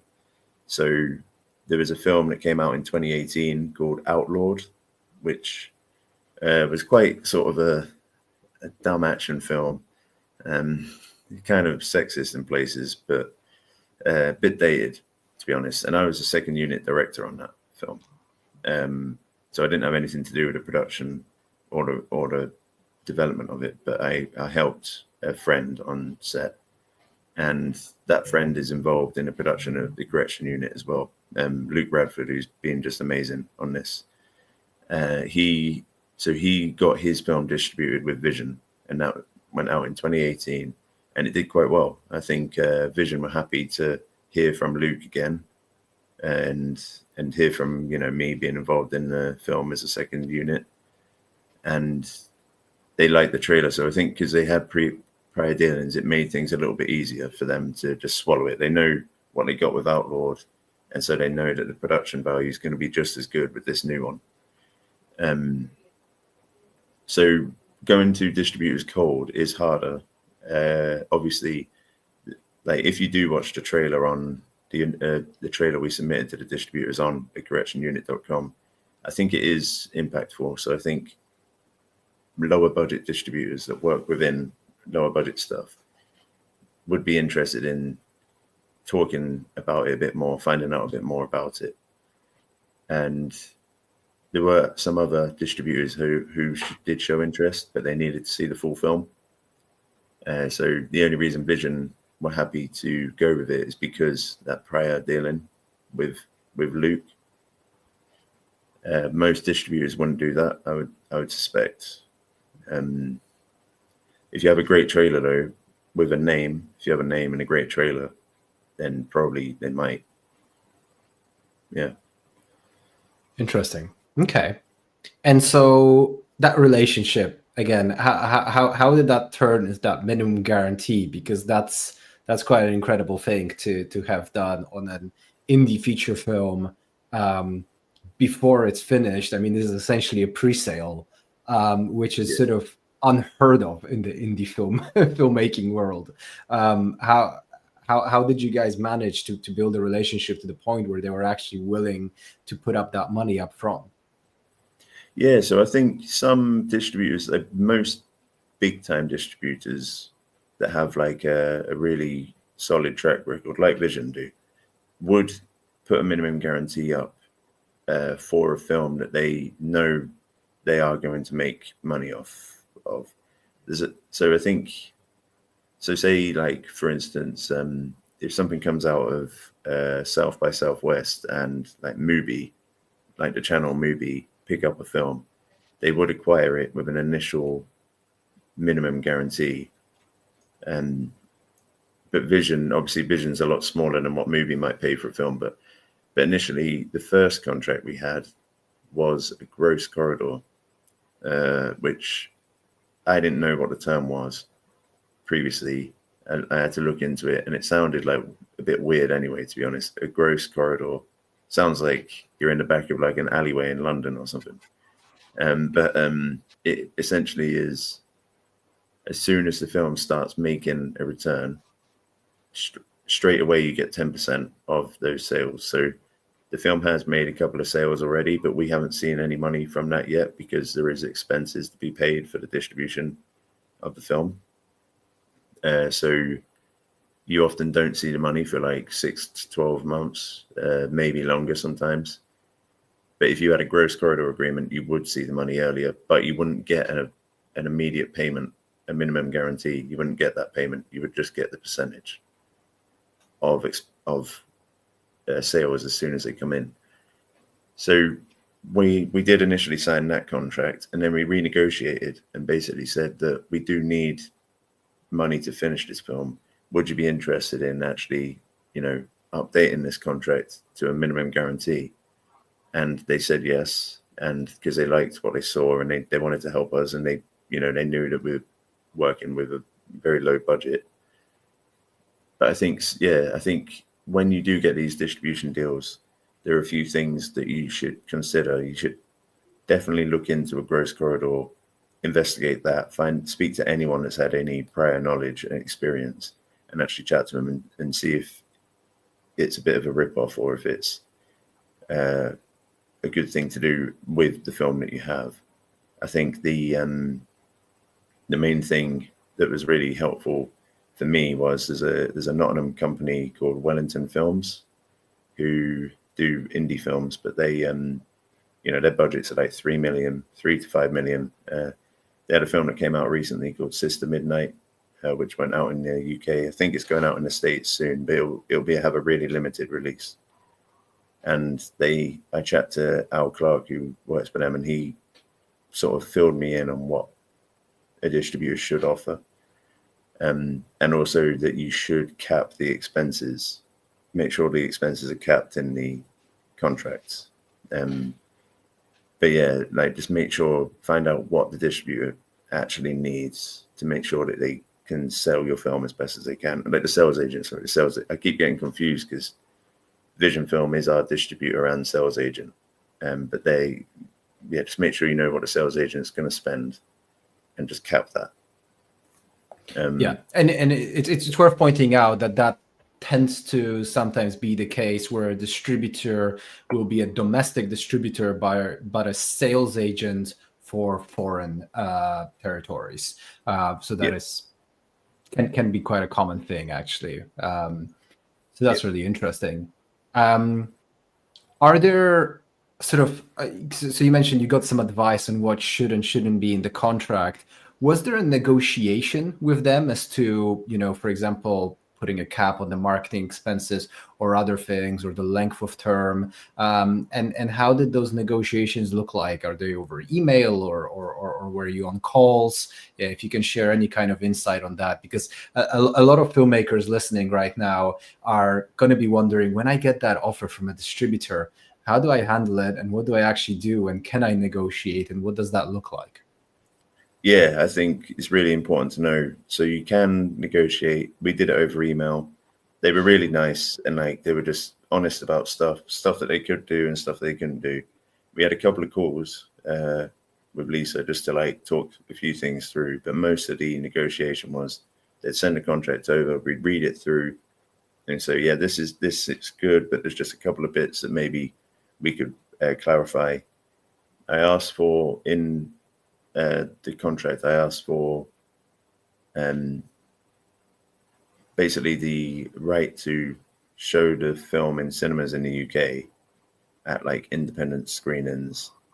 That might change depending on what UK distributor takes it, but I want to do a tour of the film around the UK, and I put on the screenings at independent cinemas in Nottingham, Derby, London, and then around different parts, Birmingham, and try and build up a following that way. And I put that in the contract, so we do have the rights to do that. And a couple of other tweaks, we put a cap on the expenses, and the contract's for 7 years, so it's not in perpetuity. After 7 years, it will need to be renewed, depending on how well it does. Yeah, so I think you can definitely negotiate. I think the best thing to do, and which, with hindsight, I should have done this, is just message a producer who lives in maybe in your state or your city, who has had this experience and might like to help. I often, like, a lot of the time they will help if you're, if you're from like the same area and you just want to meet up for a coffee, they might do it. And obviously, if you message in Steven Spielberg, he's not going to do it. But the smaller producers who have worked with budgets maybe 3 to 10 million or something like that. Yeah, and what? Another thing to consider over here is that these people's times are very, very valuable. They value their own time. So when you ask them for coffees, they might not always say yes. But when you're thinking about something as big as signing a contract for potentially 7 years with a distributor, which could mean the difference between you making a profit on your film or you making absolutely no money back on your film whatsoever, I find that when you get that contract, you can also purchase a 1-hour consultation that's going to cost you about $200 with a really experienced producer. And that's probably going to be the best $200 you can possibly spend, because they will right away tell you, hey, you can potentially use $100,000 on this deal right here because of these clauses. So it's another thing to consider. I know filmmakers don't like to pay for these consultations and they want to get that, buy a coffee and get it for free. But sometimes that is money that's really, really well spent. Yeah, for sure. I think that's definitely the case. And also with other things like tax credits, getting a consultation for that is going to be massively beneficial. Yeah, so I think definitely seek help with the distribution deal, because there's nothing online really that you can find out about. There's events like this, and people like me will give their experience, but I think, my experience, I'm still limited with my experience. So, this is the second time it's happened to me, and I'm just telling you what's happened to me, but I don't know necessarily the right and wrong because the film hasn't gone out yet. So, yeah. And by the way, for everyone listening, if you guys have any questions, please do add them to the chat, and we'll get them answered in the next few minutes. But in the meantime, there you said, in hindsight, and hindsight is a beautiful thing. Looking back at this experience, what would you have done differently? And what are some of the biggest learnings that you've had, which we haven't discussed yet, which you'd like to share with the audience? Yeah, so I mentioned briefly about making sure all of the finances are in position before starting the film. That's the biggest thing that I would change. I would also write a script that wasn't an ensemble cast. You don't realize this, but you might realize this. I didn't realize this. When you have an ensemble cast of like 8 main characters who all have like character arcs, you realize that each scene that they share, the coverage is way larger than it would be if you just have 1 or 2 main characters. Because if you're if you're shooting a scene, you need to get their reactions. You can't just move on. We need to see it because we're invested in those characters. So, I love that it is an ensemble, but the next project that we do as a company is going to be much more concentrated on 3 main characters and just focus, like reining it in. We tried to rein it in with this film in terms of location, but we couldn't lock off a location for the whole entirety of the shoot. If you're shooting a school, you can only shoot it during the term breaks, the half term. In the UK, we call it half term, but yes, spring break or whatever, because the school will always be in use. So we actually shot the film in 4 different schools, and hopefully it's not obvious that they're different places, because the tone that we set, we kind of set this, we made the film look as if it's in a slightly, few years from now, things are developing fast within the school. So it's a bit of a prototype. Some of the school is a little bit shite looking, and then some of it's more advanced and technical. So I would lock down locations, get them fully on board, and get locations down to like 1 or 2 places max for low budget stuff. So they're the 3 things that really come to my head. Is ensuring all the finances in place, work exactly with what you have, just make sure that you just stay within the confines of that money. And speaking of like confines, keep the location to like 1 or 2 main places, and consider whether the film needs to be an ensemble or if you can just strip it back and just keep it down to like 3 main characters tops. Yeah, and then try and lock off your shooting period within, you know, a small amount of time, so the finances are more manageable. Yeah, and I think that's one of the big things for filmmakers, is to figure out how can you bring down the budget to an absolute minimum in a way that doesn't necessarily bring down the quality of the film. So if you can have the same quality and it be in 1 location rather than 5, your budget is going to go down significantly, and then it's going to be easier to bring your film into the green. So that's definitely great advice there. We also have a question here from the audience. Did you have to get E&O insurance when you're now going for the distributor? And in general, can you talk a little bit about, you know, aside from the film, what other assets, contracts, legal documents, etc., you had to give to the distributor before they signed off on everything? Yeah, so these are the things that we're currently in the midst of. I'm getting advice from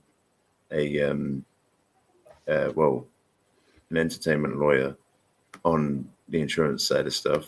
I can work when I produce films. I know what insurance I need for production, and I know that we did that throughout the production. But in terms of actual insurance for like a product that's going on sale and things like that, that's something that I'm getting advice on. So I'll feedback that at another time, because we're still in the midst of that.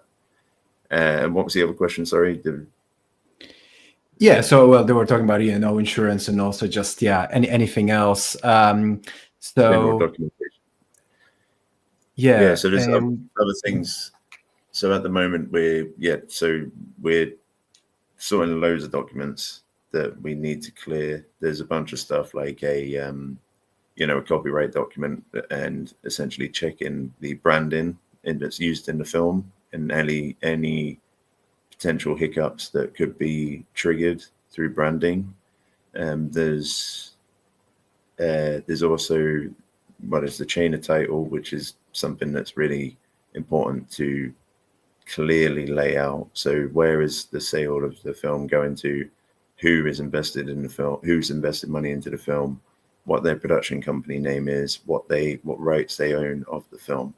At the moment, you know, me and Vision, Foil River Films and Vision Film own the rights to the film, and then the other private investors, they just own a percentage of sales, but they don't have ownership of the actual property.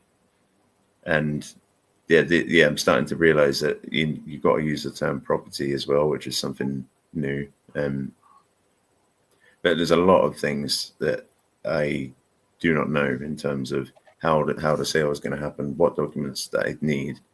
And as soon as I do find that out, I'll feed back. And I don't really want to get involved in that stuff too much because it turns me off a little bit. But it's not fun, is it? No. But that said, let's talk about something that is a little bit more fun. We've got a question from Larry over here. What is his next film project? What's coming up next for you? What other things are you currently working on? Yeah, so really, I'm really excited at the moment. It's been 2 years of absolute graft, and it's been really hard at points. Probably the hardest time of my life, but we're coming out the other side, and we've got 4 productions that are coming out. The Correction Unit's one of them, and then there's a BFI short film. The budget for that was £33,000, so about, what's that, $38,000 or something. And that's called We're All Black Down Here, which is about coal miners in 1950s Britain, and it's about a Trinidadian coal miner who traveled over during the Windrush. And in the UK, the Windrush is a big thing. I don't know how familiar people are elsewhere, but it was essentially a big influx after the Second World War of people from the Caribbean who were British citizens. They were basically shipped into Britain to help rebuild the country. and we just needed extra hands, like in the UK, and it made the country much more multicultural, and that's why, like, to this day, it's one of the most multicultural countries in the world. But there was a lot of teething issues when the Caribbean people did initially come over. So this film, Real Black Down Here, takes place in a coal mine, and we shot it in a coal mine, an active coal mine, which actually has gas in, so we couldn't bring any electrical stuff down there. That everything had to be battery powered. We couldn't plug anything in. That's really exciting. It's a more artistic film, and it's beautifully shot in black and white, and by Jermaine Edwards, who's a great DP. And that's going to come out next year. It's going to go on a festival run. And then there's another film which I directed called Aren't We Having a Good Time, which is about a man with dementia who communicates through singing. Because I don't know if any of you are familiar with this, but for some reason, music stays with people with dementia, and they can remember lyrics to songs, but they can't remember the names of their family or potentially what day it is. But then if a song comes on, they'll know every lyric to it. This isn't the case for all people with dementia, but it is, particularly if they were a singer in their life. Like, it is something that a lot of studies are doing now. Musical therapy is a really important thing. And my dad had dementia as well, so it's a personal film to me. That's a short, and that was funded by the Arts Council. And then we've got another feature, which that's what we're doing after this, which is in development. We're planning, the financial plan for that is still in the works. Some of the money is going to come from a private investor, but some of it's going to come from the sale of this film. So we want to basically recycle the money that we have into another production with the same crew who I love working with, and then put something together for next year and hopefully go back to Vision and sell it again. Yeah. Awesome. Cool. Well, lots of different exciting things happening. Yeah. Terry, that's all we've got time for today, but I'd love to say a massive thank you for coming on, for speaking, so transparently about everything and going into so much detail.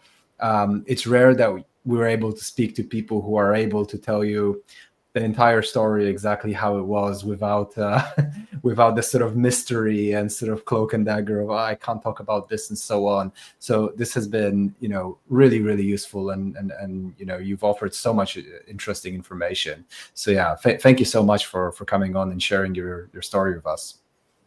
Yeah, thanks for asking me, and I'm happy to do it. And there's been a lot of positive, lovely comments, and thank you very much for the positivity. And if you want to reach out to me, there is the Instagram. I share that account with 2 of the marketing team, but I'll try and get back. And then also, if you do reach out to me there, I can pass on my email. My email is available on IMDb Pro, I believe. I'll try and get back to you with any questions and things like that. It's a busy period at the moment because we're trying to get everything ready for Cannes, which is about 4 weeks away. And but yeah, I'm happy to help in any way I can. Great. Well, once again, Derry, thank you so much. Wish you all the best with this film and with Cannes and with all your future projects as well. So yeah. Thanks, man. Thanks for having me. Cheers. Thanks, guys. Thank you. See ya. Great. So that is all that we have time for today. I hope that you guys found, all of these sessions today useful. So once again, I'd love to say a massive thank you for everyone for staying over the last 2 days, sticking around with us. As I mentioned, if you guys would like to attend the masterclasses tomorrow, you can go onto Eventbrite and get that ticket, which is about £15 or $20, which will give you access to all the masterclasses tomorrow. Those won't be talks or interviews like the ones we've had over the last 2 days, but it will be more specific masterclasses with slides. And I'd love to use this as a final opportunity to tell you guys a little bit about the self-distribution program that we have recently created to help filmmakers who might not be feeling like going down the traditional distribution route is for them. You hear a lot of stories, some horror stories about traditional distributors, and you sometimes feel like that might not be the best way for me. And this is why self-distribution has become quite a big topic. And every single filmmaker and every single film will have a unique marketing and distribution strategy. And I do believe that this program that we've put together can really help you with that. And that is our self-distribution mastermind program. This is a 12-month program to help you essentially become your own distributor. And in this program, first and foremost, you will get access to an in-depth on-demand course where we will go through how you can prepare for your release and how you can build an audience around your film.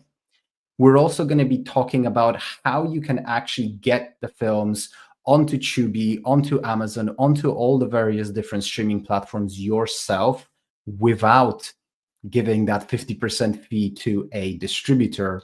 And finally, we are going to discuss in detail in this course how you can actually generate revenue via marketing and how you can promote your film effectively. So firstly, you will get immediate access to this course. But aside from that, you will also get access to our monthly group coaching sessions, where you will get advice from various experts, as well as the other filmmakers who are in the program. You'll be able to bounce ideas off of each other. These are Zoom online group sessions where everyone turns on their videos and audios and helps each other with their strategies. You will become part of our private online community of other people who are on the program. And you will also get a 12-month CineCircle Pro subscription, which will give you free access for those 12 months to all of our events that we do, including all of our seminars, courses, workshops, and so on.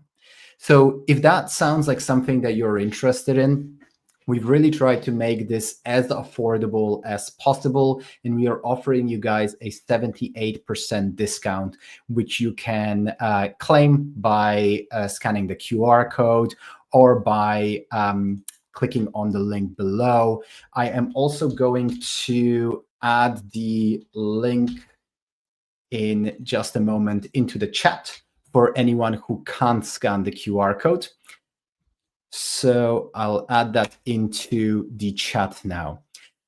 So I hope to see some of you guys join this program. I really do think that it can be very, very beneficial for anyone who is doing the micro budget films and who really wants to take matters into their own hands and believe that you can do your own marketing. You don't want to be relying on a distributor. You'd rather take things into your own hands and do it yourself. So once again, if you guys have any questions about this program or anything else, feel free to either add that into the chat or send us an email after this today's conference is over. But aside from that, once again, I want to say a big thank you to everyone. Sticking around for 5 hours a day for 2 days in a row is not an easy thing for most people to do. So I really do hope that you guys found a lot of value out of all the different speakers. I hope that it's opened your eyes to all the different perspectives that the very different types of speakers had. And ultimately, I hope that it will help you in your funding and distribution journey. And also, I hope that you guys managed to network with each other, which I see that some of you have here in the chat. So I hope to see some of you guys on this mastermind program. And I also hope to see some of you tomorrow as well for the masterclasses. If you did get a premium ticket, which gives you the masterclass, you will simply get the exact same emails that you've been getting yesterday and today to join the class tomorrow. So tomorrow you will get an email with access links. Once again, thank you guys so much. I hope that you have a lovely evening or rest of your day, wherever you are. And please do stay in touch. You know, we've got lots of different events coming up, and we'd love to see you guys there. So thank you and have a great rest of your day.